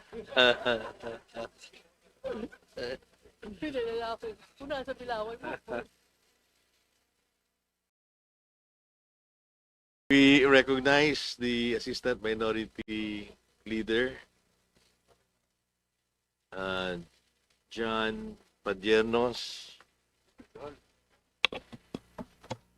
Thank you, Mr. Chair. Magandang hapon po sa ating DSWD headed by Secretary Rex Gatchalian and of course my colleagues here. So actually po, very much well said, Congressman Kimbo. So hindi na ako kailangan magsalita kasi mukhang okay na yun, Sec, ano? But you know, I came across, may quick lang po ako na tanong, Sec, kasi I came across this program of yours na minention na rin po kanina, ito pong Walang Gutom 2027 food stamp program. Because, you know, sa sa ibang mga bansa talagang ginagawa na nila. I know you started this 2023, if correct. So that's correct, a very good program to look out for. But I noticed po dito sa ating survey conducted by SWS, na-curious lang po ako, ano po bang basis nito? Kumbaga, saang mga lugar po, paano po na-come up itong from 48.7% naging 41.5% po yung ating, yung dito po sa Walang Gutom program. Alright. Mr. Chair, the SWS, if you notice, they always run this national hunger survey. It's self-rated. Kasi remember, there's this ongoing debate. PSA does it with numbers, meaning kung ikaw ba ay kumikita ng lagpas sa 13,000, hindi ka na mahirap ayon sa threshold na sinet ng PSA.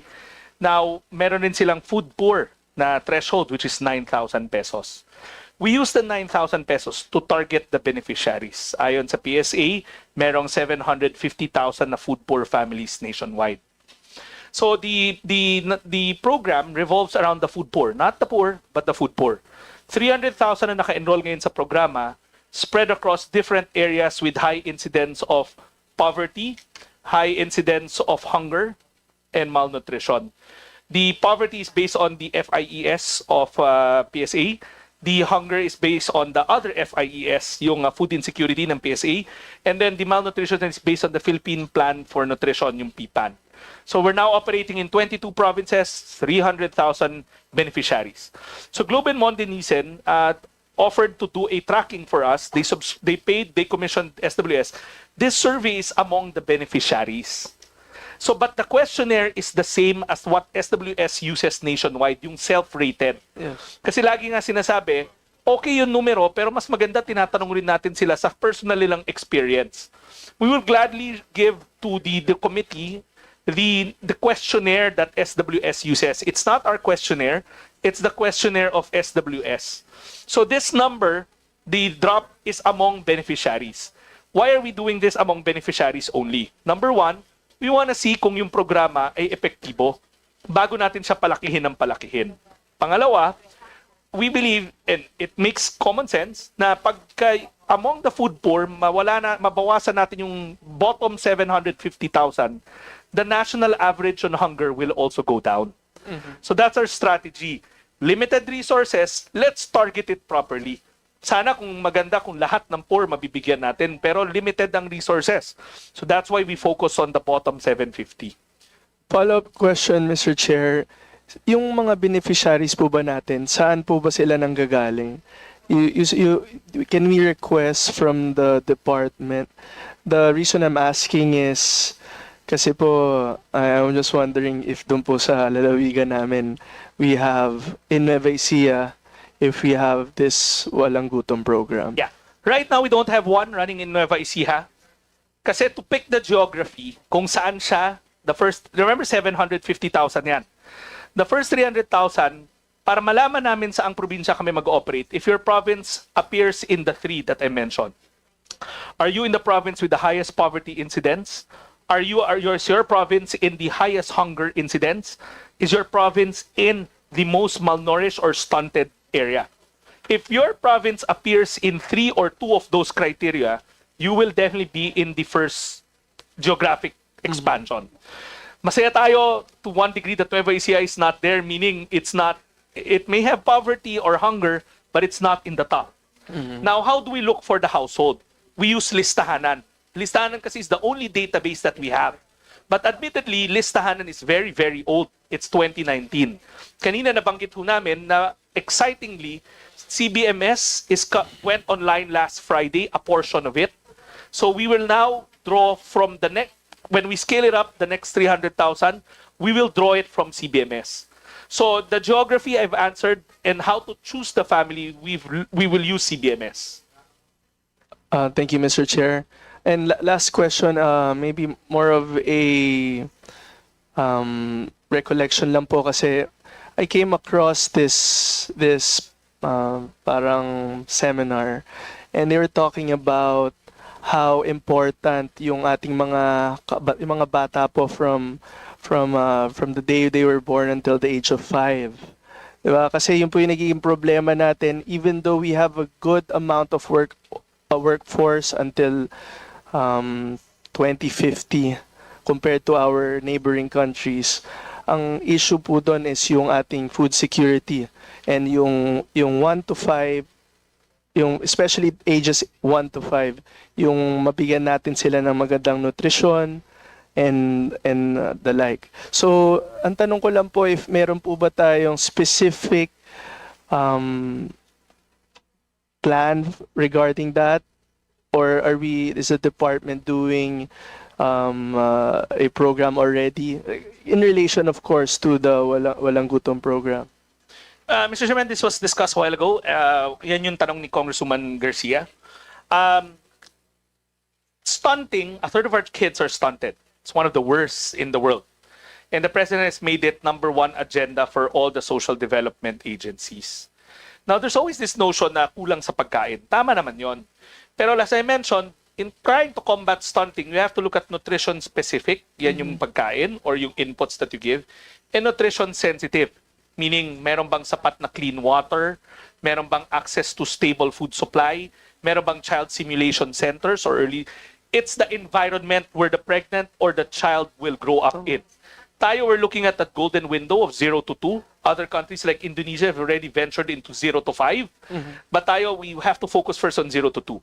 So it's not just DSWD alone. It's actually a concert of agencies like DOH kasi they have to improve the supply side of health facilities also. So we're now working with them, and admittedly, it's a tall order. We have to make sure na hindi lang may kinakain, which is the case Tama is po. walang gutom, but the overall environment in rearing or childbearing is conducive to solve stunting once and for all. But Mr. Chairman, as mentioned a while ago, the President has made this his top priority. He has given us all marching orders to work together to try to dent the growing number of stunted children. Mr. Chair, last question on that topic.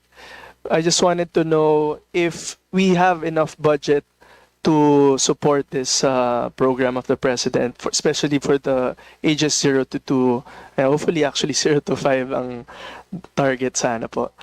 I can't say that it's enough, pero I mentioned a while ago a program called Philippine Multisectoral Nutrition Program. It's PMNP. It's an ODA between DOH and DSWD. Yung DSWD side is the nutrition sensitive, wash facilities, child rearing facilities, while DOH does sa specific improving health capacities. Sa site namin, tapos na kami. It's operating in 235 communities. So that dance between specific and sensitive should happen. I'm sure DOH will probably give you what they've done. Pero there are moves to expand that program, to reinvest. Kasi maliit yung loan. So even those things we cannot fully comply with in the 235 poorest or most stunted provinces or communities. Okay, thank you, Mr. Chair. So, quick manifestation lang po, Mr. Chair. So, Mr. Chair, we acknowledge that millions of our fellow Filipinos continue to rely on the programs and services of the DSWD. And as mentioned by many of our colleagues, carries many commendable programs, from feeding programs for children, assistance for families in need, and pension for senior citizens.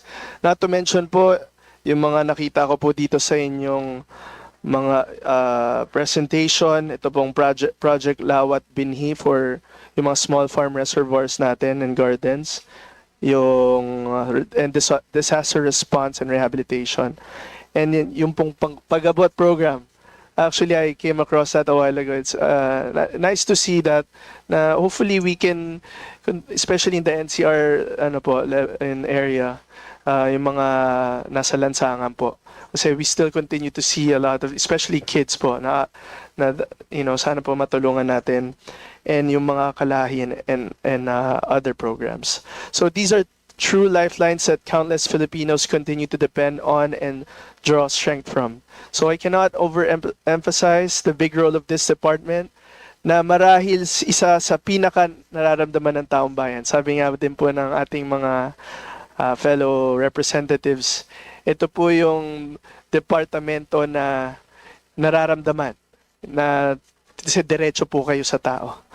At dahil sa sila ang agaran at unang tinatakbuhan sa oras ng pangangailangan. So rest assured, this representation fully supports the department and its proposed budget.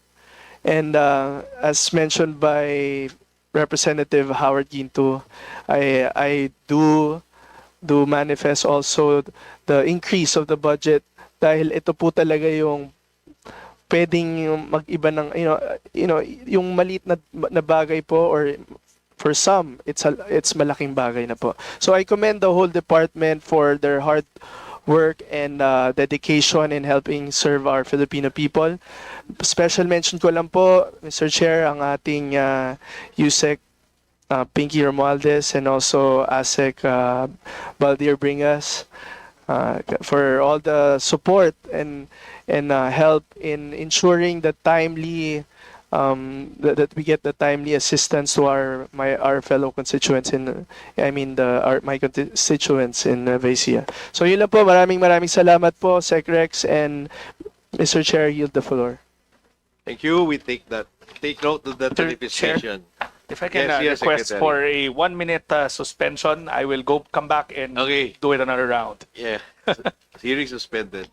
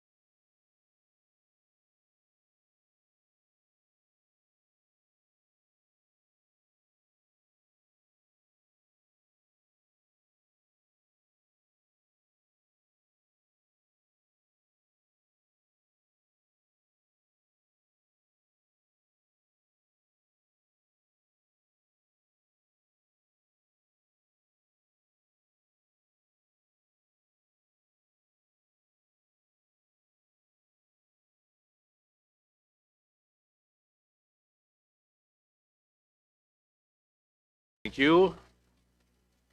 We now resume. We call on Representative Carl Carey. Thank you, Mr. Chair. Mr. Secretary, hello. My first question is, what investments are being made in digital platforms to improve efficiency, transparency, and speed in service delivery? Mr. Chair, as mentioned a while ago, it's a very valid question. The President's instruction for all line agencies is to make sure those that we can digitalize, we digitalize.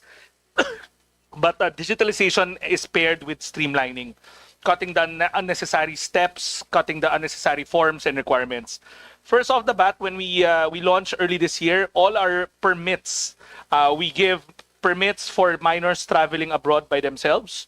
We give permits for the setting up of foundations or social welfare and development agencies or NGOs or people's organizations. Those are now fully automated. We recently launched the DSWD Helps portal. It's available in your eGov app. So meaning you don't have to fall in line. You go online. You can get all these permits already from us. That's one. Number two, the new programs, such as the food stamps program, is no longer manual. It carries with it a electronic benefit transfer card where the food credits are loaded. So meaning they just go to the retailer, tap the card, they get their food inputs. We are in the process of automating the AIX. We already have a working prototype for the guarantee letter. It's taking a bit more time because we want to be thorough and we want to make sure that this lifeline, when we do digitalize it, will not suffer kinks. So basically, the pathway is towards the digitalization, including in 4Ps, where e-wallets are already being introduced. Thank you, Mr. Chair. For 4Ps, how is the DSWD measuring the effectiveness of the 4Ps in breaking intergenerational poverty? Well, as in all, it's built in the law that the impact assessment isn't done by DSWD, though we have our own internal monitoring, which looks at the number of graduates, the number of completion rate, cohort survival rate.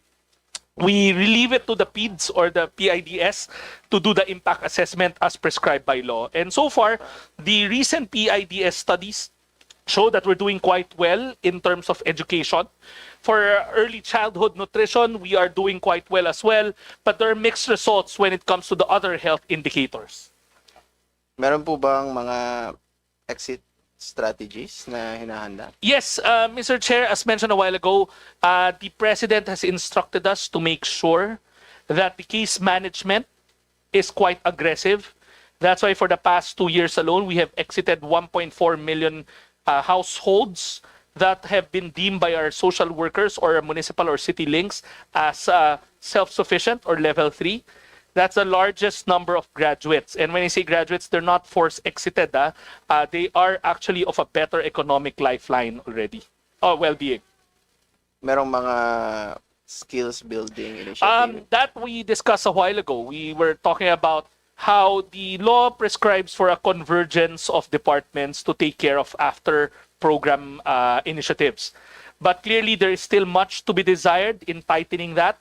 Kaya nga ho, may panukala na amendahan yung batas to make it more, to make it stronger yung post-program care. Also, the department is working with the World Bank and other technical experts to try to make investments on our own for post-program care. Kasi ang nangyayari ngayon, we refer them to the other agencies, Mr. Chair, but unfortunately, they also have their own priorities, admittedly so. So we are looking at trying to come up with a stronger post-program care initiative that is embedded within the department. Okay, thank you. For the QRF, how's the department enhancing disaster preparedness in warehousing, logistics, and good prepositioning amid increasing climate-related disasters? Mr. Chair, as mentioned earlier, the President's instruction is for DSWD to be omnipresent. Meaning, bago pa mangyari sa sakuna, we do the stockpiling, the prepositioning. Right now, we have national stockpile of around 2.3 million family food packs. Notedly, before Krising struck, that was 3 million. We continuously produce from our hubs in Metro Manila and in Cebu. And as mentioned earlier, we are not given a lot of capital expenditure to build warehouses. So what we do is we synergize with local government units, and wherein we borrow spaces from them so that we can pre-position the goods. After all, it's a joint effort to make sure that disaster response is done in a timely manner. Ano yung mga lesson na natutunan natin from recent typhoons na nagpapa-improve sa response speed? Mr. Chair, I served for mayor for 9 years, and we know that disaster response really is in the realm of the local government unit. Social welfare is devolved. The agency, DSWD, comes in as augmentation. We cannot step in immediately and take control of the situation because that's overreaching and stepping in the toes of our local government units. What we do is to provide the necessary logistic supports pag kinulang sila ng family food packs, pag kinulang sila ng pondo para sa emergency cash transfer. One thing we learned though, which is in the realm of the committee or Congress, is to revisit the amount of QRF or quick response that's embedded in the department. As mentioned a while ago kay Congressman Almario and the good committee, na right now we have 1.2 billion pesos. But it sounds big, but in reality, that's, when we had Krising, Emong, and Dante, that wasn't enough. Meaning we have to replenish, but it takes time to replenish. So what we were saying, sana pakinggan yung departamento na yung seed money or the initial capital for QRF be increased to 3 billion. That way we can do our augmentation for disaster response faster and more timely without having to contend with the documentation. It will not cost the government anything because the quick response is prescribed and statutory. We just want a bigger share of it at the start of the year. And then, there's only one DSWD Regional Resource Operation Center or RROC in my region, in Region 8, for stockpiling relief goods and items. This is located in the 1st District in Palo, Leyte. Would you consider the shortage of DSWD RROC in Region 8 a hindrance to fast relief operations in far-flung districts, especially in my district? Mr. Chair, as mentioned a while ago, disaster response really falls in the realm of the local government units. They have their own quick response funds. They have their own resources. But because of the mandate of the President to make sure that the national government supports our local government units, we have been embarking on a partnership agreement with a lot of local government units. Ayaw na ho namin na gamitin pa yung pondo sa pang-upa because that MOE can be used easily to buy more goods or use it for emergency cash transfer. So what we've done is partner up with LGUs to build hubs, spokes, and last mile warehouses. We come close to 1,000 now. And as mentioned to the good congressman, we will entertain and we are open to adding more with the help of the good representation in securing more space for our family food packs. Right now, the pre-positioned goods in the whole Region 8 is at around 100,000 plus. And in Leyte alone, that's 60,000. Again, let me point out that for the first time, the country's national stockpile has reached millions. Before Krising, it was 3 million. Our goal now is to move it up to 4 million. That means more goods to pre-position everywhere. Thank you, Mr. Chair. In that case, I would like to manifest my full support for the DSWD budget, not just because it has performed outstandingly the past few years, but also because the Filipino people, especially those who are truly in need, deserve to feel and they are seen and heard by our government.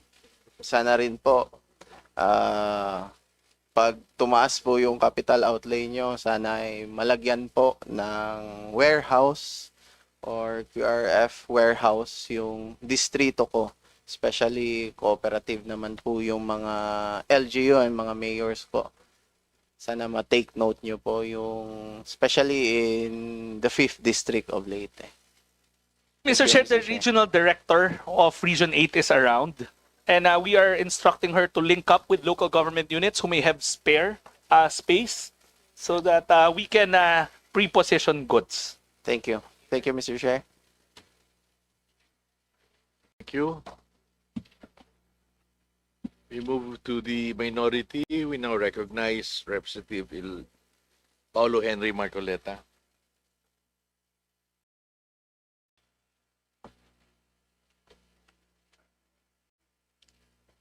Thank you, Mr. Chair. Magandang hapon po sa ating butihing secretary. I also join Kong Audrey and Kong Miro in saying that our good secretary is my favorite among the Gatchalians. No? Not only that, he's also the best looking and the youngest looking among the brothers.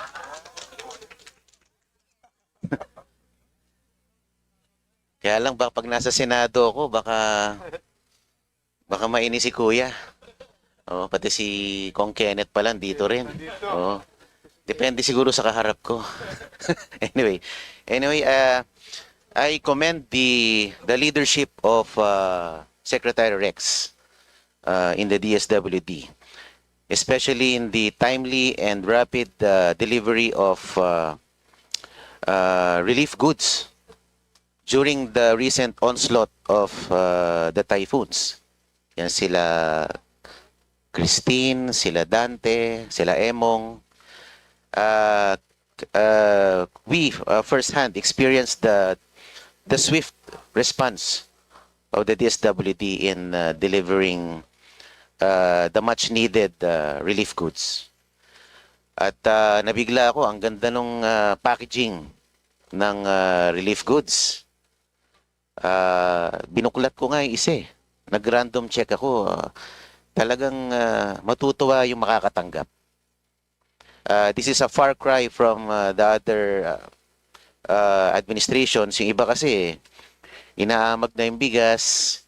Yung iba ano. Pero ito, hindi ka mapapahiya pag pinamigay mo eh. Itong relief goods ng DSWD ngayon. At dahil nga lang nabulunan ang DSWD dahil na-max out yung capacity nila to deliver during the typhoon, we took the liberty of picking up the relief goods from your warehouses. Yun naman ang parang ambag na rin namin para medyo makagaan po sa inyong napakabigat na gampanin nung panahon ng kalamidad. At wala akong masabi sa ating secretary kundi puro pagpupuri. At yun, wala naman ako masabi kundi yun lamang, except for a few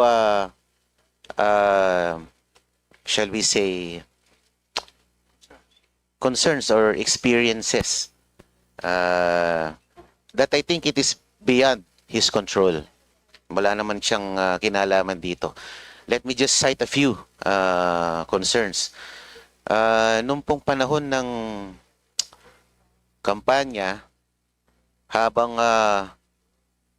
bumabaha ng akap sa ibang lugar, kami naman po ay nakatanggap ng tagtuyot. Nakadanas ng tagtuyot sa AX at akap. Kahit na meron naman ng talagang nakalaan para sa amin. At ang alam ko, during the campaign period, yung pong social services, ay hindi naman po hinihinto during campaign period. Tuloy-tuloy po yan. Kaya lang, hindi may paliwanag na dahilan, bigla pong na-pull out ang aming AX. Ayun. Meron din pong ibang insidente na yun pong isang nominee namin sa Sagip Party List noon. Siya po ay nag-identify ng lugar. Yung kanya pong na-identify na lugar, parang kalaban ng administrasyon. So, we got a call from the powers that be na kung pwede ilipat po yung AX sa lugar na yun dahil kalaban po di umano ng present administration. So yun lang po ang yung aming mga concern. Sana po hindi po napopoliticize yung ating delivery of basic goods. At meron din pong mga mga munisipyo, mga LGU, mga districts na ginagamit ang social services nyo as a political weapon.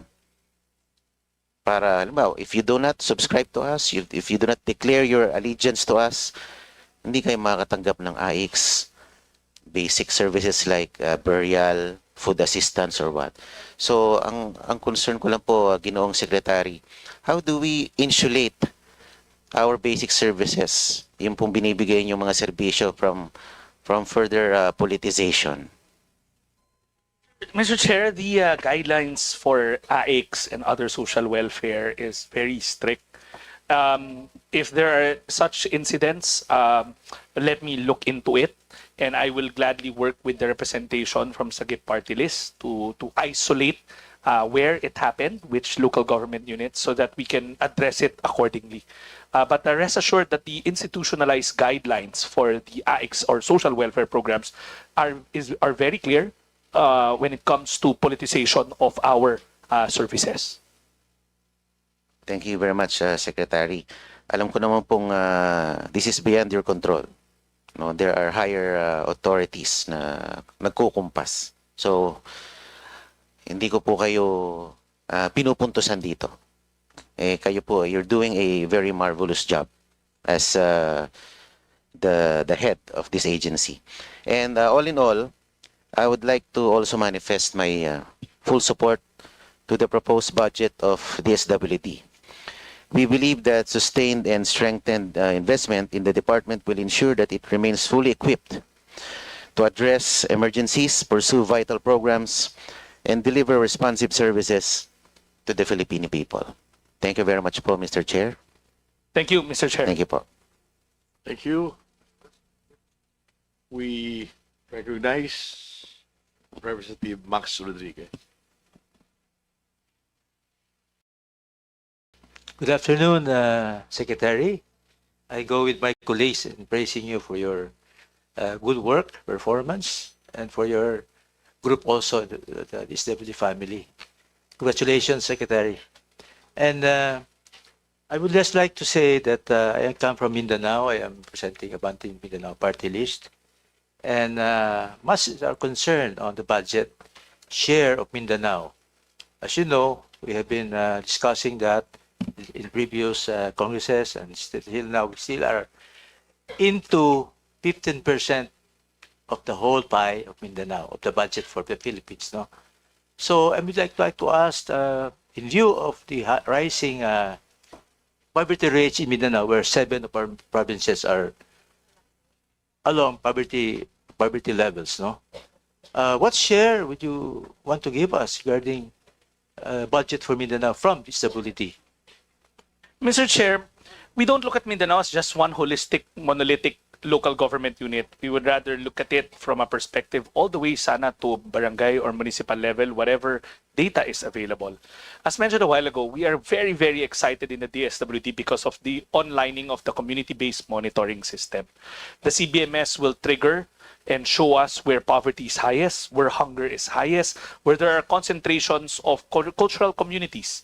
So in trying to target our programs, we would like to use the CBMS and look at it from a granular level. Wag ho as Mindanao as a whole, because we all know that Mindanao LGUs aren't built equally. There are cities, there are rural areas, there are GDAs, there are not non-GDAs. So mas maganda ho, mas granular yung data all the way to barangay level. Unfortunately, CBMS doesn't run a barangay level breakdown. They run it on a provincial level or a city or municipal level. So rest assured, we will use that scientific targeting as means to come up with programs or as a means to target our programs like 4Ps, Walang Gutom, social pension, and other programs there may be as prescribed by law. Well, be that as it may, it is really important to have a factor on poverty incidence in Mindanao. Because whatever decision you have to consider the data itself. The data speaks for itself. Even here in Congress, you were here before with Professor Miral. The congressional committee that does the research has a 15% share of Mindanao with regards to the Philippine budget. No, so I would like encourage Secretary to factor in the poverty incidence in Mindanao with respect to the share of Mindanao, because you know I know that you know about the poverty in Mindanao. It's really going up, no? And especially in BARM, we have 48% poverty line in BARM, BARMM. So with that we have to factor in, I guess, no, for the next season. I know you'll be there. Okay. So may I continue with my questions first? So, okay. Just my suggestion only. Please factor in regards to your data, come up with a realistic approach regarding Mindanao with regards to poverty incidence and the share of budget for Mindanao. Okay. The second question is about, this was asked by Audrey, Congresswoman Audrey, about senior citizens. I reiterate our request for more budget for Region 10. 12,000 are not yet being given the benefits of senior citizens. No, I just reiterate with Congresswoman Audrey here a while ago. Secondly, have you factored in malnutrition in schools? I know DepEd is doing that, but it's not enough. No, DepEd. Have you factored in malnutrition in the elementary schools? So we say in Region 10, no? where our outstanding director, Ramil Hamon, is here. Director Ramil? Yes. Have you factored in malnutrition in elementary schools in Region 10? Because the malnutrition data is rising up, no? People, young students, grade 1 and 2, would go to school without lunch, and their counterpart classmates will all give them share of their lunches. So that is thing that we have to know. Mr. Chair, I'm not responding because I would rather wait for the end of the questioning before I Yeah, do. that's the, can you factor in malnutrition? How you can help? Because you bring the goods, you have the capacity also to make a difference in these elementary schools. Mr. Chair, first of all, we always factor in poverty whenever we do our approaches. That's why I went back to the default, which is CBMS. CBMS will give us a better eye view. And I guess if you add, I'm not guessing, I'm pretty much saying that if you amalgamate all the results of CBMS, we will see a greater chunk of it falling in Mindanao. I'll give you a case in point. The Walang Gutom program, which will segue into my second, which is the food stamp program of the President, 50% of the beneficiaries hail from Mindanao. So of the 300,000 running right now in the cohort, 151,000 of them, of these households, are in Mindanao. So there by itself, you can see the weight that we give to Mindanao. It's always been data-driven for the department. Poverty incidents. Now, in Walang Gutom, we also look at malnutrition because the intervention is on a household level so that we can target the mother, the pregnant or lactating mother, the child who will go to school, and hopefully they don't go to school hungry. So that by itself is already a contribution towards ending hunger or malnutrition, as the case, whichever case may be. So as well as mentioned a while ago, when we were identifying the geographic scale up of Walang Gutom from the pilot, we looked at three things. The family expenditure survey that will determine poverty of an area, the food insecurity survey of PSA that will determine hunger, and the Philippine Plan for Nutrition, which will determine stunting.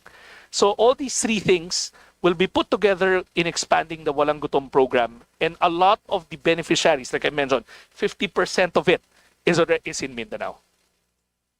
Thank you for that, Secretary. I'm just asking it because in the schools, Parent Teachers Associations, PTAs, really do their feeding in their children. So maybe we can help. The DSWD can help in giving food packs. No, and that's one of my things that I have requested DSWD in Region 10. The food packs can be given to our PTAs, where they share in the making of the feeding. They will be buying the vegetables. You have the rice and then we can do the feeding for elementary schools, because these elementary schools are from rural areas. No. Mr. Chair, unfortunately, the food packs I don't think is the right intervention First of all, the food packs are drawn from the Quick Response Fund, so they're meant for disasters. But more importantly, those are preserved food items. They're canned goods. I don't think their DOH or FNRI or NCC will like it when they say that we're using it. But there is another food security intervention that we're doing. In our disaster portfolio, we have the cash for work called Lawat Binhi program. I think we can flash the Lawat Binhi picture so that the good congressman can see it. The Lawat Binhi program empowers communities, impoverished communities, to do urban gardening, to build small community reservoirs, to make sure that there is food security in these far-flung areas. This is part of our overall thrust to address food insecurity, which inadvertently benefits the children in our schools. We have cohorts everywhere wherein it's done in schoolyards or in communities near schools. So sila na ho yung nagtatanim, and it's their paid cash for work, so that's additional income, and whatever they draw from these community small-scale farms goes back to them.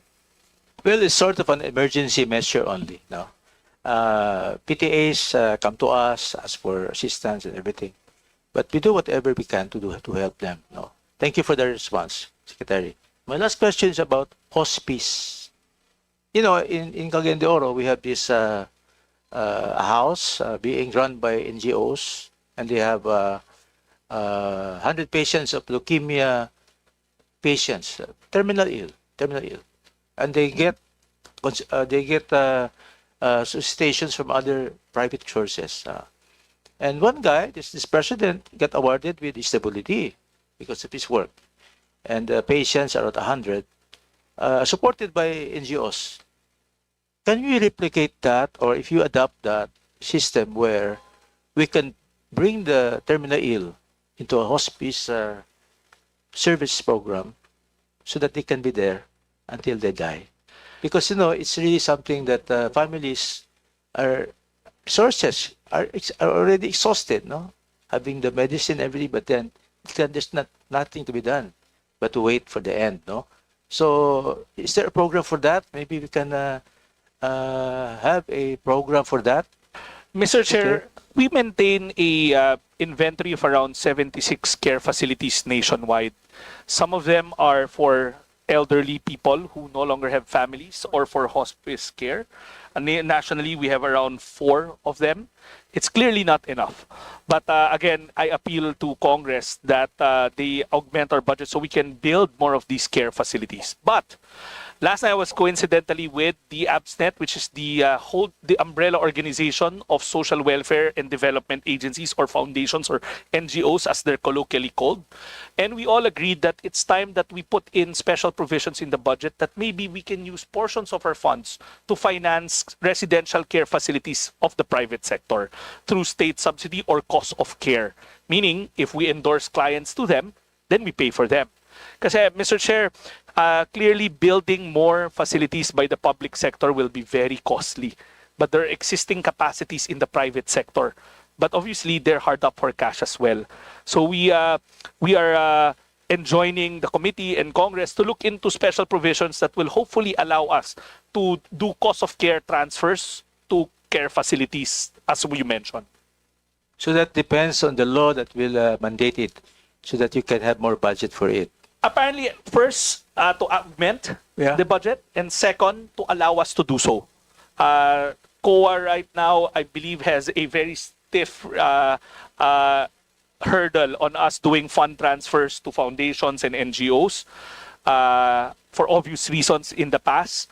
But I think the department is ready to engage the private sector again so that we don't have to keep on building care facilities left and right because they're very, very expensive to build and to operate. Sayang nandyan na ho we can actually exhaust their capacities or synergize with them. Yes, thank you, Secretary. I'll do that. We will file a bill on that so that your portfolio can be increased. And if you can introduce a special provision this early in the GAA, if that will be allowed, for cost transfers or cost of care transfers from our existing programs for residential care facilities in the private sector. That would be very nice. I would really recommend to the committee to endorse that. Okay. One last, I would just like to mention for the record, where we have this, they call it leukemia parents and Patients Organization Incorporated. That's located in Bulwark, again, River City. They have done 100 patients, and I just talked to the president now and asking for help for them. Thank you very much, Secretary, and for that, I am now enlightened for what we have to do in Congress, and rest assured of our support, and even recommend for the increase of budget for DSWD. Thank you very much. Thank you, Mr. Chair. Thank you, thank you. We go back to the minority. We recognize Representative Elijah San Fernando. Thank you, Mr. Chair. Sa DSWD family, magandang hapon po. Isa po kayo sa mga ahensya ng gobyerno na sinusuportahan namin dahil sa mahusay po ninyo na paggampan sa inyong trabaho, lalo na itong mga nagdaan na bagyo at habagat. Pero dahil po pangalan namin kamanggagawa, diyan tanong ko po tungkol sa manggagawa. Una po, top 3 po sa mga ahensya ng gobyerno, ang DSWD, pagdating sa dami ng bilang ng mga job order at contract of service workers. At mula po dito, ayon sa report, may 12,000, 12,000 job order positions na karamihan po dito mga manggagawa for at least 10 years na nagsisilbi as city and municipal links for 4Ps. At bawat city and municipal links po ng 4Ps humahawak ng 100 hanggang 400 na households. So ang tanong po natin, una, ano po kaya ang masasabi nyo patungkol dito sa napakalaking bilang ng job order and contract of service? At pangalawa, doon ho sa ratio ng city and municipal links to household ratio. Mr. Chair, it's a very good question that we've discussed with Congressman Tino. He had the same sentiments. Parehas ho ang kanilang concern. And sang-ayon ho ako na dapat ibigay natin sa mga manggagawa ng DSWD ang rightfully na dapat para sa kanila. Una po, sa tulong ho ng Department of Budget and Management at sa utos ng ating Pangulo, yung ratio na yan bumaba na ho. Since 2023, ang ratio na lang ho, nadatnan namin yan, nasa 400, 500. Now we're down to 100 to 200. In fact, na ilang pagpupulong na ho, meron ako sa mga 4Ps city links natin nationwide, nagagalak ho sila dyan kasi natututukan na nila yung mga kaso. Pangalawa, ang good news ko, sa tulong ulit ng DBM at sa utos ng ating Pangulo, yung 12,000 na binabanggit nyo ho, 4,000 to 5,000 niyan ang naaprubahan lang last month na maging regular na. And ang pangako sa amin ng DBM na patuloy nilang i-convert ang mga contractual positions into regular positions the moment ma-comply namin yung mga dokumento ng first 5,000. So hopefully when we get back to Congress next year, sana all 12,000 ay regular na. Yan ang pangarap po namin para sa kanila. Ayun, maraming salamat po doon. Kaisa niyo po ako sa pangarap na yan, Secretary. Mr. Chairman, di na ho sa pangarap lang pala, kundi nangyayari na as we speak. Ayun. Salamat po, Mr. Chair.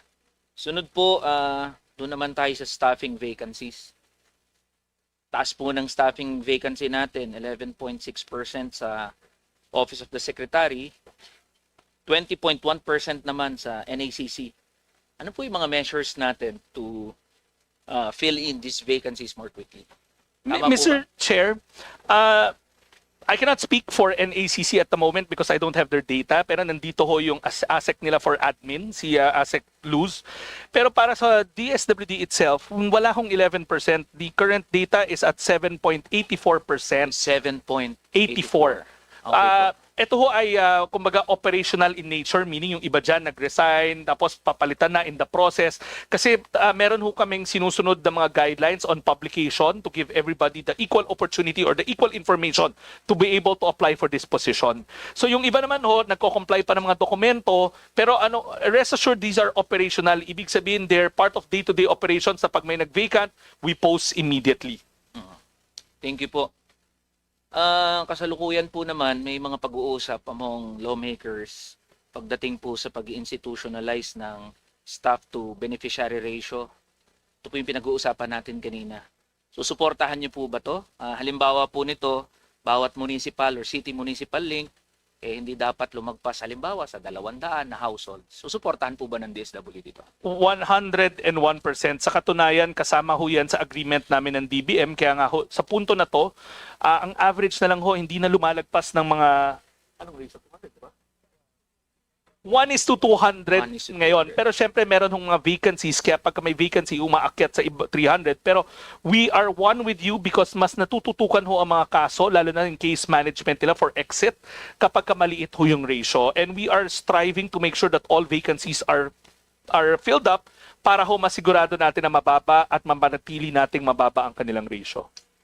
In line with that, ano pa po ang tingin nyo na suporta na maaring maibigay ng Kamara, whether in budget provisions or policy reforms, para matulungan po ang inyong ahensya na makapag-recruit, retain at proteksyonan yung welfare ng ating mga social workers na nasa puso ng pag-deliver ng mandato ng DSWD? Baka meron po kayong mga wishlist o kung ano man.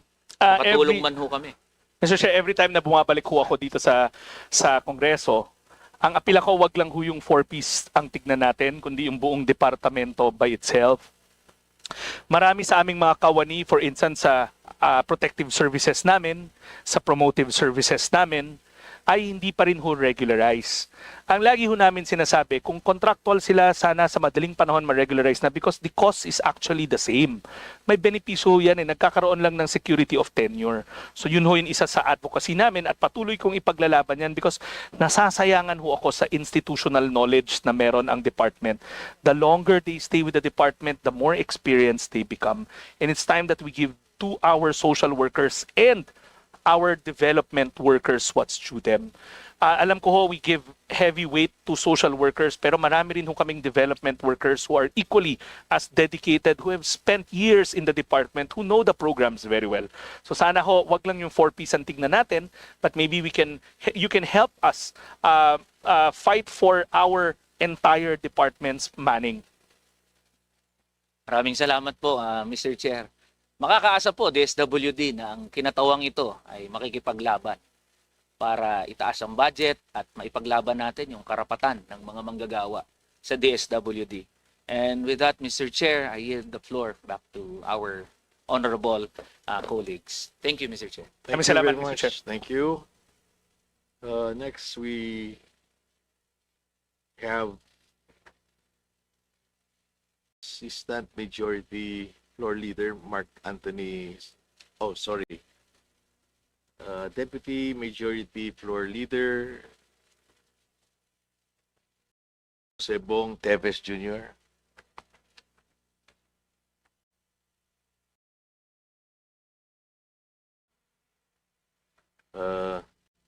Assistant Majority Mark Anthony Santos.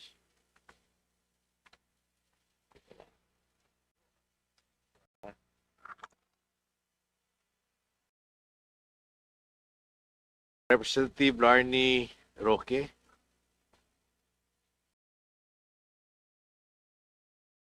Good afternoon, Mr. Chair. Good afternoon po sa pamilya ng DSWD, most especially po sa ating former congressman, now secretary, Sir Rex Gatchalian, my boss po in local government the last time. I was very, very sad when not sad now because I'm so proud of you and what you have done for the department and for the rest of the people who are working with him. You are all very blessed to have him. First of all, no, marami na rin pong natanong tungkol sa mga tinanong na po ng mga taga Mindanao, Region 10 ang a lot of my questions. Pero meron po akong napapansin na hanggang ngayon, ako lumaki naman po ako ng Manila pero dahil po sa pangyayaring na kapag-asawa ko ng taga Mindanao, hanggang ngayon may problema pa rin po tayo sa mga homeless na mga tao sa daan. Aside from akala natin matutulungan natin sila by giving them yung limos para lang hindi na sila masagasaan sa daan, meron po ba kayong direct connection or programa na pwede nyong makausap ang sino man within that area? Kung police ba, traffic enforcers ba, sino po ba ang pwedeng magtanggal sa kanila sa kalye para hindi po sila endangered ang life nila, and at the same time, hindi din po sila magiging sanhi ng aksidente na magiging kasalanan patuloy ng makakabangga sa kanila. Ang gusto ko lang po malaman, minsan kasi parang temporary lang ang nabibigay nating tulong sa kanila. Hindi din natin nalalaman bakit sila nandyan sa daan. Minsan bata yan, mga 5 years old, may bit-bit na 1 year old. Meron yan matatanda pero walang kasamang kahit na sino, baka biglang atakihin yan sa daan. Meron naman ding mga medyo alerto na mga bata na medyo aktibo pa pero wala sila sa mga eskwelahan. Sino po ba talaga ang tutulong sa atin para ma-assist talaga sila ng sakto na hindi na sila babalik dyan kasi minsan marami silang mga dahilan. Homeless sila dahil posibleng tinanggal sila ng pamilya nila sa bahay nila, nag-away, nawalan talaga sila ng relasyon. Minsan, ang bata, abuse na pala siya. Mentally, sexually, sa lahat po ng klaseng abuse. Nadaanan niya, ayaw na niyang umuwi. So, saan sila pupunta? Para naman siguro mapabago natin ang mga buhay nila at sino rin ang tutulong sa kanila. Ang baga-address ng, minsan di na talaga sila tinatanggal. Andyan lang sila, nakahiga na lang sila sa daan, naghihintay na lang, pero walang pumapansin talaga sa kanila. Matagal na po itong problema, as much as ang ganda po ng programa ng DSWD sa mga walang gutom, gutom po talaga din sila, pero all at the same time, yung pagiging homeless nila minsan, hindi din nila ginusto. Minsan, ang iba dyan, meron ding mental concerns or disabilities na wala na rin nag-alaga sa kanila. Pinabayaan na rin sila ng mga magulang nila dahil hindi na nila kaya ang problema ng anak nilang may disability, mental ba, social, psychological. Marami po sila. Minsan din naman po, tinitake advantage ng maraming grupo. Dinadala sila sa isang lugar, nang lilimo sila, nasisindikato na. So how do we address this kind of issue na matagal na? Bata po tayo, Secretary, may ganito na pong problema ang ating komunidad. Medyo nabawasan pero kung pwede lang, baka meron po kayong maibibigay din po na mga solusyon para totally hindi na natin sila mapapabayaan while they are on the streets. Maraming salamat po, Mr. Secretary and Mr. Chair. Madam Chair, Mr. Chair, the Congresswoman asked a question that I'm very thankful for because I've managed to answer it a while ago, but let me re-emphasize. It's a program that we really like. It's called the Pag-abot Program. Una ho sa katanungan, sino ba talaga dapat ang nag-aalaga? I come from the ranks of the local government unit and really social welfare is devolved to the local government unit. Napapangasiwa yan dapat ng mga city hall. Pero kami, naunawaan namin na hindi nila kaya pag sila lamang dahil they're saddled with so many things to do. That's why pagpasok ko sa departamento, we institutionalized the Pag-abot Program. It's a line item in the budget. Bago hong programa yan. Ano ba yung Pag-abot Program? We commissioned our own team that goes around the major thoroughfares of NCR. At since 2023, umiikot ho yan. We have around 100 plus social workers. They reach out, convince, and we bring them to a temporary shelter. By the way ho, yung temporary shelter na ginagamit namin ay isang dating Pogo Hub sa Pasay na kinonvert na ho namin. Ngayon, when they stay there for a month, what do we do with them? First, wala hong mga ID to. So we use technology to get their biometrics. Bakit ho importante yan? Para pag bumalik ho sila sa lansangan, malalaman namin at ma-assess namin kung yung intervention na ginamit namin ay tama at angkop. Pangalawa, pagkatapos nila mamalagi sa aming pasilidad ng isang buwan, sinisigurado namin na maiuwi namin sila sa mga community nila na may kaakibat na economic grant at minomonitor ng mga field office namin, kaakibat ng mga local government units sa probinsya. Now, tatanungin nyo, ano na ba ho ang impact o ano ang assessment dahil may nakikita pa rin ho kayo sa lansangan? Sa aming talaan, ang na-profile na ho namin, kulang-kulang 12,000 individuals na nakatira sa lansangan ng Greater Metro Manila area, of which 6,000 to 7,000 ang sumama na sa amin.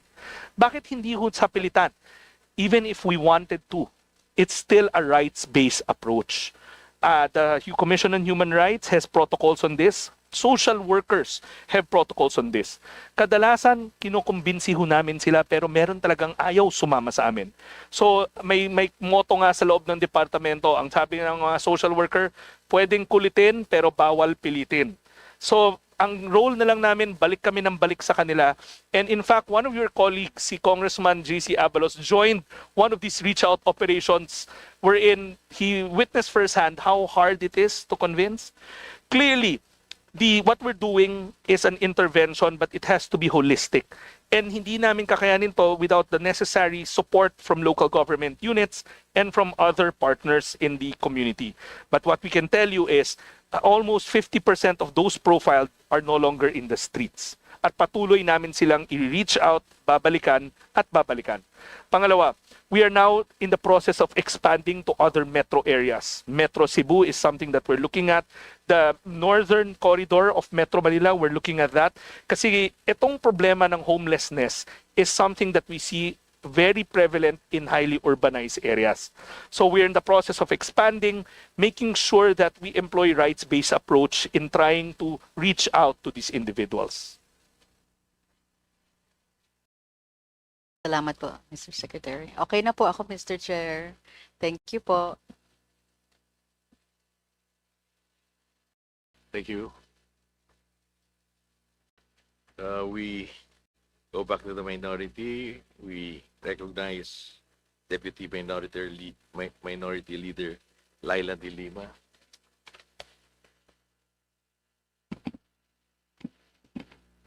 Thank you very much, Mr. Chair. Good afternoon to my colleagues and also the DSWD family, especially the Secretary.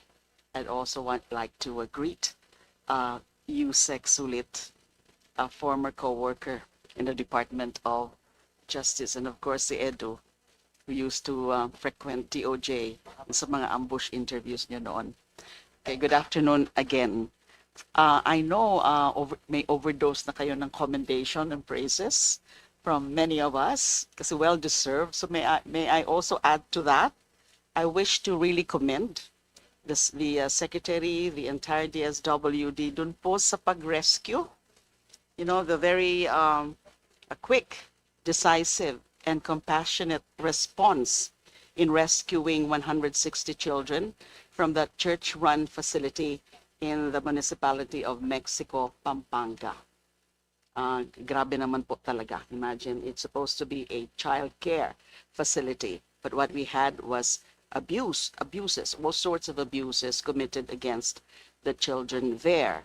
So I think dapat po siguro DSWD should also monitor the progress of the case or the cases that will be filed by the DOJ. Kailangan ho maging mabilis din po yan. And also, with respect po dun sa Typhoon Crising, I wish to commend also, aside from the Secretary, the regional directors for NCR and Region 4A.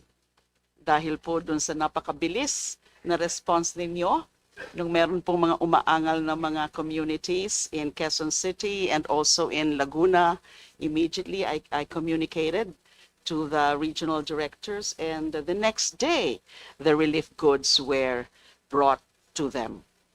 Action po, kaagad. Now, I know that many questions have been asked already about the 4Ps. And I am glad to see that for 2026, ang budget po ng 4Ps is 113 billion. Unlike yung sa 2025 GAA, nabawasan pa. It was really very unfortunate.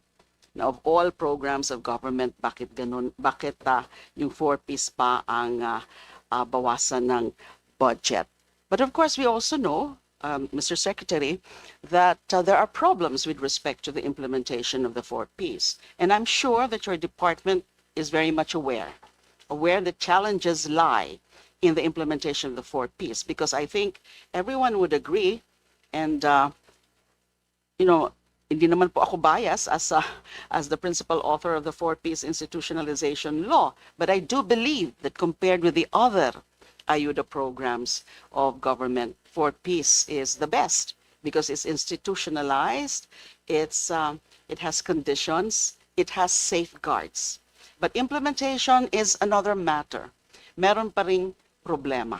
Can you tell us, please, what exactly yung mga na-validate nyo na po at your level sa DSWD na nagiging problema dun sa implementation on the ground of 4Ps? And the next question would be, what do we do to address them para tunay na ma-plug na natin yung mga loopholes and gaps in the implementation of 4Ps. Sir, let's start off with the targeting. Yes. Kasi that is where everybody asks, paano ho ba kinukuha? So, initially, within the department, when we were still running listahan, nandun pa lang ho may problema na eh. Because, for instance, some beneficiaries would appear in listahanan 1 but not in listahanan 2, then reappear in listahanan 3. Yes. There's clearly a error in the saturation drive. Pero as PSA would tell me, there's always a 30% inclusion-exclusion error. Alright. Pero syempre, if you're going to put a face to it, that's one person not getting their grant. 30% is a very big number. Yes, So it is. now, with the advent of CBMS, we're quite optimistic that before we roll out CBMS as the targeting tool, which law prescribes, we will do the cross-matching first.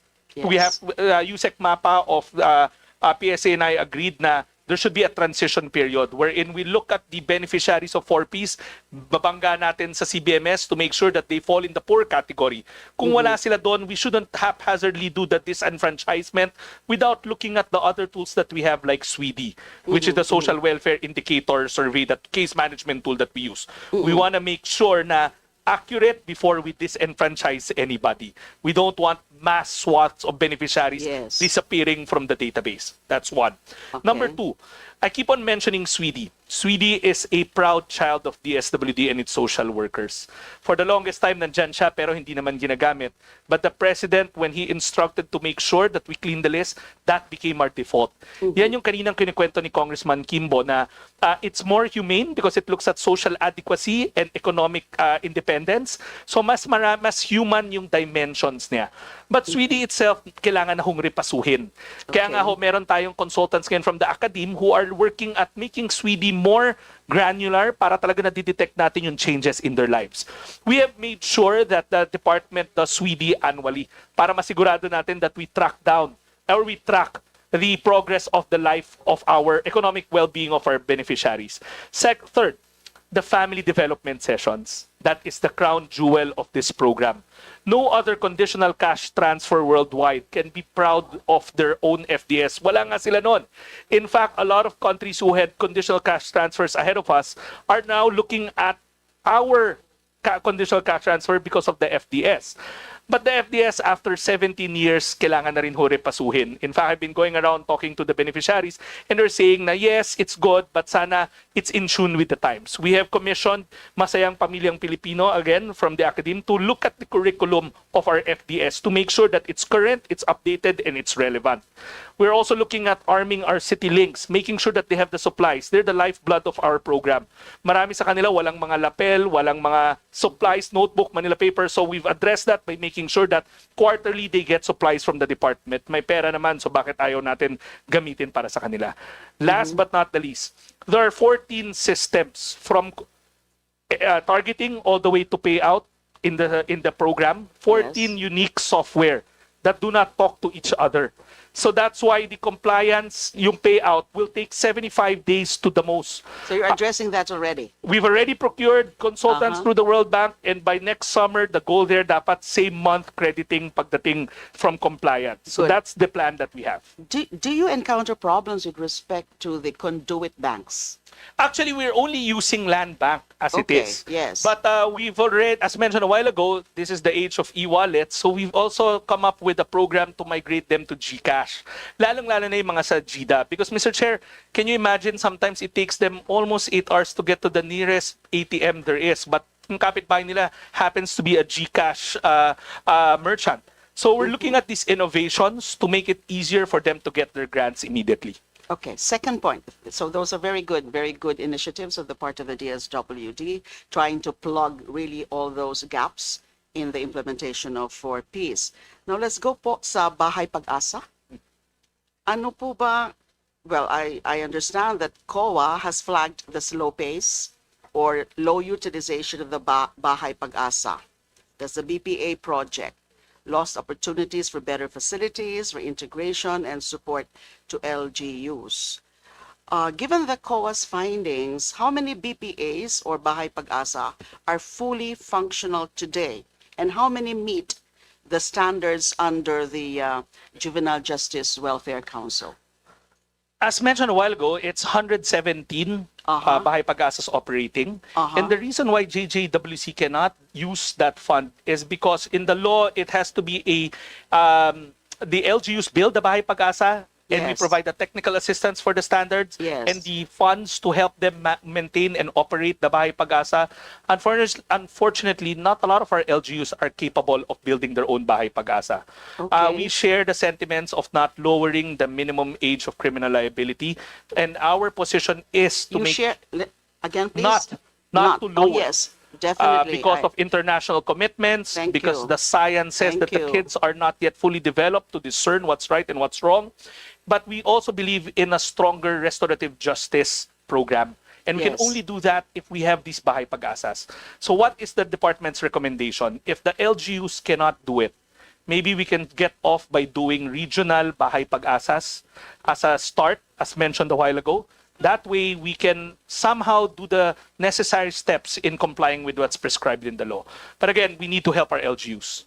I suppose for the success of the Bahay Pag-asa program, you would be needing more social workers, psychologists, house parents, probation, diversion officers, and aftercare.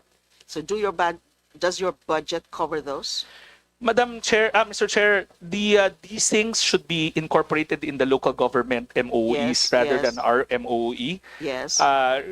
Social welfare is fully devolved. Yes. So again, my default will be we have to help our LGUs, whether it's through the other programs that will capacitate them, like the LGSF, which isn't in our purview. But again, the answer lies in the LGUs. I come from the ranks of the LGU, so I would know that they know their clients better than us. Yes, but the DSWD would always be there to To provide oversee. technical assistance, to monitor, and to regulate. Exactly. I don't know if the stamp program has been touched already. I'm just wondering, why is the Philippines borrowing heavily for basic food security programs instead of building sustainable domestic funding when it comes to this food stamp program? Kasi based po sa research, to expand the covered population of up to 750,000, the government secured the Reducing Food Insecurity and Undernutrition with Electronic Vouchers Project. They call it, the acronym is Refuel Loan, worth $770 million from ADB, with 34.94 billion pesos Philippine government counterpart. This is heavy, the borrowings for the basic food security programs. And tungkol po sa feasibility ng food stamp program, was there a study made? Mr. Chair, Yes. again, this is probably one of the programs that has been piloted, studied so much, as we know that the multilateral agencies like Yes. the ADB will not allow lending or Yes. borrowing if it doesn't go through rigors of the pilot's impact assessment. We will gladly share to the committee the multiple impact assessment and redesigns for Refuel.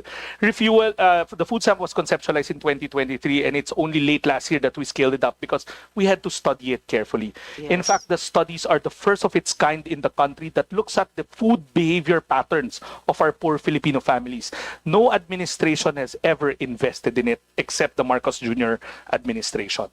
Now, Mr. Chair, in as much as I want to answer the lending question, our job in the department is to create programs to address needs. I will let I'm sure there's more opportunity for the economic team to come in, and I leave it to them to explain the lending side of it because it is not part of my job description at this point in time. Yes. That should be all. That's all I have because I know some of my questions have been touched already. Thank you. Thank you very much, Assistant Minority Leader Laila de Lima. Just wanted to add a little bit po, Sec Rex, on the query of Representative de Lima, particularly with regard to the juvenile justice system and making sure that there's enough support on the part of the DSWD to help kids in terms of the restorative justice in the youth rehabilitation centers. I worked with several youth rehabilitation centers in the past, and there seems to be a shortage of social workers who can help facilitate the court trials for the kids. So, ang nangyayari daw po, even they're required social workers are required to accompany the kids whenever they have a set court date. However, given that there's a shortage of social workers, some of them po nade-delay yung court dates nila.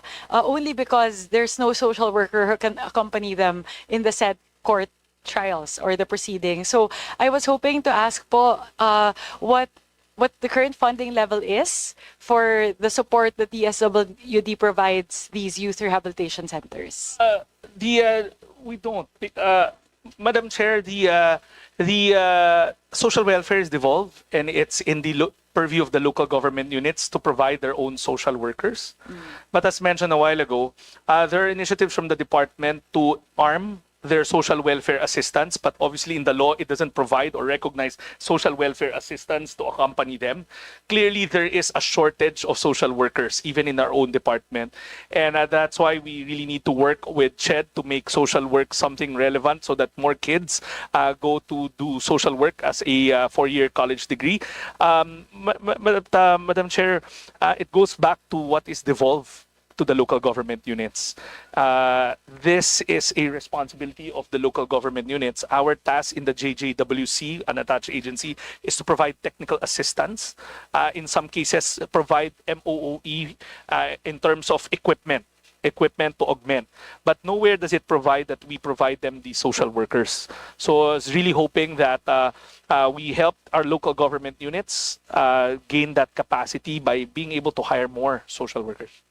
We'll probably raise it to the ILG as well when we actually finished already with the ILG before, but hopefully they can allocate more within their local government funds. Madam Chair, again, speaking as a former mayor, I was blessed to run a city with a bigger budget.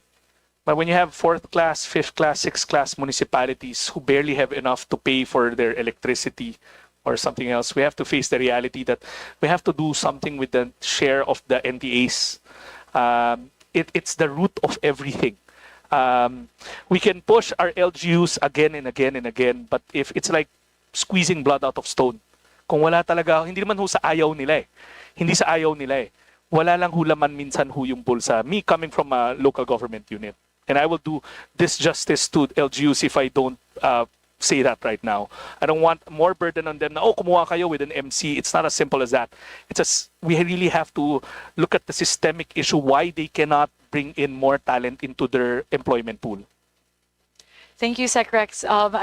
It resonated with me when Representative De Lima brought that, because having seen the situation among kids, sometimes they're in the youth rehabilitation centers for over 4 years only because they're not able to secure court dates and there's no social worker who can accompany them in said court hearing. So yun na po, we'll have to look at that. As you mentioned po, it's the whole system that we have to look at, and since it's a devolved function, it's a function devolved to the LGUs, we'll have to, of course, provide the resources to the LGUs as well to be able to hire more social workers. Madam Chair, just as a point of information, I don't want to be coming here and saying na walang sagot sa problema.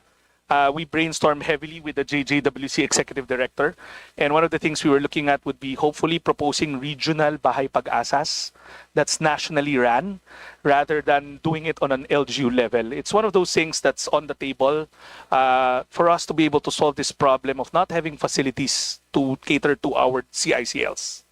I totally agree. I was also discussing about it. Madam Chair. Go ahead, Pa. Sec, there are existing RRCYs. There are 15 RRCYs where they bring their clientele to us, but it's still not enough. In fact, konti man sila, but female CICLs, wala nga hong pinagdadalan eh. Kadalasan, I was just in Kawayan, doon sa Region 1 and Region 2, they still bring them to Metro Manila sa RRCY namin here or sa shelter namin or sa Haven namin shelter. So we really have to devolve this regionally, I would say. I agree with your observation as far as local government units are concerned. In our case, we have several, just a few cases. It's maybe less than 5. And I don't think it's practical if you build one Bahay Pag-asa and manned by a lot of personnel.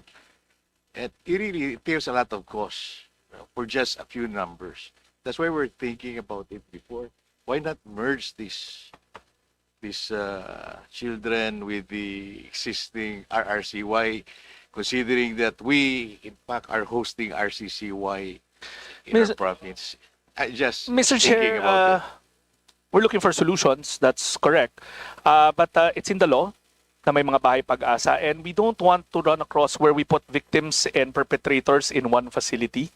That's counterintuitive and counterproductive. But again, I leave it to the best judgment of the committee, but we're putting forth the notion of creating regional bahay pag-asas. It's nowhere in the law, but it doesn't preclude Congress from looking into that as a stopgap measure kesa wala ho talagang pinaglalagyan ng mga CICLs plus the accompanying support staff for them. Madam Chairman, Yes, po, Representative Gomez. allow me to interject. Madam Chairman, there are a lot of programs in the LGU and programs from the DSWD that really complement each other. As much as the DSWD would like to help the LGUs, the problem is really a matter of budget and funding. Same goes with the LGU, especially with more than 1,000 municipalities all over the country. Most of them don't have enough money to fund devolved programs. And as much as the DSWD would like to help them, ganun din yung problema. So it's really a matter of, Madam Chairman, of putting more funds for the DSWD to help the LGU. Kung merong 100 pesos ang DSWD, kulang yung 100 pesos. Talagang kailangan nila ng malaking pondo para tuluyan nila matulungan ng mga LGUs. That's speaking from a mayor to another mayor. We understand this problem so much and so well. Thank you, Madam Chairman. Thank you very much, Representative Gomez. Thank you so much, Sec Rex. We'll look into that. That's not currently factored into the NEP, right? Definitely not, and it's not part of the proposals at the moment. But there's that perennial problem actually in terms of how do we operationalize restorative justice for the youth. So we'll look more into that, but we'll be happy to work and collaborate po with the DSWD family to develop and brainstorm a solution for this perennial issue. Thank you very much po. With that, we'll move to our next interpellator from the part of the majority, Vice Chair Christopher Son. Yap.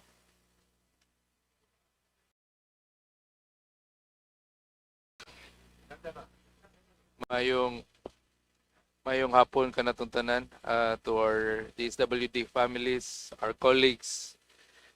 Mayong hapon.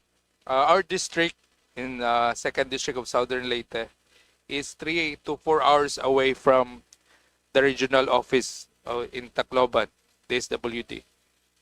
Being always hit by typhoons and earthquakes, especially one of the biggest typhoon that hit the Philippines, yung Typhoon Odette, landed in my district. I would like to request sa DSWD na malagyan kami ng satellite office at warehouse so that ma-preposition na talaga yung mga tulong na pwedeng ibigay sa district at sa neighboring district ko rin sa probinsya ng Southern Leyte. Mr. Chair, the regional directors here will get in touch with the representation from Southern Leyte to try to address his concern. Kami naman ho, we're ready to expand our footprint, but we really need help with the space. We have already the land, Madam Chair. So hopefully, matuloy at ma-include sa programa nyo for the NEP or for the coming GAA na masama sana para mas malapit yung tulong sa tao. Well noted, Madam Chair, Mr. Chairman. Hopefully, with the help of the committee, a capital expenditure allocation is put in. Thank you, Madam Chair. Another concerns, just like what happened to the San Juanico Bridge, na may problema na hindi pwedeng makadaan yung malalaking sasakyan. Ganun din ang nangyari sa the other bridge that connects the mainland, Mindanao, and the Panaon Island, which is the nearest port. Nandun yung nearest port going to Mindanao. That consists of 4 towns. due to the situation sa tulay, the cost of living sa tao doon tumaas. Being the mostly fourth and fifth class municipality sila, hindi kaya ng mga munisipyo at LGUs na matugunan yung problema sa pagtaas ng cost of living. Ano po bang pwedeng programa na mabigay natin sa ating mga constituents? It will fall in the assistance to individuals in crisis situation. That if there's economic hardship in the family, suddenly yung kinikita nila nawala or hindi nasasapat sa kanilang gastusin, the social worker would always classify them as an individual in crisis that's pwedeng ipasok in one of the many items in the AX program. Thank you, Madam Chair. So pwede tayong magawa ng AX program. Ipa-assess natin yung 4 towns, yung mga nangangailangan. Mr. Chair, again, if they come to our nearest DSWD office, they can be assessed for whatever reason, whatever menu item is available for their need. Thank you, Madam Chair. DSWD have been a good partner, if not the best partner, on our government programs. Isang tawag lang, action agad, especially si Sec at saka yung mga RDs natin. No? Yung puso ni Sec ay nasa pagtulong talaga sa tao. And mabuhay po ang DSWD. And this representation, support for the approval, and kung pwede, for the increase of your budget. Daghang salamat ug maayong hapon na itong tanan. Thank you, Madam Chair. Thank you. So we move on. We recognize Representative Attorney Cherviel Luistro. Vice Chairman Loreto Amante. Magandang hapon na Mr. Chair. Unang-una po, Mr. Chair, nice ko pong malaman po. Actually, this is like the concern of Congressman Laarni about po doon sa mga pabahay, doon sa mga centers. Actually, this is about naman po sa mga individuals with special needs. Mr. Secretary, meron po ba kayong mga programa para doon po sa mga naulila na mga special child? Kasi may mga instances, syempre, na naunang mawala yung magulang. So, sino pong mag-aalaga sa kanila? Sino pong kukupo po sa kanila? Mga tiyuhin, mga tiyahin. Baka mamaya hindi po makayanan po yung behavior ng naturang mga special child. Baka mamaya maltratuhin. So, nais ko po malaman, Mr. Chair, or Mr. Secretary, kung meron po ba kayong center para po sa mga naulila ng mga special child nating mga kababayan. Mr. Chair, we have around 76, 74 care facilities catering to different sectors. Meron ho. Pero let me just emphasize na ang thrust pa rin ng departamento is to de-institutionalize children. Studies show na hindi healthy for kids, lalo na yung naulila na mawalay sa kanilang families. The most suitable pa rin is to house them with their immediate relatives. Pero I do understand na pagka may pagkakataon talaga na wala ng kukup-kup, then the state will come in as the parent of the state to take care of these children. Whether it's DSWD or we refer them to a private care facility. One thing for sure though is we are now accrediting all of them for alternative child care, fostering, and or adoption. Kasi as the law states sa NACC law, finding these children a forever home is the goal at ang isang institusyon, whether it's a shelter, is not a forever home. So, in the case of NACC, yung National Authority on Child Care, merong special matching list na inuuna po natin yung mga may special needs na mga bata to find them adoptive parents. Kasi there are multiple avenues, whether domestically or international, na may mga pamilya, lalo abroad, that's looking for taking care of children with special needs. Kaya wherever we house them, we make sure that they're in the pool or that facility is accredited for adoption or foster care. Ayan lang. Thank you for that, Mr.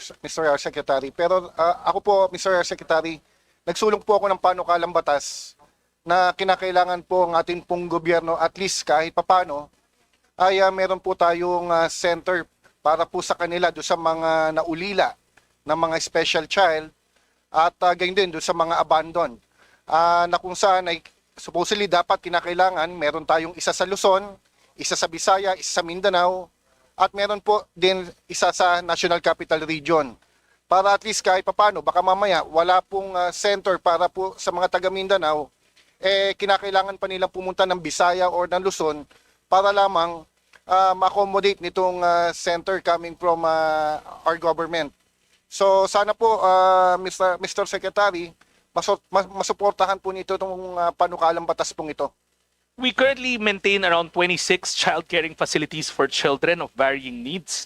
Pero syempre kulang po yun, and we will happily support the measure being pushed by Congressman Amante, Mr. Chairman. Okay, thank you, Mr. Secretary, and thank you, Mr. Chair.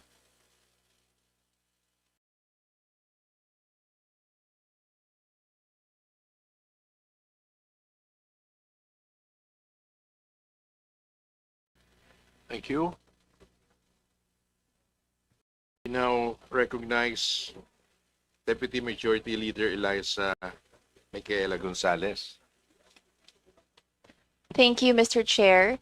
Good afternoon, Sec Rex and the whole family of DSW. Gutom na ba kayo? Well, first of all, I would like to manifest my support on the budget of DSWD. I think all of us here in the House of the People express our support dahil naman po kitang-kita naman po kung ano man po ang kailangan ng aming distrito, agad-agad naman po ang mga RD. Of course, my RD, si RD Venus, palagi naman po nakasuporta. Weekend man yan, holiday, palagi naman pong one text away, Secrex, right? So just one question, because it was raised by several representatives from the House regarding individuals taking advantage of the programs of the government like AIX, AKAP, 4Ps, right? Meron daw pong mga individuals that taking advantage of these programs. Meron daw po nakikipagkomisyon, nakikihati, which was raised earlier this morning. So I would like to ask a census, meron na po ba tayong nakasuhan ng case or nahuli take advantage of these programs of the government? Mr. Chair, it's a valid question. We hear it all the time, and we provide grievance mechanisms, especially in the age of social media.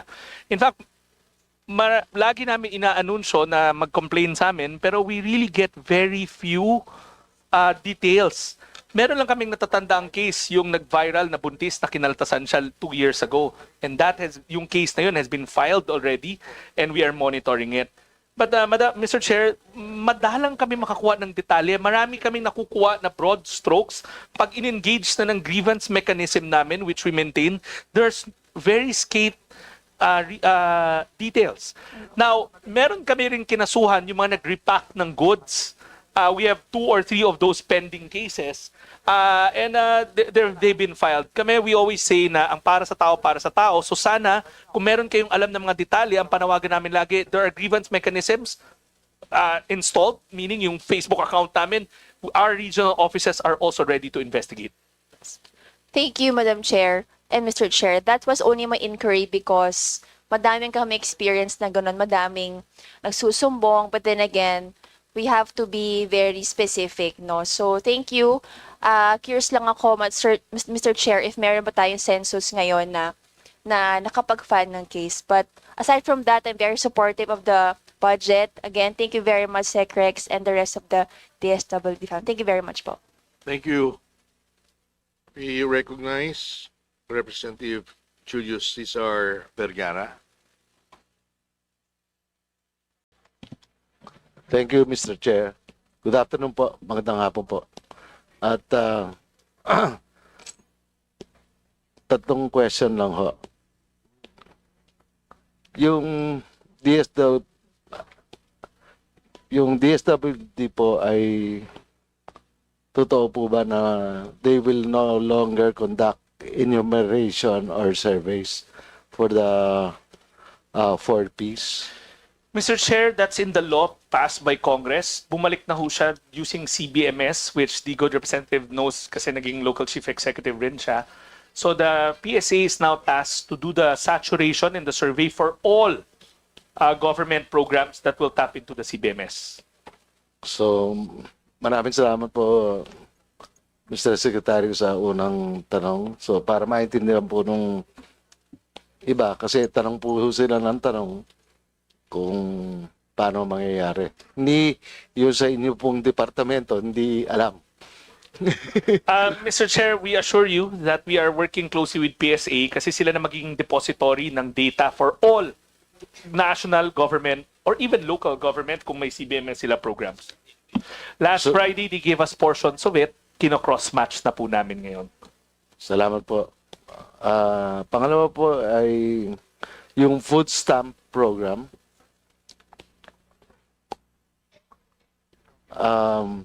How can the districts avail of it or be part of the program? Mr. Chair, as mentioned a while ago, it's not on a district level. Ang ginamit natin na pagpalaki ng programa ay yung indicators ng hunger, food insecurity, and malnutrition. Sorry, poverty, hunger, and malnutrition. Ang ginamit ho namin dyan yung food insecurity survey ng PSA, yung Philippine Plan of Nutrition ng DOH, at yung FIES, the Income and Expenditure Survey ng PSA. Kung yung isang probinsya ay nag-a-appear sa 3 hanggang sa 2 nun, doon tayo nag-expand. And then we will use the CBMS to locate the household. Kanina po, Mr. Chair, natanong rin ho yan ng kapwa nyo representante mula Nueva Ecija. Wala ho doon ng Nueva Ecija, which siguro ngayon ikagagalak natin. Ibig sabihin, hindi ganun kasama ang economic indicators or ang life indicators ng Nueva Ecija. So, maraming salamat puro sa sagot. At yung sa question po nung implementation ng Magna Carta for public social workers, doon sa distrito po namin ay hindi pa po fully implemented. Third district of Nueva Ecija. Mr. Chair, the Magna Carta that we release is a memo circular for internal ng DSWD. And I assure you that it's fully implemented in all DSWD offices. Meron lang ho kami mga natagpuan na may konting confusion on the provisions like hazard pay. Pero ina-address na po namin yon. Fully paid ho kami sa lahat ng pending na mga claims ng Magna Carta. Now, for other public social workers not part of the DSWD, it's the LGU that will pay, but if they need certification, we will certify. I think there's a misunderstanding or misappreciation that MC applies to the DSWD and we pay our social workers. I see. Sa hazard pay po, It's the same, Mr. Chair. It's built in the same Magna Carta. And all the benefits thereof in that memo circular that applies for public social workers. In fact, hindi lang nga social worker yun, pati exposure ng mga development workers. But it again applies to the department. Now, yung mga public sector social workers and na magkiklaim ho nito, we can provide the certification, but it's the employing agency that will pay for the hazard pays. so ipapaalala ko lamang po yung sa pagkakaintindi ko po sa bayan ng Laur, Natividad, Gabaldon, Santa Rosa, hindi po implemented. Tapos partial implementation sa siyudad ng Cabanatuan, Palayan at Bungabong. Mr. Chair, let me clarify again. We do not pay for the benefits of the local social workers. The Honorable Congressman is correct that there are benefits entitled to them, but we will only provide the certification. Kami po ay nagbabayad ng hazard pay at benefits nung aming mga social worker. Pagdating po sa mga local social workers po, it's the LGU that will pay. Pag kailangan lamang po nila ng sertifikasyon, doon lang po kami papasok. Pero ang fund source po ng mga benepisyo na nakasaad sa Magna Carta ay nasa employer po, hindi po sa DSWD. Opo. So, nililiwanag ko lang po, Mr. Secretary, dahil sa isang bagay. marami po kasi kumisan magpo-post sa Facebook at magtatanong, pagkatapos sisiraan pa yung LGU, mahirap na po yung nalalaman po nila. Iba ho talaga yung impormasyon ngayon sa mga bata. Kailangan po talaga ng konting tulong sa informasyon po. Yun lamang po ang punto ng aking pagkakatanong. We appreciate the question of Congressman Vergara, Mr. Chair. So, ay napuhay. So, ay nako. So, yeah, Mr. Secretary, maraming salamat po. At ako po ay natutuwa lang ho sa DSWD. Thank you po. Thank you. We now recognize Vice Chairman Rufus Rodriguez.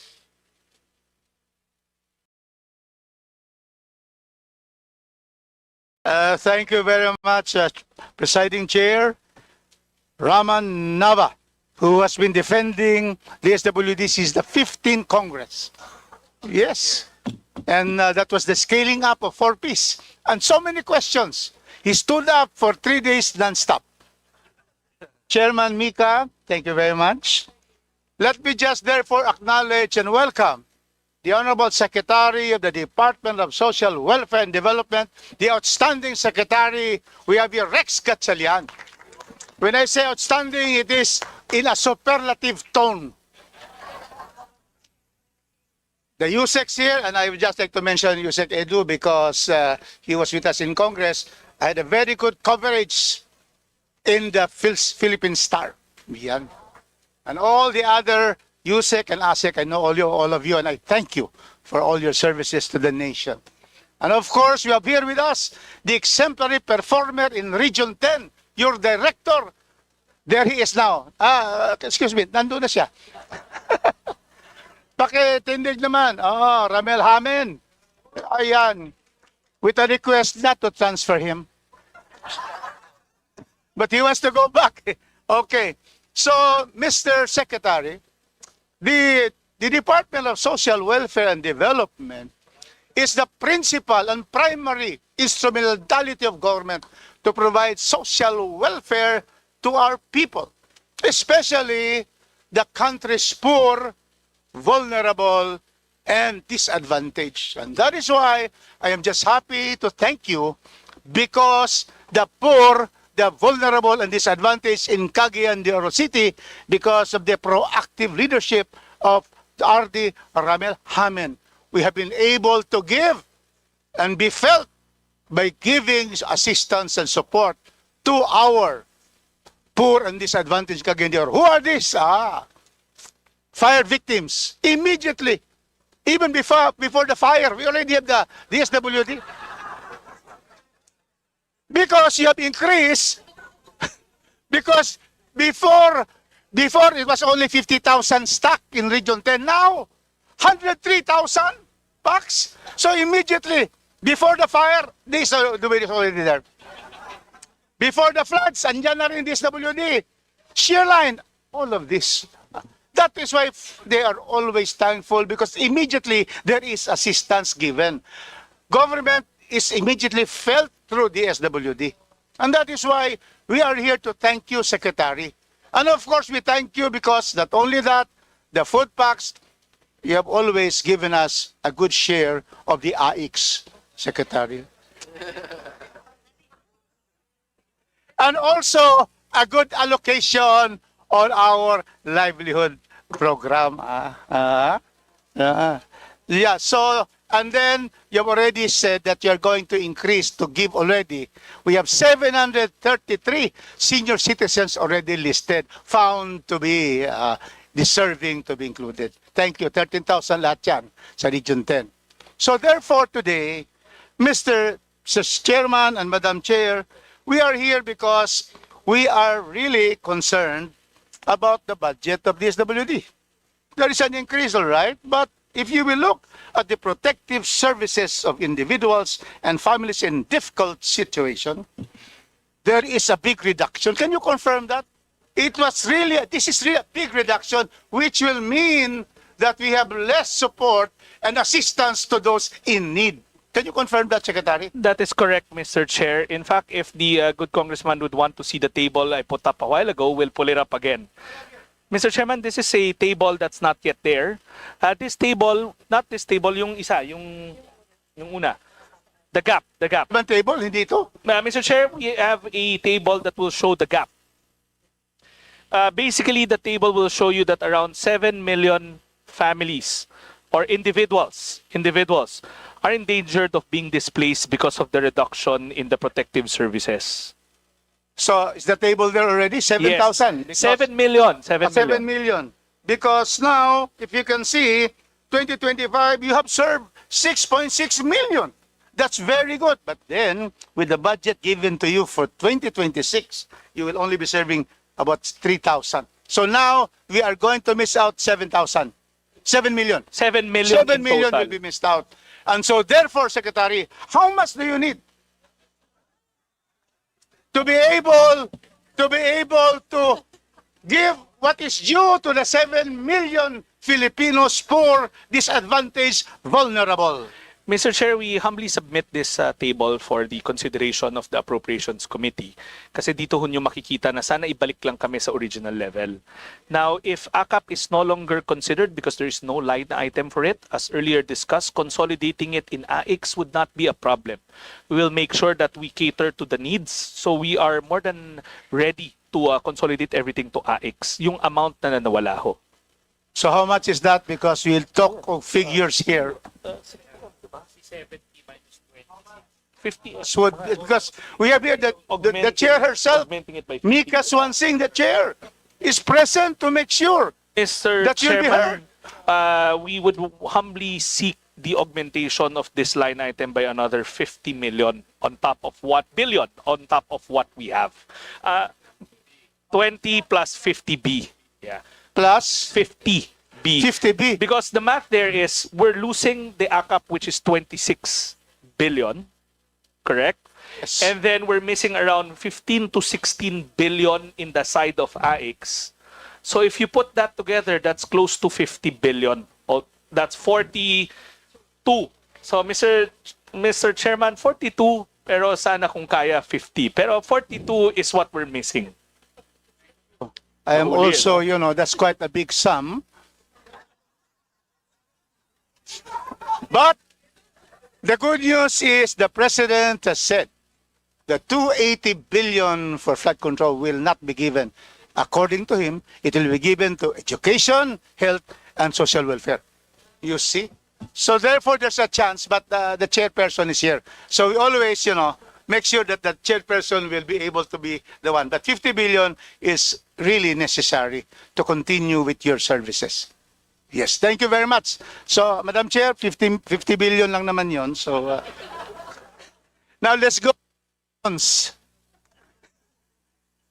We need a home for girls. This is the request of our RD. Do we place in Manolo Fortich, the area of Congressman Arnie, and also Governor Roque? And it's only 48 million for the home for girls because the one Cagayan is already dilapidated. What can you say about that, Secretary? If we will be given the capital expenditure, we will always welcome that notion, Mr. Chair. There's an increase in capital outlay from 2025 to 2026. Mr. Chair, that is for another line item for service delivery. It's not. We didn't get anything for centers, so it should be lodged in centers. But Okay. we will welcome that, Mr. Chair. I got it. Now, also the Region 10 Regional Data Center, only 52 million. Data center. It's part of the IT. Field Office 10 Regional Data Center. Mr. Chair, we'll gladly look into it and try to fund it within the allocations given to us for ICTMS.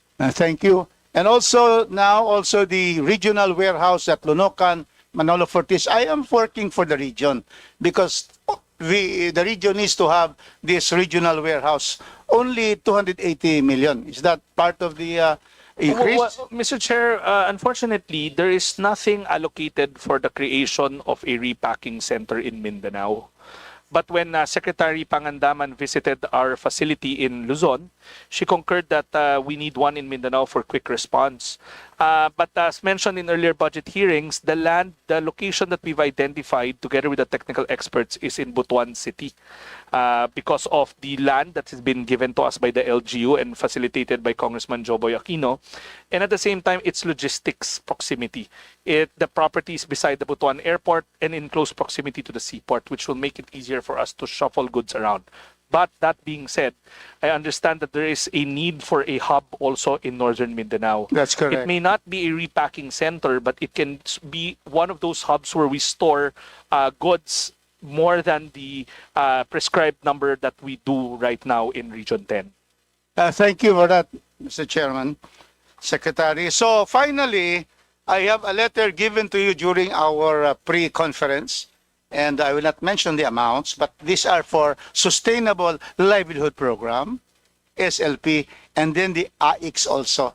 So just kindly look at the figures, and if it's possible, if it can be included for 2026. Mr. Chair, I have that copy of mine, and I think Congresswoman Alvarez will yield her the appropriation for her district to your district. We that for No, for Mr. Chair, Chiding. kidding aside, But we will I'm sure look you're into, going to add we will for both. always make sure that the needs of every LGU, every province, every region is taken seriously. We will look into it. On that note, Mr. Chairman, in the proper time, I, as the congressman of the 2nd District of Cagayan de Oro, the city of golden friendship, the city, the gateway to Mindanao, in the proper time, I'm going to move not only for the approval of the budget as presented, but the augmentation of the budget of DSWD to the tune of 55 billion.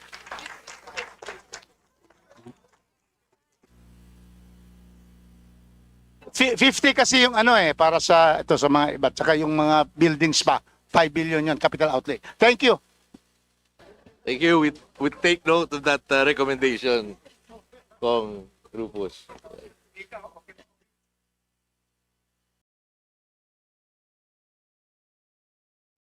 We recognize Representative Richard Gomez.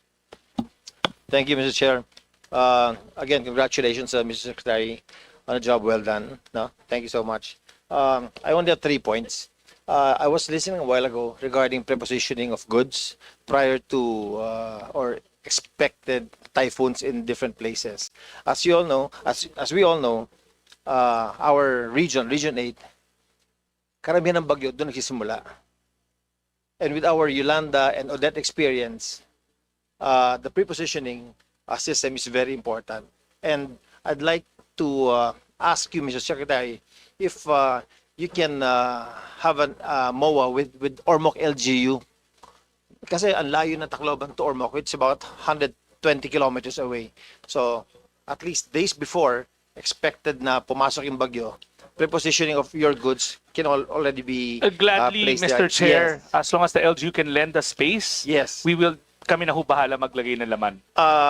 What we do now in Ormoc City, when I became mayor, we actually accommodate your staff, yung mga nagde-distribute ng mga mait, ng mga akap, not just for the 4th district but to other districts as well. And we have space for your prepositioned goods. So if you can come up with a MOA with the mayor, Yes. who's a friend of yours, we would gladly have that in Ormoc Mr. City. Chair, we would gladly do that. In fact, Yes. the Undersecretary for Disaster Response is behind me. Yes. She will immediately get in touch with the good mayor so that we can check out the space immediately. That way we will not have the Yolanda experience, no? So thank you so much for that. Second, Mr. Secretary, Madam Chairman, I'd like to thank you for accommodating us, for doing benchmarking regarding your schools, regarding your fantastic school, no? And because of that, we are able to build our own school already.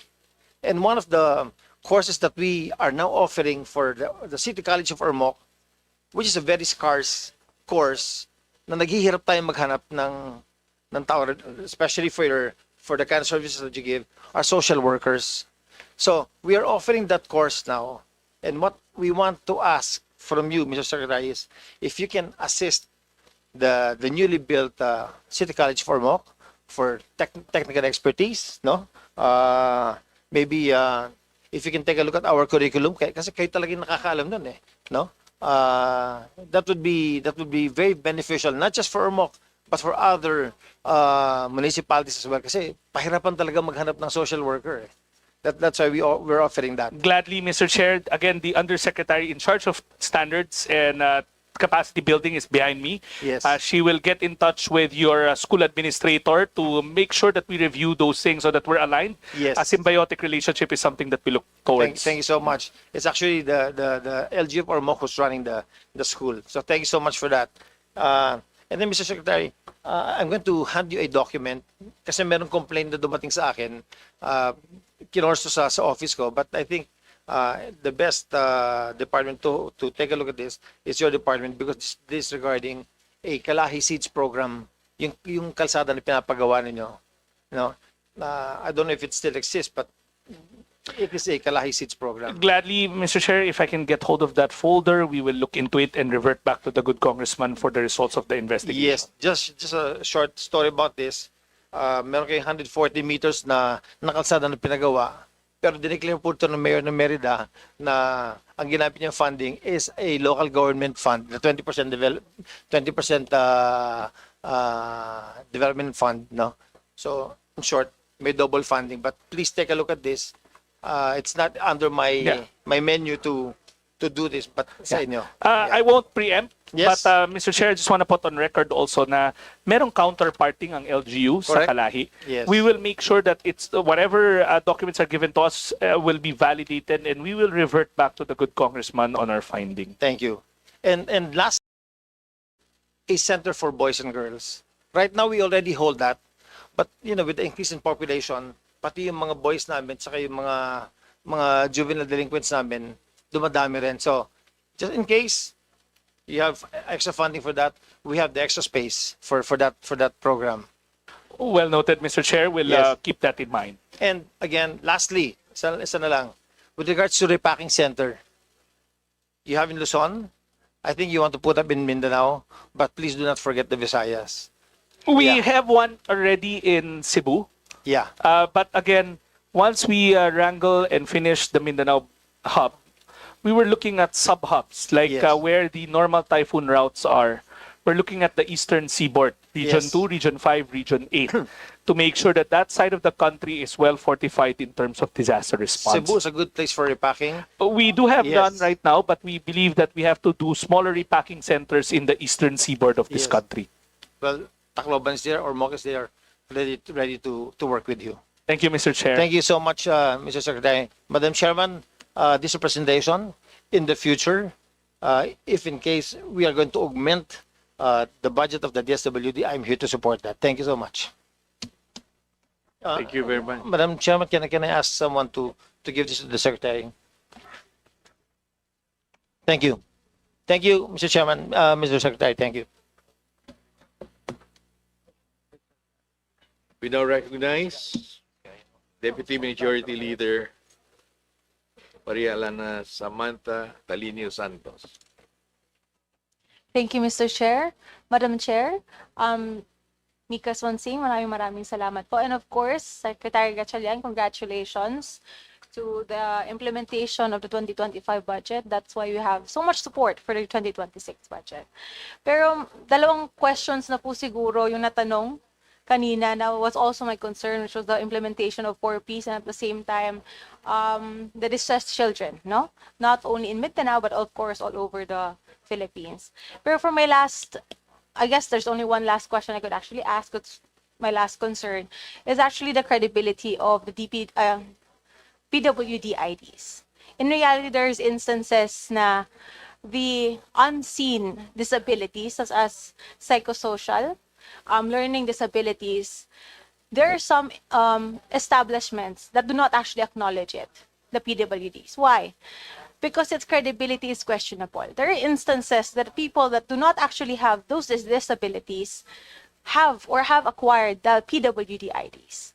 I know some people that actually have PWD IDs that don't even suffer from those disabilities. So what is the action of DSWD to actually address that issue? Because the credibility and actual disabled individuals that do suffer said disabilities somehow are entrusted by facilities or services that they could avail even or because of that issue? Mr. Chair, that question is very valid. At the moment, before I discuss the action steps, denial of any PWD ID is illegal.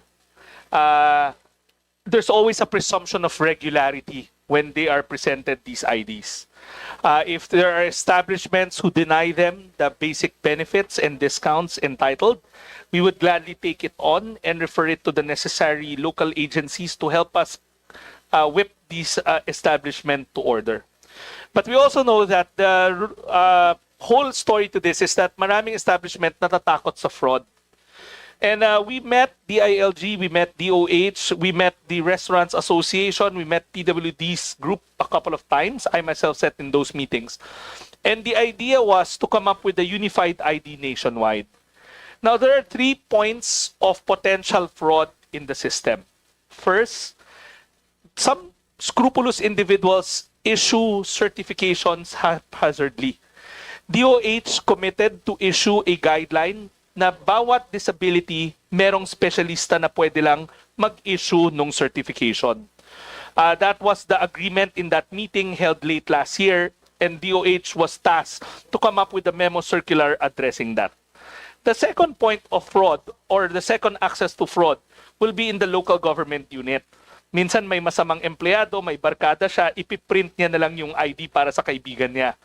That will be addressed by DILG because there are existing administrative sanctions to faking or to issuing IDs of national or government IDs haphazardly. That's a matter of implementation in the sanctions of the local government unit. The third one will be fake IDs altogether, the ones sold online. That we will address by coming up with a unified ID with a live database that will tell the establishment when you scan it whether it's a live ID that's in a database or not. In fact, 35 LGUs are part of the pilot. We're about to wrap it up soon. And when we wrap it up, we will work with BIR in rolling out this unified ID in an orderly manner for all establishments. Thank you very much, Sec. Actually, we have been working with the ILG and DOH as well in actually addressing this issue. Alam ko naman po, the PWD IDs are very useful. Ang gusto ko lang naman ay para makita at mabalik nga po sa mata ng publiko na merong problema na hinaharap ang mga PWDs dahil nga po sa paggamit ng IDs na dapat para lang sa kanila. No, and I hope the support for them will continue, and I hope hindi natin nakikita na hindi sila ganun karami kaya hindi tayo nagpo-focus sa kanilang pangangailangan. So, yun lang naman po. Maraming salamat. Thank you, Sec, again for your work, and I hope you will continue not just to help Cotabato but of course Region 12 and of course ang ating Chair. Thank you very much, Madam Chair. Thank you. Do we recognize Representative Timothy Joseph Caiton? Thank you so much, Mr. Chair, to the members of the committee, to the DSWD family, to the secretary. It's nice to see you again. Last week, you're just in the province of Nueva Vizcaya. Thank you so much for coming there. I know it's very important to us. Your presence there means so much blessings that will come in our province in Nueva Vizcaya. I just want to ask a few questions anyway. In relation to the warehouse, you've seen we do not have this warehouse for the prepositioning of relief goods. Is there any counterpart from the DSW for the construction of warehouses? Sana po, kaya lang unfortunately, we would put it in our tier 2. Hindi lang po ang Vizcaya ang may pending request. We have so many lots donated to us. Kaya lang, hindi ko kami masyado nabibigyan ng capital expenditure for warehouse. Kaya nga, ang panawagan na lang namin is to partner up with the local government units. Katulad doon nagpunta ako doon, na mukhang si Gov naman sa kayo, ready kayo mag-PIRAM. And the moment that you give us that space, pupunuin ho namin. For instance, right after we visited Nueva Vizcaya, we flew to Aurora the day after. And right then there, at that time, it was Vice Gov who I spoke with, together with the mayors. They offered additional space. So within the week, we were able to raise the inventory in Aurora from 10,000 to 30,000 family food packs. Okay, so we take note of that. Anyway, there's a recommendation by Congressman Rufus na to allocate additional funding for maybe for that capital outlay later on.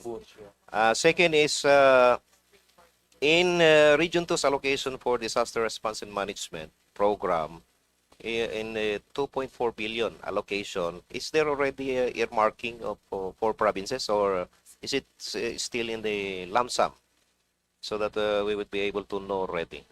Mr. Chair, I'm not very sure. We don't have one singular line item for disaster for 2.4 billion. Okay. Ang meron ho dyan will be the quick response. Yes, the quick response. The quick response is 1.250 but it's demand or need driven. Ibig sabihin, wag naman sana magamit, pero pag tinamaan ho kayo, the department stands ready. Doon ho namin kinukuha yung family food packs na pambili. Doon rin kami nag-i-issue ng mga emergency cash transfers pag kailangan dahil may state of calamity. Meron ho kaming disaster resilience fund, which is how much? I think, Mr. Chair, the good congressman added the two numbers kaya nabuo niya yung number. Yung Disaster Resilience Fund, doon naman namin kinukuha yung MOE namin to pay for our disaster employees. And also, at the same time, we have a resilience program I discussed a while ago, yung program Project Lawat Binhi, where we build small community reservoirs. We will gladly furnish this committee and the office of Congressman Cayton the allocation or where these food security and water security reservoirs will be in Nueva Vizcaya. We're very positive na meron sa Nueva Vizcaya. Okay, sir. Thank you so much for educating me on that matter. And one thing more, sir. In relation to the regularization of poor peace workers, it's already been addressed since the positions are embedded in the law. However, there remain significant employees under contract services, like in Nueva Vizcaya. There are employees deployed in programs such as AIX. These personnel are frontline in social protection delivery. And in our province, I've seen them working extra mile. So, may we know the department's position on the possible regularization or institutionalization of these workers, sir? As verbalized a while ago, kasama niyo po kami dyan. Yeah. Our employees deserve what's due theirs. Nagpapasalamat po kami sa DBM kasi sa 4Ps, 4,000 hanggang 5,000 na ang for regularization, with the promise of continuously regularizing them kasi 12,000 to 14,000 ho yung mga case manager. Now, tama ho kayo sa AIX because it's a hindi pa ho siya legislated as a mainstay program and we're asking Congress to look into that. But DBM has also promised some positions to be regularized in the AIX program, 500. Pero if the Congress will push and help us convince our good friends from DBM, nandun ho si Director sa likod, ayaw na nga tumingin sa akin, we will, it's not her bureau, but it's part of the DBM family, we will more than happily provide names due for regularization. Okay, sir. So, for sure, there will be a legislative measure of that matter. So, once again, thank you so much, Sir Secretary, for visiting me once again, and rest assured the Congressman of Nueva Vizcaya will support all the DSWD program, including the appropriation or budget, especially if there will be an increase. Maraming salamat po. Thank you, Mr. Chair. Thank you very much. We recognize Deputy Speaker Raymond Mendoza.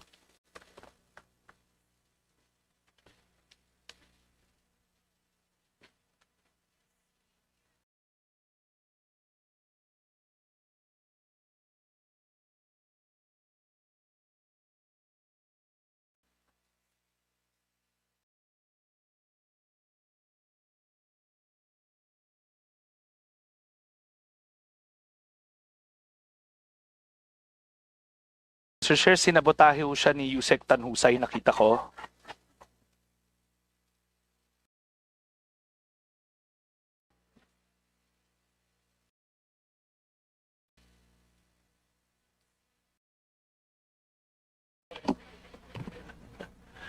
Maayong hapon, Secretary and the officials. I'd like to confirm na sabotahe ni Yusek Tanhusay. And I hope he does justice to his work there, being the former TUCP spokesperson so many years ago. That being said, Sir, bilis lang because everyone is actually listening and then natanong na naman ang dapat tanungin, no?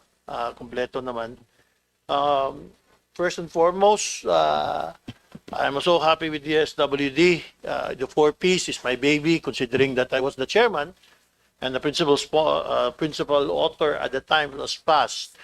And number one, we strongly support the 4-piece program, the TOCP, for its continuance, and dapat no abolition to that effect. If ever there is some kailangan i-amend, then dapat i-amend. I heard that you were talking about the 7 years. There's limitation. When I was the chairman at the time, we don't have these facts and figures in front of us. We're actually groping in the dark. But ilang years na ba yung 4-piece, sir? 17 years.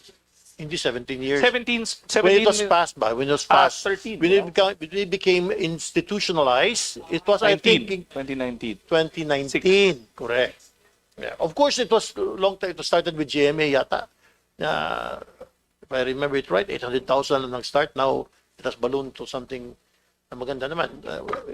It was so if ever yung amendment at 7 years, then so be it. We will support that amendment because at that time we thought that kailangan lang ang daming report when I was sharing it again na abuses, di ba? So wala naman yan. What's the poverty incidence ngayon, Mr. Secretary, please? 15.5%. The latest data given to us by PSA, 15.5% of our population are classified as poor. Thank you. 15 na ngayon. Good. Kaya ba natin in 2028 as promised by President na single digit? We're part of the group that's working towards that direction. I don't think it's a choice. The President gave his instructions, so we cannot say no. We have to do what he wants. Madalang salita, it may or may not happen. But of course, dapat from 15, it should go down close to that level. Then we'll be happy by 2028, Mr. Secretary, correct? Mr. Chair, when the President started, it was at 18. Now it's at 15, and it's also reflective in the number of our 4-piece beneficiaries. Thank you, sir.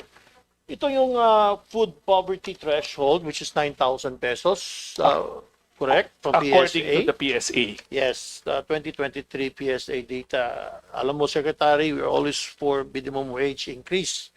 Muntik ng increase na problema lang sa BICAM last time in 19th Congress. Anyway, we try again. With 9,000 pesos, it's about 300 pesos a day, di ba? And then if you have 695 with the latest increase minimum wage, so 695 less 300, it's 395 pesos. So my question is about 300 pesos a day. So my question is, yung 395, kaltasan pa yan sa SSS, PhilHealth, Pag-ibig, water, electricity, rent, etc., etc., etc. That's why I know this is not the proper agency, but I hope we can solicit or get a support from you. We need your help in coming up with your agency task to eradicate. We cannot, well, kung di kaya ma-eradicate, at least to bring it down to the level of single digit. But then again, it's very difficult to talk about bringing down the single digit considering that the poverty wages, it's only NCR is actually above, are you aware of this, Mr. Secretary, that it's only NCR is actually above poverty threshold. And the rest of the country, sa minimum wages are actually below poverty threshold. Example lang, Barn is 10,008 something.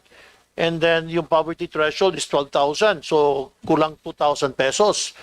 Thank you for the province of Cotabato for your help, Mr. Secretary.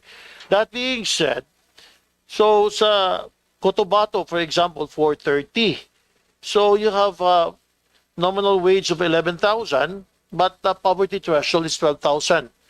Again, the question, sir, is simply lang, how can we do this na considering tayo are now supporting actually below poverty threshold levels, Mr. Secretary?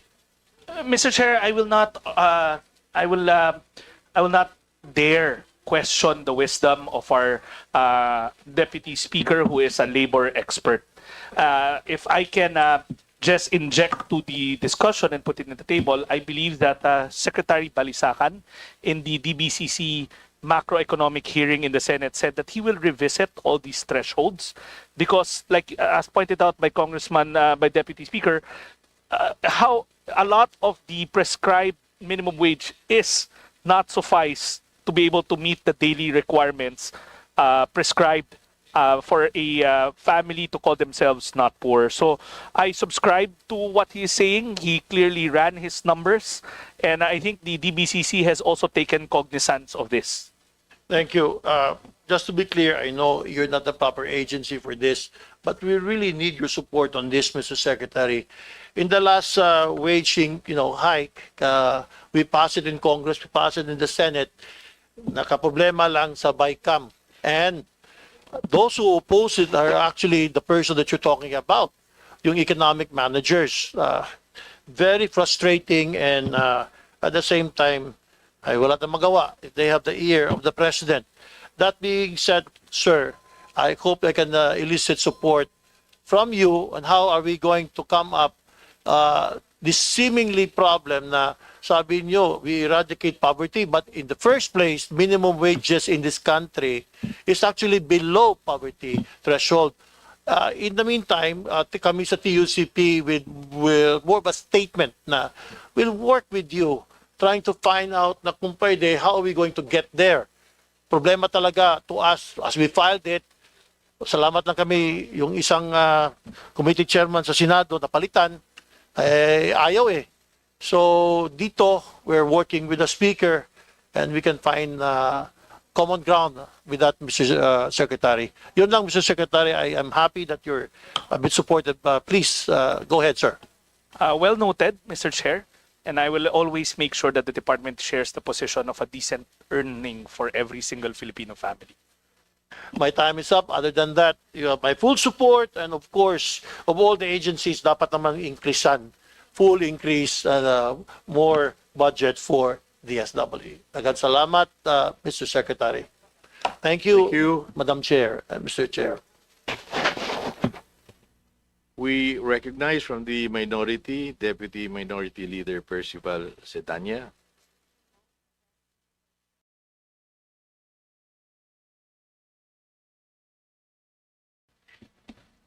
Good afternoon, Mr. Chair, and good afternoon to the DSWD family and to Secretary. Pasensya na po, I know this is a long day for you, pero rest assured that you have the support of the House in the important endeavors that you're doing for social development. And in recognition of our human rights, alam ko pong mahaba ng araw na nakaupo tayo dito at bihira makalabas para makain. I would just ask a very brief set of questions. In fact, this is not more than 3 questions. So, isa pong pangunahing concern na na-erase sa atin ng ating mga constituents, lalo na po yung mga victim survivors. Nakita po sa pag-aaral na ang Pilipinas ang maituturing nating gold medalist, not in a good sense but in a bad way. Gold medalist number 1 nangunguna when it comes to live stream sexual abuse trade based on the National Study on Online Sexual Abuse and Exploitation of Children o ASAEC. Ito po ay mismong UNICEF at ang IACACP po ang nagsabi na tayo ay epicenter. So ang tanong po ng taong bayan ay DSWD being the lead agency on social protection, what are your current initiatives in terms of addressing OSAIC and respond to the needs of the children victim survivors, Mr. Secretary? Twofold, Mr. Chairman, and that's a very valid question. In fact, we've been working with the International Justice Mission, who also pointed out that the Philippines is the red hot zone for these really bad activities. One, the president is on the verge or has made it his priority to make sure that this scourge is eradicated from the country. The first attack would always be proactive. There's this prevailing culture in our country that's called no touch, no foul. Marami sa mga magulang minsan dina-downplay, sabi nila hindi naman ho na physical na nahawakan, so wala yan. So we have to eradicate that bad mindset. Maling pag-iisip yun. So that is something that we are now carrying in our different parent effectiveness program. In fact, sa family development sessions, we all know that OSAEC is very prevalent in our poorest families. We are empowering our poor families to understand na hindi porket hindi nagalaw physically, walang krimen o walang mali siya. Kasi nga, uulitin ko, the prevailing culture of no harm, no touch, no harm, principle has to be eradicated. That culture has to be stopped. Kaya nga marami pa rin iniisip nila pag pinicturean lang, okay na lang yun, hindi naman na galaw physically. So we want to make sure that our poorer families are empowered and know what children rights are and what's right and what's wrong. There are studies that show that poorer families, the perpetrators tends to be family members as well. Uncles, titas, neighbors, or close extended family. We want to make sure that the approach is proactive. Number two, if in the event that this happens, the department is aggressive in its rehabilitation and reintegration program. We want to make sure that our victim survivors get the necessary psycho-emotional support in our many care facilities. Also, we have already verbalized together with the Department of Justice to address the fragmented approach in handling victim survivors. I believe an executive order is forthcoming wherein a new commission, not a commission, but a special body will be created tasked to monitor the progress of every case from the time that it's handled all the way to the reintegration. Ngayon kasi the criticism with the system, it's fragmented. Somebody handles the first instance, papasa ulit sa DSWD, and then papasa namin sa DOJ. There has to be a holistic, systemic, straight-line approach in dealing with these cases. Thank you, Mr. Chair. Thank you, Mr. Secretary. Siguro po ang gusto rin nating malaman, ano po yung actual programs natin for the victim survivors at kumusta po yung investment natin in this area? Mr. Chair, we know that no program is perfect. While we do have heavy interventions in our shelters, we are still developing new programs like the Project Safe that again deals with it in a proactive manner. Investments will be made in parent effectiveness, in redeveloping the family development sessions to inculcate in our families the issues pertaining to OSAEC. Ang nabibiktima ko kasi dito, paulit-ulit kong sinasabi, yung mga mahihirap na mga pamilya at yung mga mahihirap na bata. The data shows that the poorest families are, the poorest children are the victims of OSAEC or even trafficking. So we'll make sure that we invest heavily in proactive measures to empower our parents, to give them the informed information na the no touch, no harm principle doesn't apply here. It shouldn't be the case. Thank you, Mr. Secretary. And perhaps as a very important reminder to the DSWD, pag po pinag-usapan ng OSAEC, doble po at mas matindi ang trauma ng isang batang victim survivor. Kaya po napakahalaga na meron talaga tayong direct investment para po sa support for our victim survivors. Thank you, Mr. Chair. Thank you, Mr. Secretary. Thank you, Mr. Chair. Thank you very much.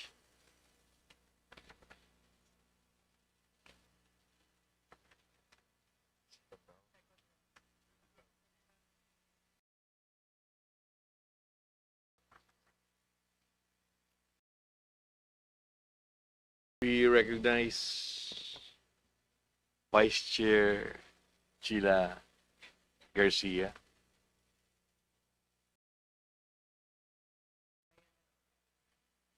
We recognize Vice Chair Brian po.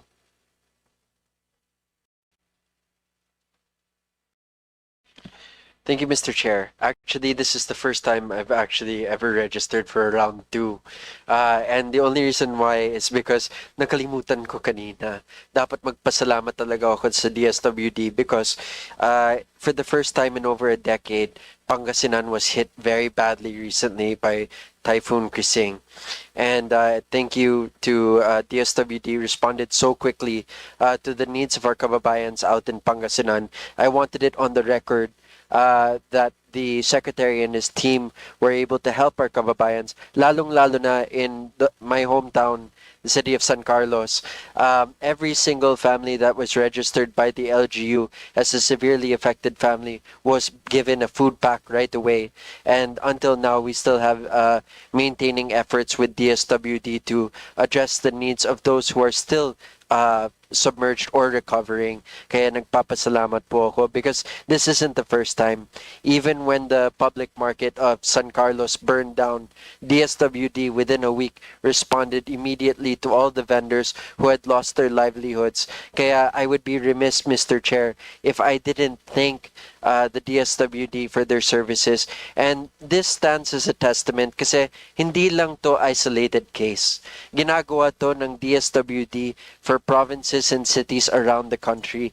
And this is a testament to our secretary and his team. Kaya I manifested that I would like to have a second round just to say thank you, Mr. Secretary.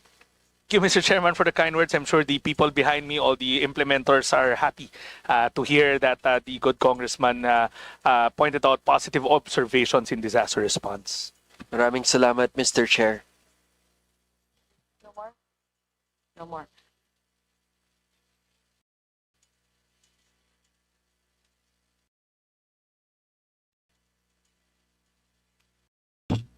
I wasn't going to say anything. I just wanted to echo Congressman Poe's thanks to the DSWD for the excellent work in helping so many of our kababayans. And I'm also here to thank all of you, and especially Secretary Gatchalian, for all that he has done for the 1st District of Batangas. I'm sure that any agency under the leadership of Secretary Gatchalian will make very wise use of taxpayers' money, and we are very blessed that Secretary Gatchalian has taken it upon himself to lead DSWD. Thank you very much. Thank you, Mr. Chairman. Thank you for the kind words. Thank you. Madam Chair? Okay. Thank you very much, Representative Brian Poe, Representative Leandro Leviste. So, there being no other interpellators, ako pa sec. But good things naman. Good, no. We're ready. Oh, Madam. yeah. Sir po, as you can see, all throughout the deliberations, the 7 hours that we've so far spent in the budget hearings, there's a resonating recognition on the part of the House that we are incredibly grateful for all the work that the DSWD has done in our respective districts and localities. And ako po, hindi ko patatapusin yung araw na to without commending SecRex, the people behind the good work that we're able to do in the 1st District of Nueva Ecija. Of course, to our beloved Regional Director, nandiyan ba siya? Ayan, RD Venus Reboldeta.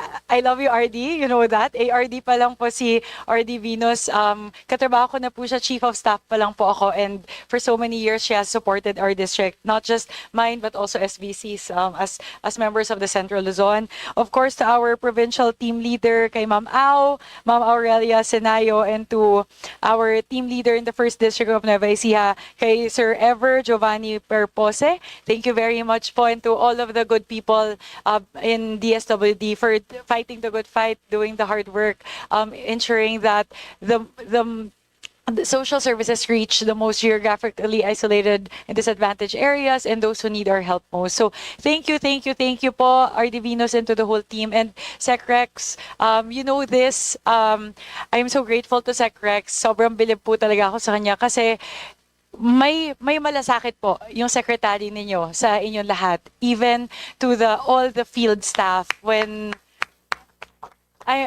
I'm not gonna say the particular sec, you know what I'm referring to, but when there was an incident involving the safety of the field personnel in Nueva Ecija, SecRex, nagulat ako. SecRex was the one who personally called me to facilitate and kami yung nagtrabaho directly to make sure that the staff are taken well care of. So Sec, ibang klase, saludo po ako for a secretary to care that much for the welfare of all, as in everyone in DSWD, including their respective localities. Maraming salamat po. And when you have a secretary who really cares, nagmamalasakit po, it resonates across the whole agency. And yun po yung dahilan kung bakit ang masasabi lang po namin on the part of the House, thank you at maraming salamat po at saludo po kami sa DSWD family. So, yun po yung part nung akin.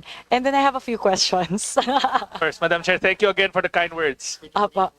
Apa, hindi, all good things naman po actually. And it's actually working with the good secretary and the DSWD to figure out how we can better recalibrate the budget of the DSWD to whatever the needs are pa that are not there in the current NEP. Siguro po, Secrex, this was also mentioned several times by the members of the committee. It's with regard to helping, what do you call this, magkaroon po ng plantilla positions para po sa mga AICs na field workers natin. I would strongly advocate for that po. We have a lot of caseworkers under AICs who have been serving the agency for over a decade. I would pay special, is a special mention ko na lang si Sir Ever.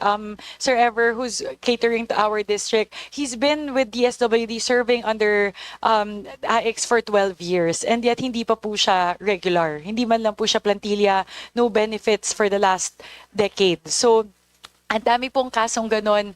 And it's, again, it was repeated again and again by my colleagues. So when you said, Secrex, that you would like to ask for help to appeal to the DBM to create more positions, regular positions that can be offered to the workers, the case workers under AIX, we fully support you po. Please do let us know lang po, Secrex, the magnitude by which, the scale that we're looking at, how many workers po ba under AIX that would need to be AIX kasi 4-piece po, di ba? Ayos na yung 4-piece given that it's already institutionalized by law. So sa AIX po siguro tayo kailangan din mag-focus.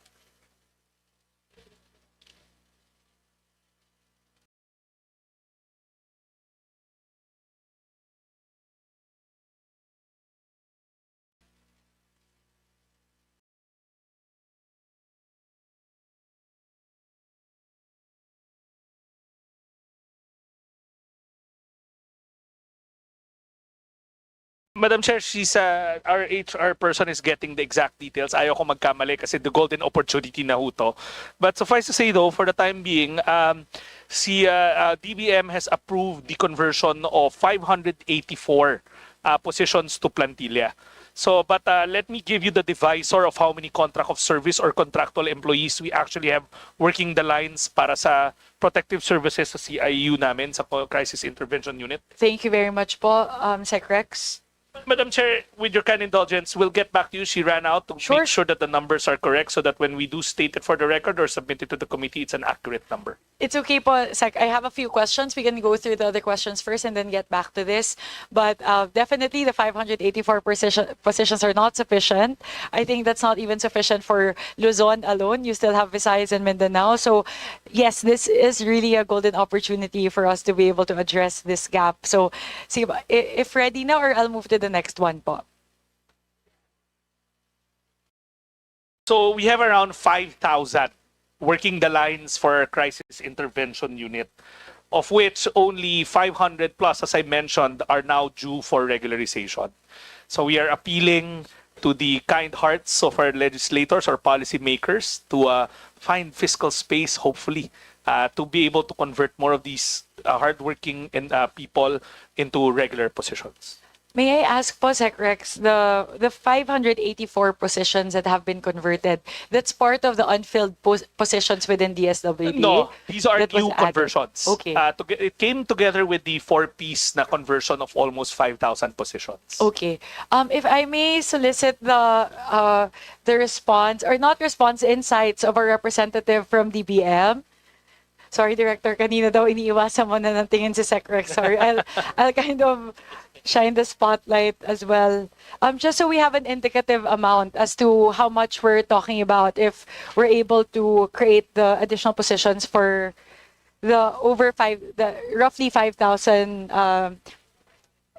employees under the CIU.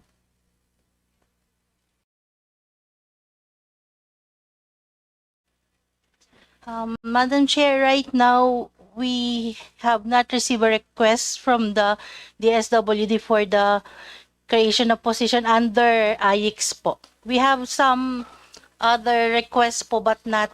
Madam Chair, I don't want to be arguing with our very friendly director who's handling us, but it was dated February 7, 2025. The request was transmitted to DBM.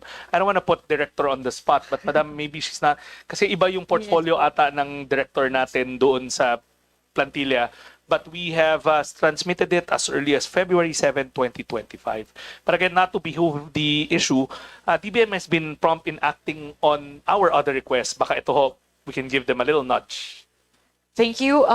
Of course, I agree with you. Our very lovely director, the Director Benjilith Zuniga. So we'll just, if we may throw that question to the DBM, perhaps if not now, if you could please provide us that information, perhaps within the week, kaya po kaya just a high level estimate of how the amount we're looking at, if we are able to, kung kasi po 5,000 ngayon, meron ng 584 na na-convert, so siguro yung remaining na lang po na roughly 4,400 plus na positions. Hindi man natin magawa lahat in 1 year, at least we're able to do it in a staggered manner po. Yes po, Madam Chair. We'll coordinate po with our OPCCB for the data po. Thank you.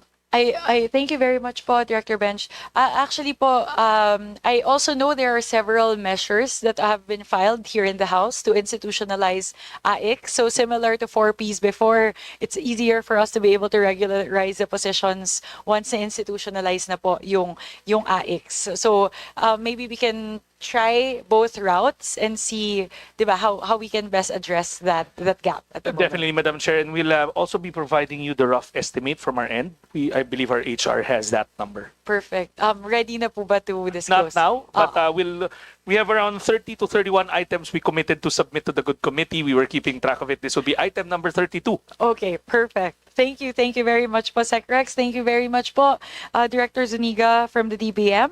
The next question po would pertain to 4Ps. That slide po that you showed, Sec Rex, there was once the exit, the staggering, maybe please flash it again po.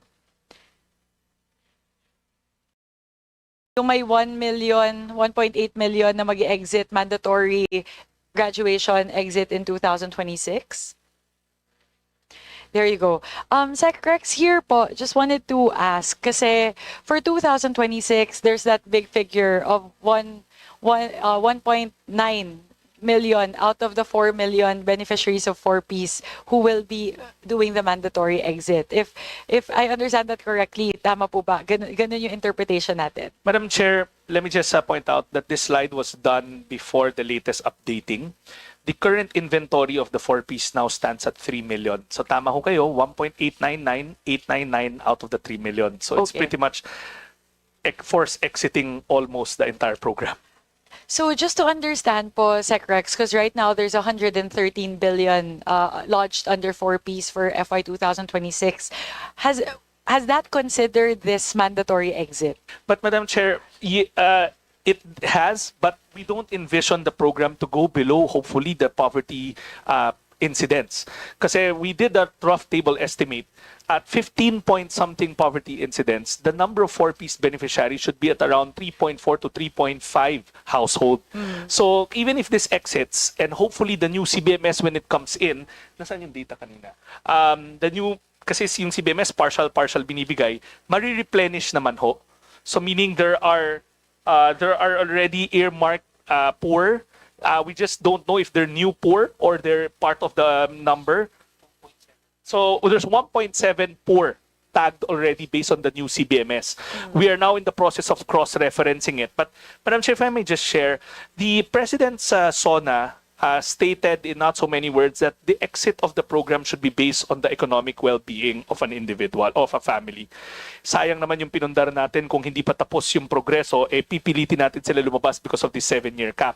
As mentioned a while ago by Congressman Mendoza, he was the one chairing that committee, wala naman ho yung 7-year cap sa initial program.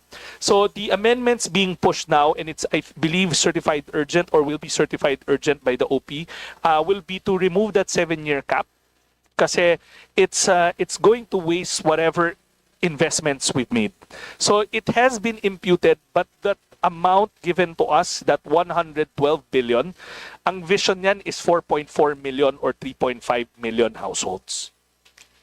Thank you, Secrex. I think I just wanted to understand because the 113 billion that's there, the assumption is there would roughly be parang stable levels, diba? 4.4 million all throughout the year. Correct. However, diba, there would be gradual exit and there also hindi naman agad-agad ma-onboard yung mga new into the program. So I just don't know kung yung 113 na yon, di ba? Stable ba yung levels niya all throughout or, di ba? Just wanted to see lang Madam Chair, how much is really required. For the longest time, I actually had this discussion with Sec Mina the other day. For the longest time kasi nakapeg yan sa 4.4. The Vice Chairman Raman knows this very well. But because the President's instruction is to be aggressive with case management, yung mga pwedeng mag-exit na. So if you look at the first two columns, by the end of this year, we would have exited 1.4 already. So that's why 3 million na lang yung natitira sa current inventory natin. Now, dun sa 3 million na yan, 1.8 or 1.9 ang matatanggal pa. Pero again, we are saying that they're not yet ready. Most of them are not yet ready to exit the program. That's why the move to have the law amended, hopefully in time before these families, household exit. So the amount given to us, ang vision nun is at around 3.5 to 4.4 million families. So we are really advocating na one, wag ho natin hayaan na ang 2 milyon na mahihirap na pamilyang Pilipino ay if-force exit dahil lang sa 7-year cap. Sayang naman yung ipinundaran ng gobyerno sa kanila. They will just slip back into poverty or as it is right now, they're poor. And then masasayang lang ho yung mga investments made. Number 2, the exit should be in that column, yung self-sufficient. You exit because your economic status has improved. So if it's fiscal, how do I put it, fiscal space that everybody's looking at, baka kasi matulog yung pera sa amin. Kasi yun yung notion na, kung maliit na yung bilang, bakit ganun pa rin yung hinihingi? Ang sinasabi ho namin, there are mechanisms already in place like CBMS to replenish whatever number of families needs to go back to the program.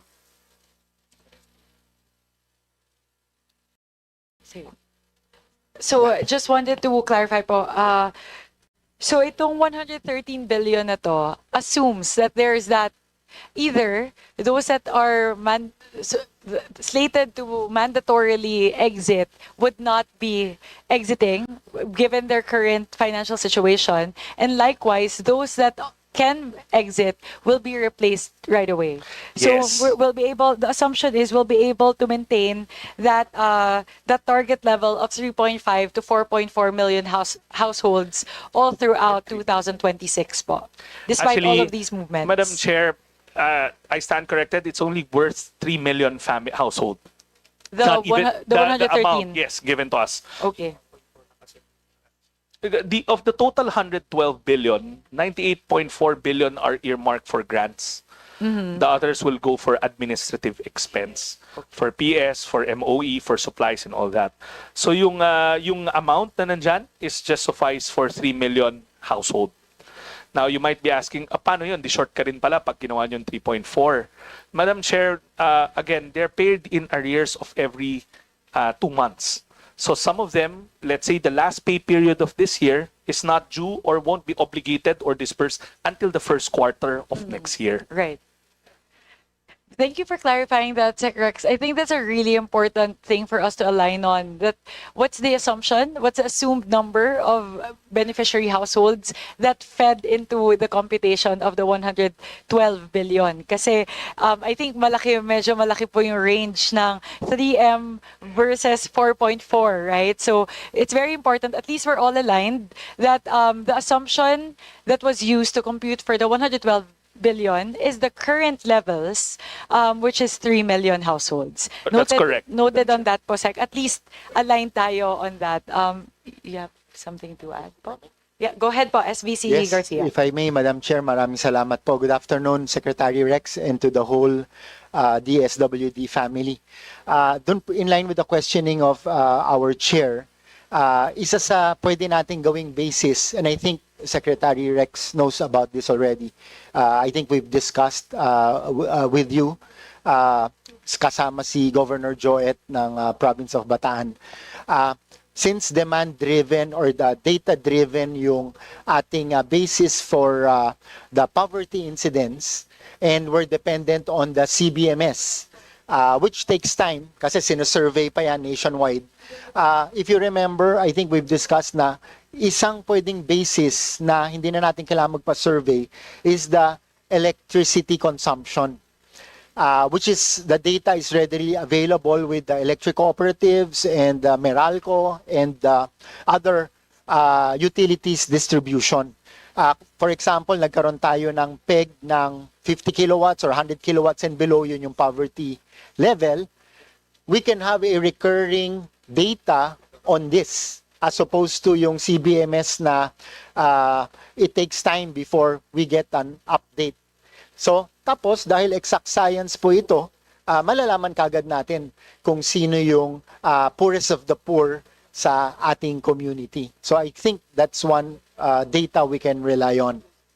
Mr. Chair, Madam Chair, after that discussion with Governor Joet and Congressman Abet, I went back to the department through the idea at our 4Ps implementers. Meron silang na-point out na very valid na notion. Marami sa mga to wala sa pangalan nila yung metro. So they're basically ghosts sa mata ng Meralco or ng utility. Kasi either they don't own the house, nakikibed space sila, or wala talaga silang access to power. Which is part of the social adequacy things that we are looking at. But definitely, there's something to chew on doon sa notion na gamitin ng utility bill as a means to target.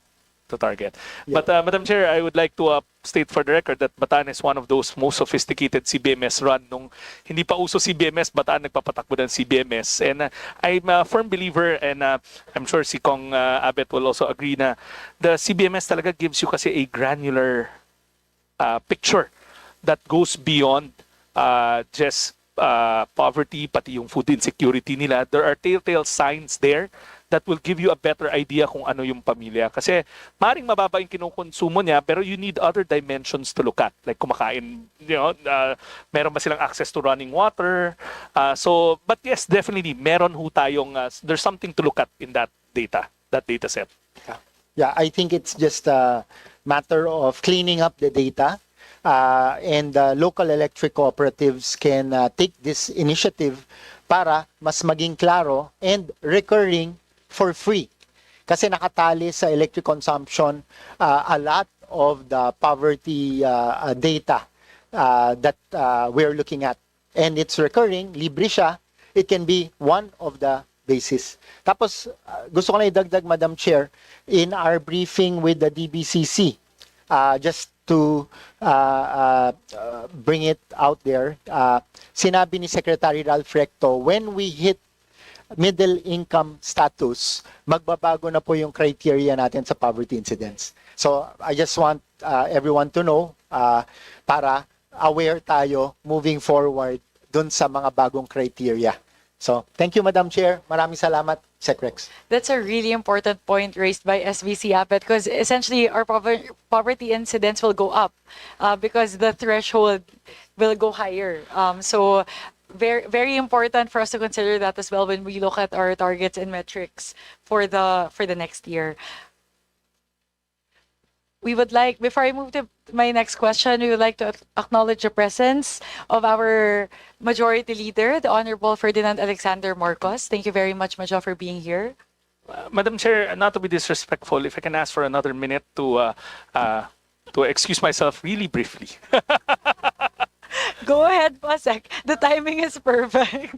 Thank you, thank you. We'll suspend, budget hearing suspended.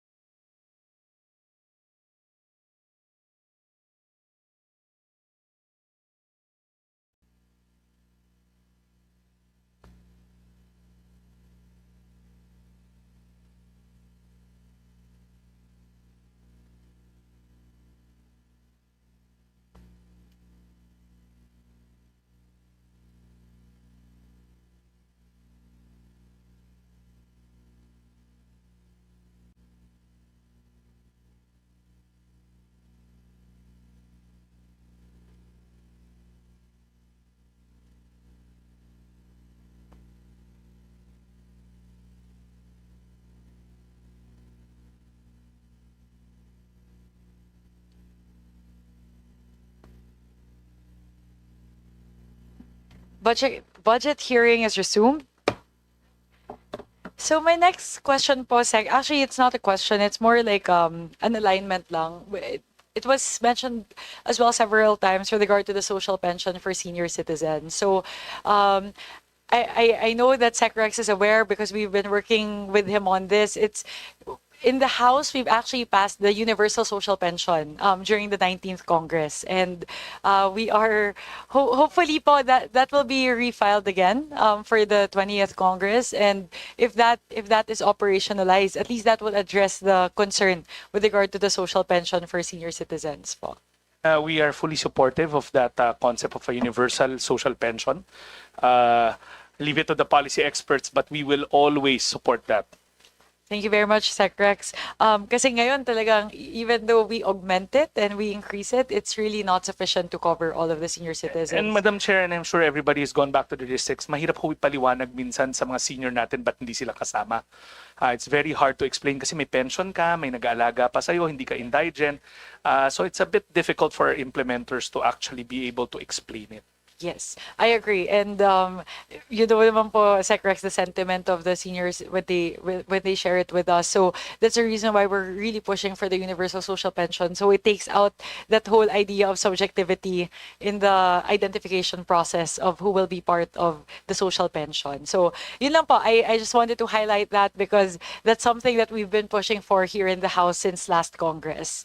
The fourth, actually, Sec, is with regards to the QRF, yung request po ng DSWD to increase the starting fund that's already there in the QRF. So nakita mo naman, Sec, after you raised that, I conferred with the DBM as well. And we'll look into that because we were looking at the utilization for the QRF, and it's really DSWD that's one of the main agencies that not only fully utilize what's there in the starting fund, but actually get several replenishments. Last time po, naka-7 for 2024, I believe, 7 times po nag-replenish yung DSWD. So, I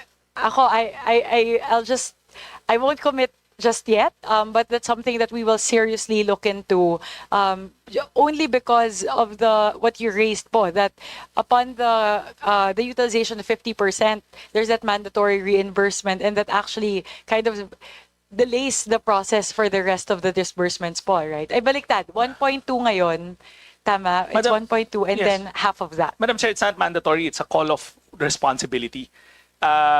We really need those funds to be able to act fast. I will state this for the record, and hindi dahil nagsisip-sip ako kay Director ng DBM, kay Bench. Mabilis naman ho sila umakto, pero syempre meron pa rin hong period where we will collate the documents and all that. While all of this is happening, padating yung bagyo. Case in point, last year, we had 7 successive na bagyo. And we had to procure, but our procurement is in a framework agreement, so that means we just draw down. But in order to draw down, we will need to a certification na may available funds. And in order to do that, we'll have to replenish. So that replenishment, even if mabilis yung DBM, will take probably an average of a week to 2. Mabilis na ho yun. Pero who is there to say na walang bagyo? Like this last krising, 3 yun sabay-sabay sa isang linggo. And that tapped us out. No, if you look at the history of DSWD, the national stockpile at this administration is the largest there is in history. When this administration walked in, the national stockpile of family food packs was less than 500,000. At one point before krising hit, we had 3.1 million, yet that tapped us out pa rin. So now we're planning to raise it to 4 million upon the instruction of the President, so that while we are acting and responding, hindi kami natatap out kasi sunod-sunod eh. Sometimes in the department, we would just shake our heads na kailan nangyari na 3 in 1 week. So kahit na 1 week to 2 weeks yung turnaround time, that's 1 week of 2 weeks of disaster response pa rin. So for the longest time, we've been lobbying to increase the startup capital namin. And pangit man pakinggan, ganun rin naman yung suma total sa dulo. In fact, mas malaki pa yung kinukuha namin. So that gives us that response capability na mas mabilis and mas massive. I agree, Sec Rex. I looked at the data actually. So last year, your startup capital was around 1.2 billion, and then the final utilization post all the replenishments was around 7 to 8 billion, right? Was it more? Almost 10. So B. the replenishment, so Humabol 7, pa ho kami. And the reason why may 10, we even had to resort to asking the Office of the President for contingency funds. Kasi at one point in time, sunod-sunod na talaga and we couldn't cope anymore without the cash. We can cope, but if we have the cash, we can do it faster. noted po, Secretary. So that's one thing that we'll seriously consider on the part of the committee. It's actually not, it's not an augmentation. It's really just putting what's already there from the NDRRMF and moving and lodging it straight to DSWD. So it's not actually additional funds required. It's really just putting up the additional start-up capital. So I conferred with the DBM and there seems to be no, technical impediments in doing that. So that's something that the committee will seriously consider po. Thank you very much. And then lastly po is with regard to the AIX levels. So that's something that was already extensively discussed. And rest assured po, on the part of the House, we recognize the critical role that AIX plays in ensuring that social services and protective services are brought to the ones most in need. So we are in support of that. We can't commit just yet on how much we can augment, but we will take a look at the fiscal space and see how much we can add into AIX, especially in light of the discontinuation of ACAP. And Madam Chair, we've already submitted to the committee the number of potential displacements. We're talking about 7 million households that will, individuals that will be deprived of potential needed social welfare in the time of a crisis. Thank you, Secrex. That's actually quite a staggering number. Not quite. It's a very staggering number at 7 million. That's individuals, right? 7 million individuals who could potentially be displaced by the current reduction from the previous GAA levels of 43 down to the current 27, if I recall correctly. Correct. So we're with you. Several of our colleagues here today have expressed the same sentiment. And again, given ample fiscal space, we will look into how much we can add into AIX because we know how important it is, the same way that 4Ps is such a cornerstone project for the DSWD. Much appreciated, Madam Chair. Thank you very much. And before we wrap up, Secrex, I ask this from whenever we have deliberations, because there may be other projects or programs that have been proposed by the agency, but may have been underfunded or unfunded in the NEP. We've talked about AIX already. We've talked about the QRF. We've talked about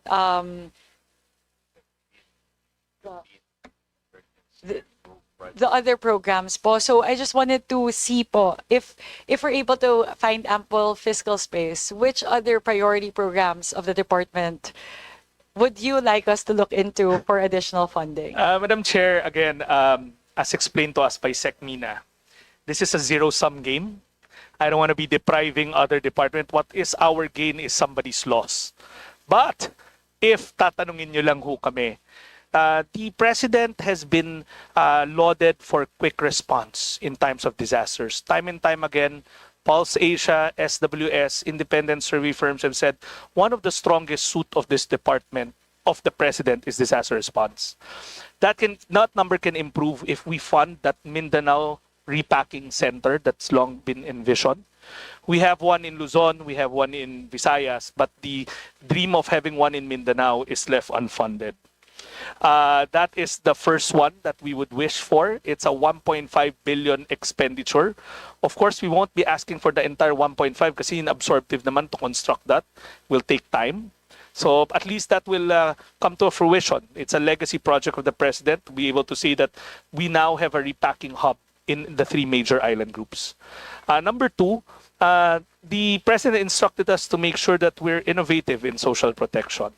Hindi naman ho pwede na while the world is moving, kami static yung programs namin. Walang Gutom is one of those innovations. The second innovation is Pagabot, the reach out to families in street situation. The third one was Tarabasa, which is trying to reformat the education assistance. There are more innovation programs that we wanted funded, like the taking, as mentioned a while ago, the taking care of families with children with special needs. It's a pilot that we're running. We were hoping to get that funded. It doesn't require a lot of money, actually. Oh, it does. Every peso is a lot of money. But taking care and protecting our families with special needs is something that we were advocating for. Last two, total naman tinanong nyo na ako, Madam Chair. Pangalawa, protect teen. It was mentioned a while ago. The scourge of teenage pregnancy is something that we have to look at. And last but not the least is the ano pa gusto mo improving of no, siya kasi may hawak ng innovations namin. Silang dalawa dito sa tabi ko.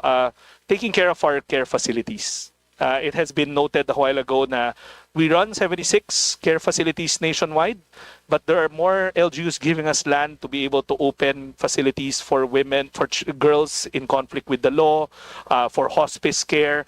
That's a whole lot of things, a lot of facilities. But Madam Chair, kung hindi lang mapagbibigyan, this is something that I mentioned a while ago. Last night I had dinner with our social welfare development agencies. These are the foundations. They run their own facilities. If we just can't build, please allow us to be able to pay for cost of care when we refer to the private sector. It's a PPP for social protection. Rather than building a care facility from scratch, why don't we use the existing private care facilities who probably do it better than us? I'm sure si Majo knows this, yung Kalipay, for instance. They're very good. They're very, very good. But because of the history of this department, the traumatizing history of this department in PDAF, we are now barred from endorsing clients and paying for the bill of the clients. So hopefully we can revisit that and put that as a special provision. It will cost us much, much less in terms of referring them to a private institution and then just paying for the cost of care. So that's something that we might be able to revisit. If we're able to explore that special provision po, Sec Rex, which would be the source fund? Like which program? Patid po nung sinabi nyo kanina in AIX, if we can revise the guidelines to be able to say na care facilities can take on AIX for their clients because those individuals are in crisis situation. When you have an older person who's nobody taking care of, we can treat it as a crisis situation. Pero why do we have to give the cash to that individual when he's staying in a hospice? Might as well just pay for the bill of that person. So parang may pagkamaip yun dating niya, di ba? But just for a different kind of facilities. We were saying last night, if we can pay for private healthcare using MAIP, this one is for cost of care to endorse them to care facilities. We'll take that into consideration, putting in that special provision because the fund is there anyways, right? It's finding. You will increase AIX. Well, the majority leaders here, we will work on the part of the house to see what we can do. But we recognize the criticality of these programs, and really, that's our job here in the House to make sure that the most critical programs are funded. And nakita ko naman po, napakaganda ng utilization rates ng DSWD with regard to 4Ps, AIX, ACAP, etc. All the different protective services programs. So we are in support of that naman po. And we'll see what we can do po. We'll look at the fiscal space and we'll get back to you po. And if there, with regard to these requests po, Sec, especially doon sa QRF, we'll have to formalize the requests po kasi if that's okay. So if we may request the department, yung mga nabanggit po natin kanina, so yung sa QRF, yung dun sa yung paglipat lang from the NDRRMF lump sum to the QRF as an additional startup capital, please include that in the request. If you may also please include yung AIX, kung okay lang po. How much? A while ago you mentioned 43 billion, just to close the gap between the 2025 levels and what's there in the NEP. And then AIX, QRF, and then the special provision po for the care facilities for us to be able to tap AIX to pay for the expenses there, and the Mindanao Repacking Center po of 1.5 siguro, given that not the whole 1.5 can be and should be funded for 2026. Tignan lang po natin. If you have like a, kahit po ano lang, indicative MICA, like if we put it into the MICA, how it's gonna look like and how much we need to fund in the first year. As you said po, it's gonna be a wonderful legacy program for the president. So if we can, we'll try to see if we can start it in 2026 po. We'll do as directed, Madam Chair. And the other two also po, the taking care of families with children with special needs. Yes. And the teenage pregnancy program. We'll do, Madam Chair. We'll And- formalize everything and submit it to the good committee. Thank you very much. And if possible po, Sec Rex, I know it's quite a bit of an ask. If you may please provide it to us within 48 hours. We'll do, Madam Apo. Chair. But only because we need to put this under the deliberation of the Budget Amendments Review Subcommittee. Kaya nga, So, Madam Chair, kanina ayaw namin yung work life eh. Tinuturuan natin sila ng ano itong mga to eh. Work lang dito sa DSWD. work. Walang work life. Ilang oras na ba tayo dito? I think we've been here for 7.5 hours. We started at 9 in the morning and now it's 7:30. And thank you very much, Pasek. I just wanted to align on all of those because essentially those are the main points that we need to take a look at in terms of looking at the potential adjustments to the budget of the DSWD. And again, grabe po yung it was a resounding, recognition on the part of all of our colleagues who interpolated here today. Maraming salamat po sa DSWD for the wonderful work that you're doing. Several colleagues have said everyone in DSWD go the extra mile. So maraming salamat po for working with us to serve the Filipino people, especially those who are in crisis situations and those who are most in need of our help. Maraming salamat po, Sec Rex. Madam Chair, thank you to the entire APRO committee. Thank you very much. And given that it seems like there are no other interpolator who wishes to interpolate, Very quick. Oh, okay. Before we formally close, Representative Sandanya. Alam ko po ilang tumbling na lang 8 hours na. It's a full work day. Again, congratulations to the DSWD family. And I would like to express this representation support for that very earnest request to invest in adolescent pregnancy. In my previous life po as Commissioner of the NYC, we helped the DSWD in developing the youth development sessions as part of the FDS. And we cannot overemphasize the importance of both prevention and care. Mahalaga po na ma-prevent natin and at the same time, yung reality po ay dumadami yung mga batang ina at kailangan po nila ng matinding social support. So, Madam Chair, I would like to express my strongest possible support for possible financial budget intervention in this particular area. Thank you, Madam Chair. Thank you very much, Representative Sandanya. So, we note the manifestation, and again, we will do our best on the part of the committee to be able to find additional funding for the said priority programs of the DSWD. And Madam Chair. kakayanin. Oh. Kakayanin. We'll work on it. We'll see what we can do. Hindi pa ako makakommit, but we'll definitely collaborate on these priority programs po, Sec. Thank you very much. Given that there are no other interpolator who wishes...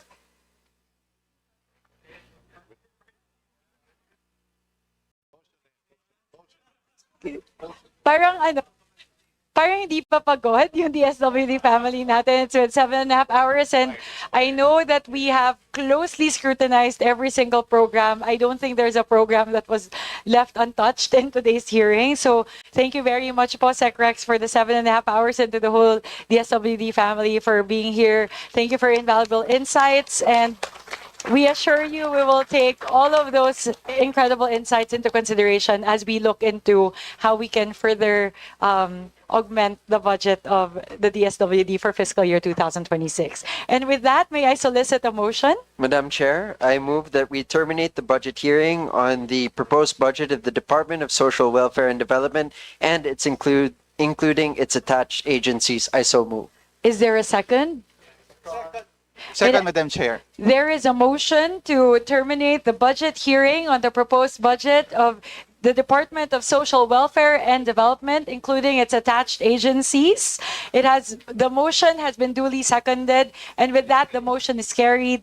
The budget hearing of the Department of Social Welfare and Development, including its attached agencies, is Madam Chair, if we can just point out to include supervised agencies. Baka pabalikin ho sila.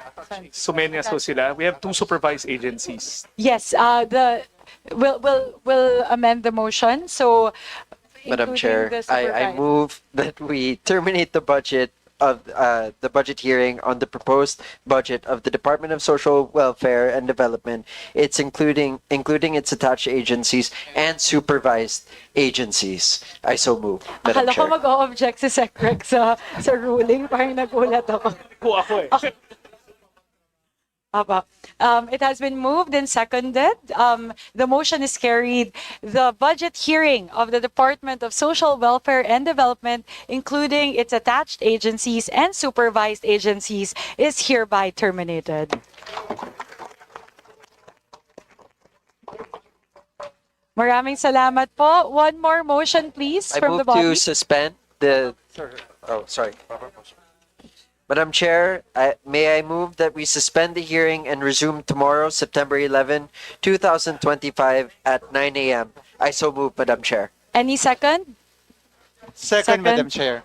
It has been moved and seconded. The motion is carried. The hearing is hereby suspended and will resume tomorrow, September 11, 2025 at 9 o'clock in the morning.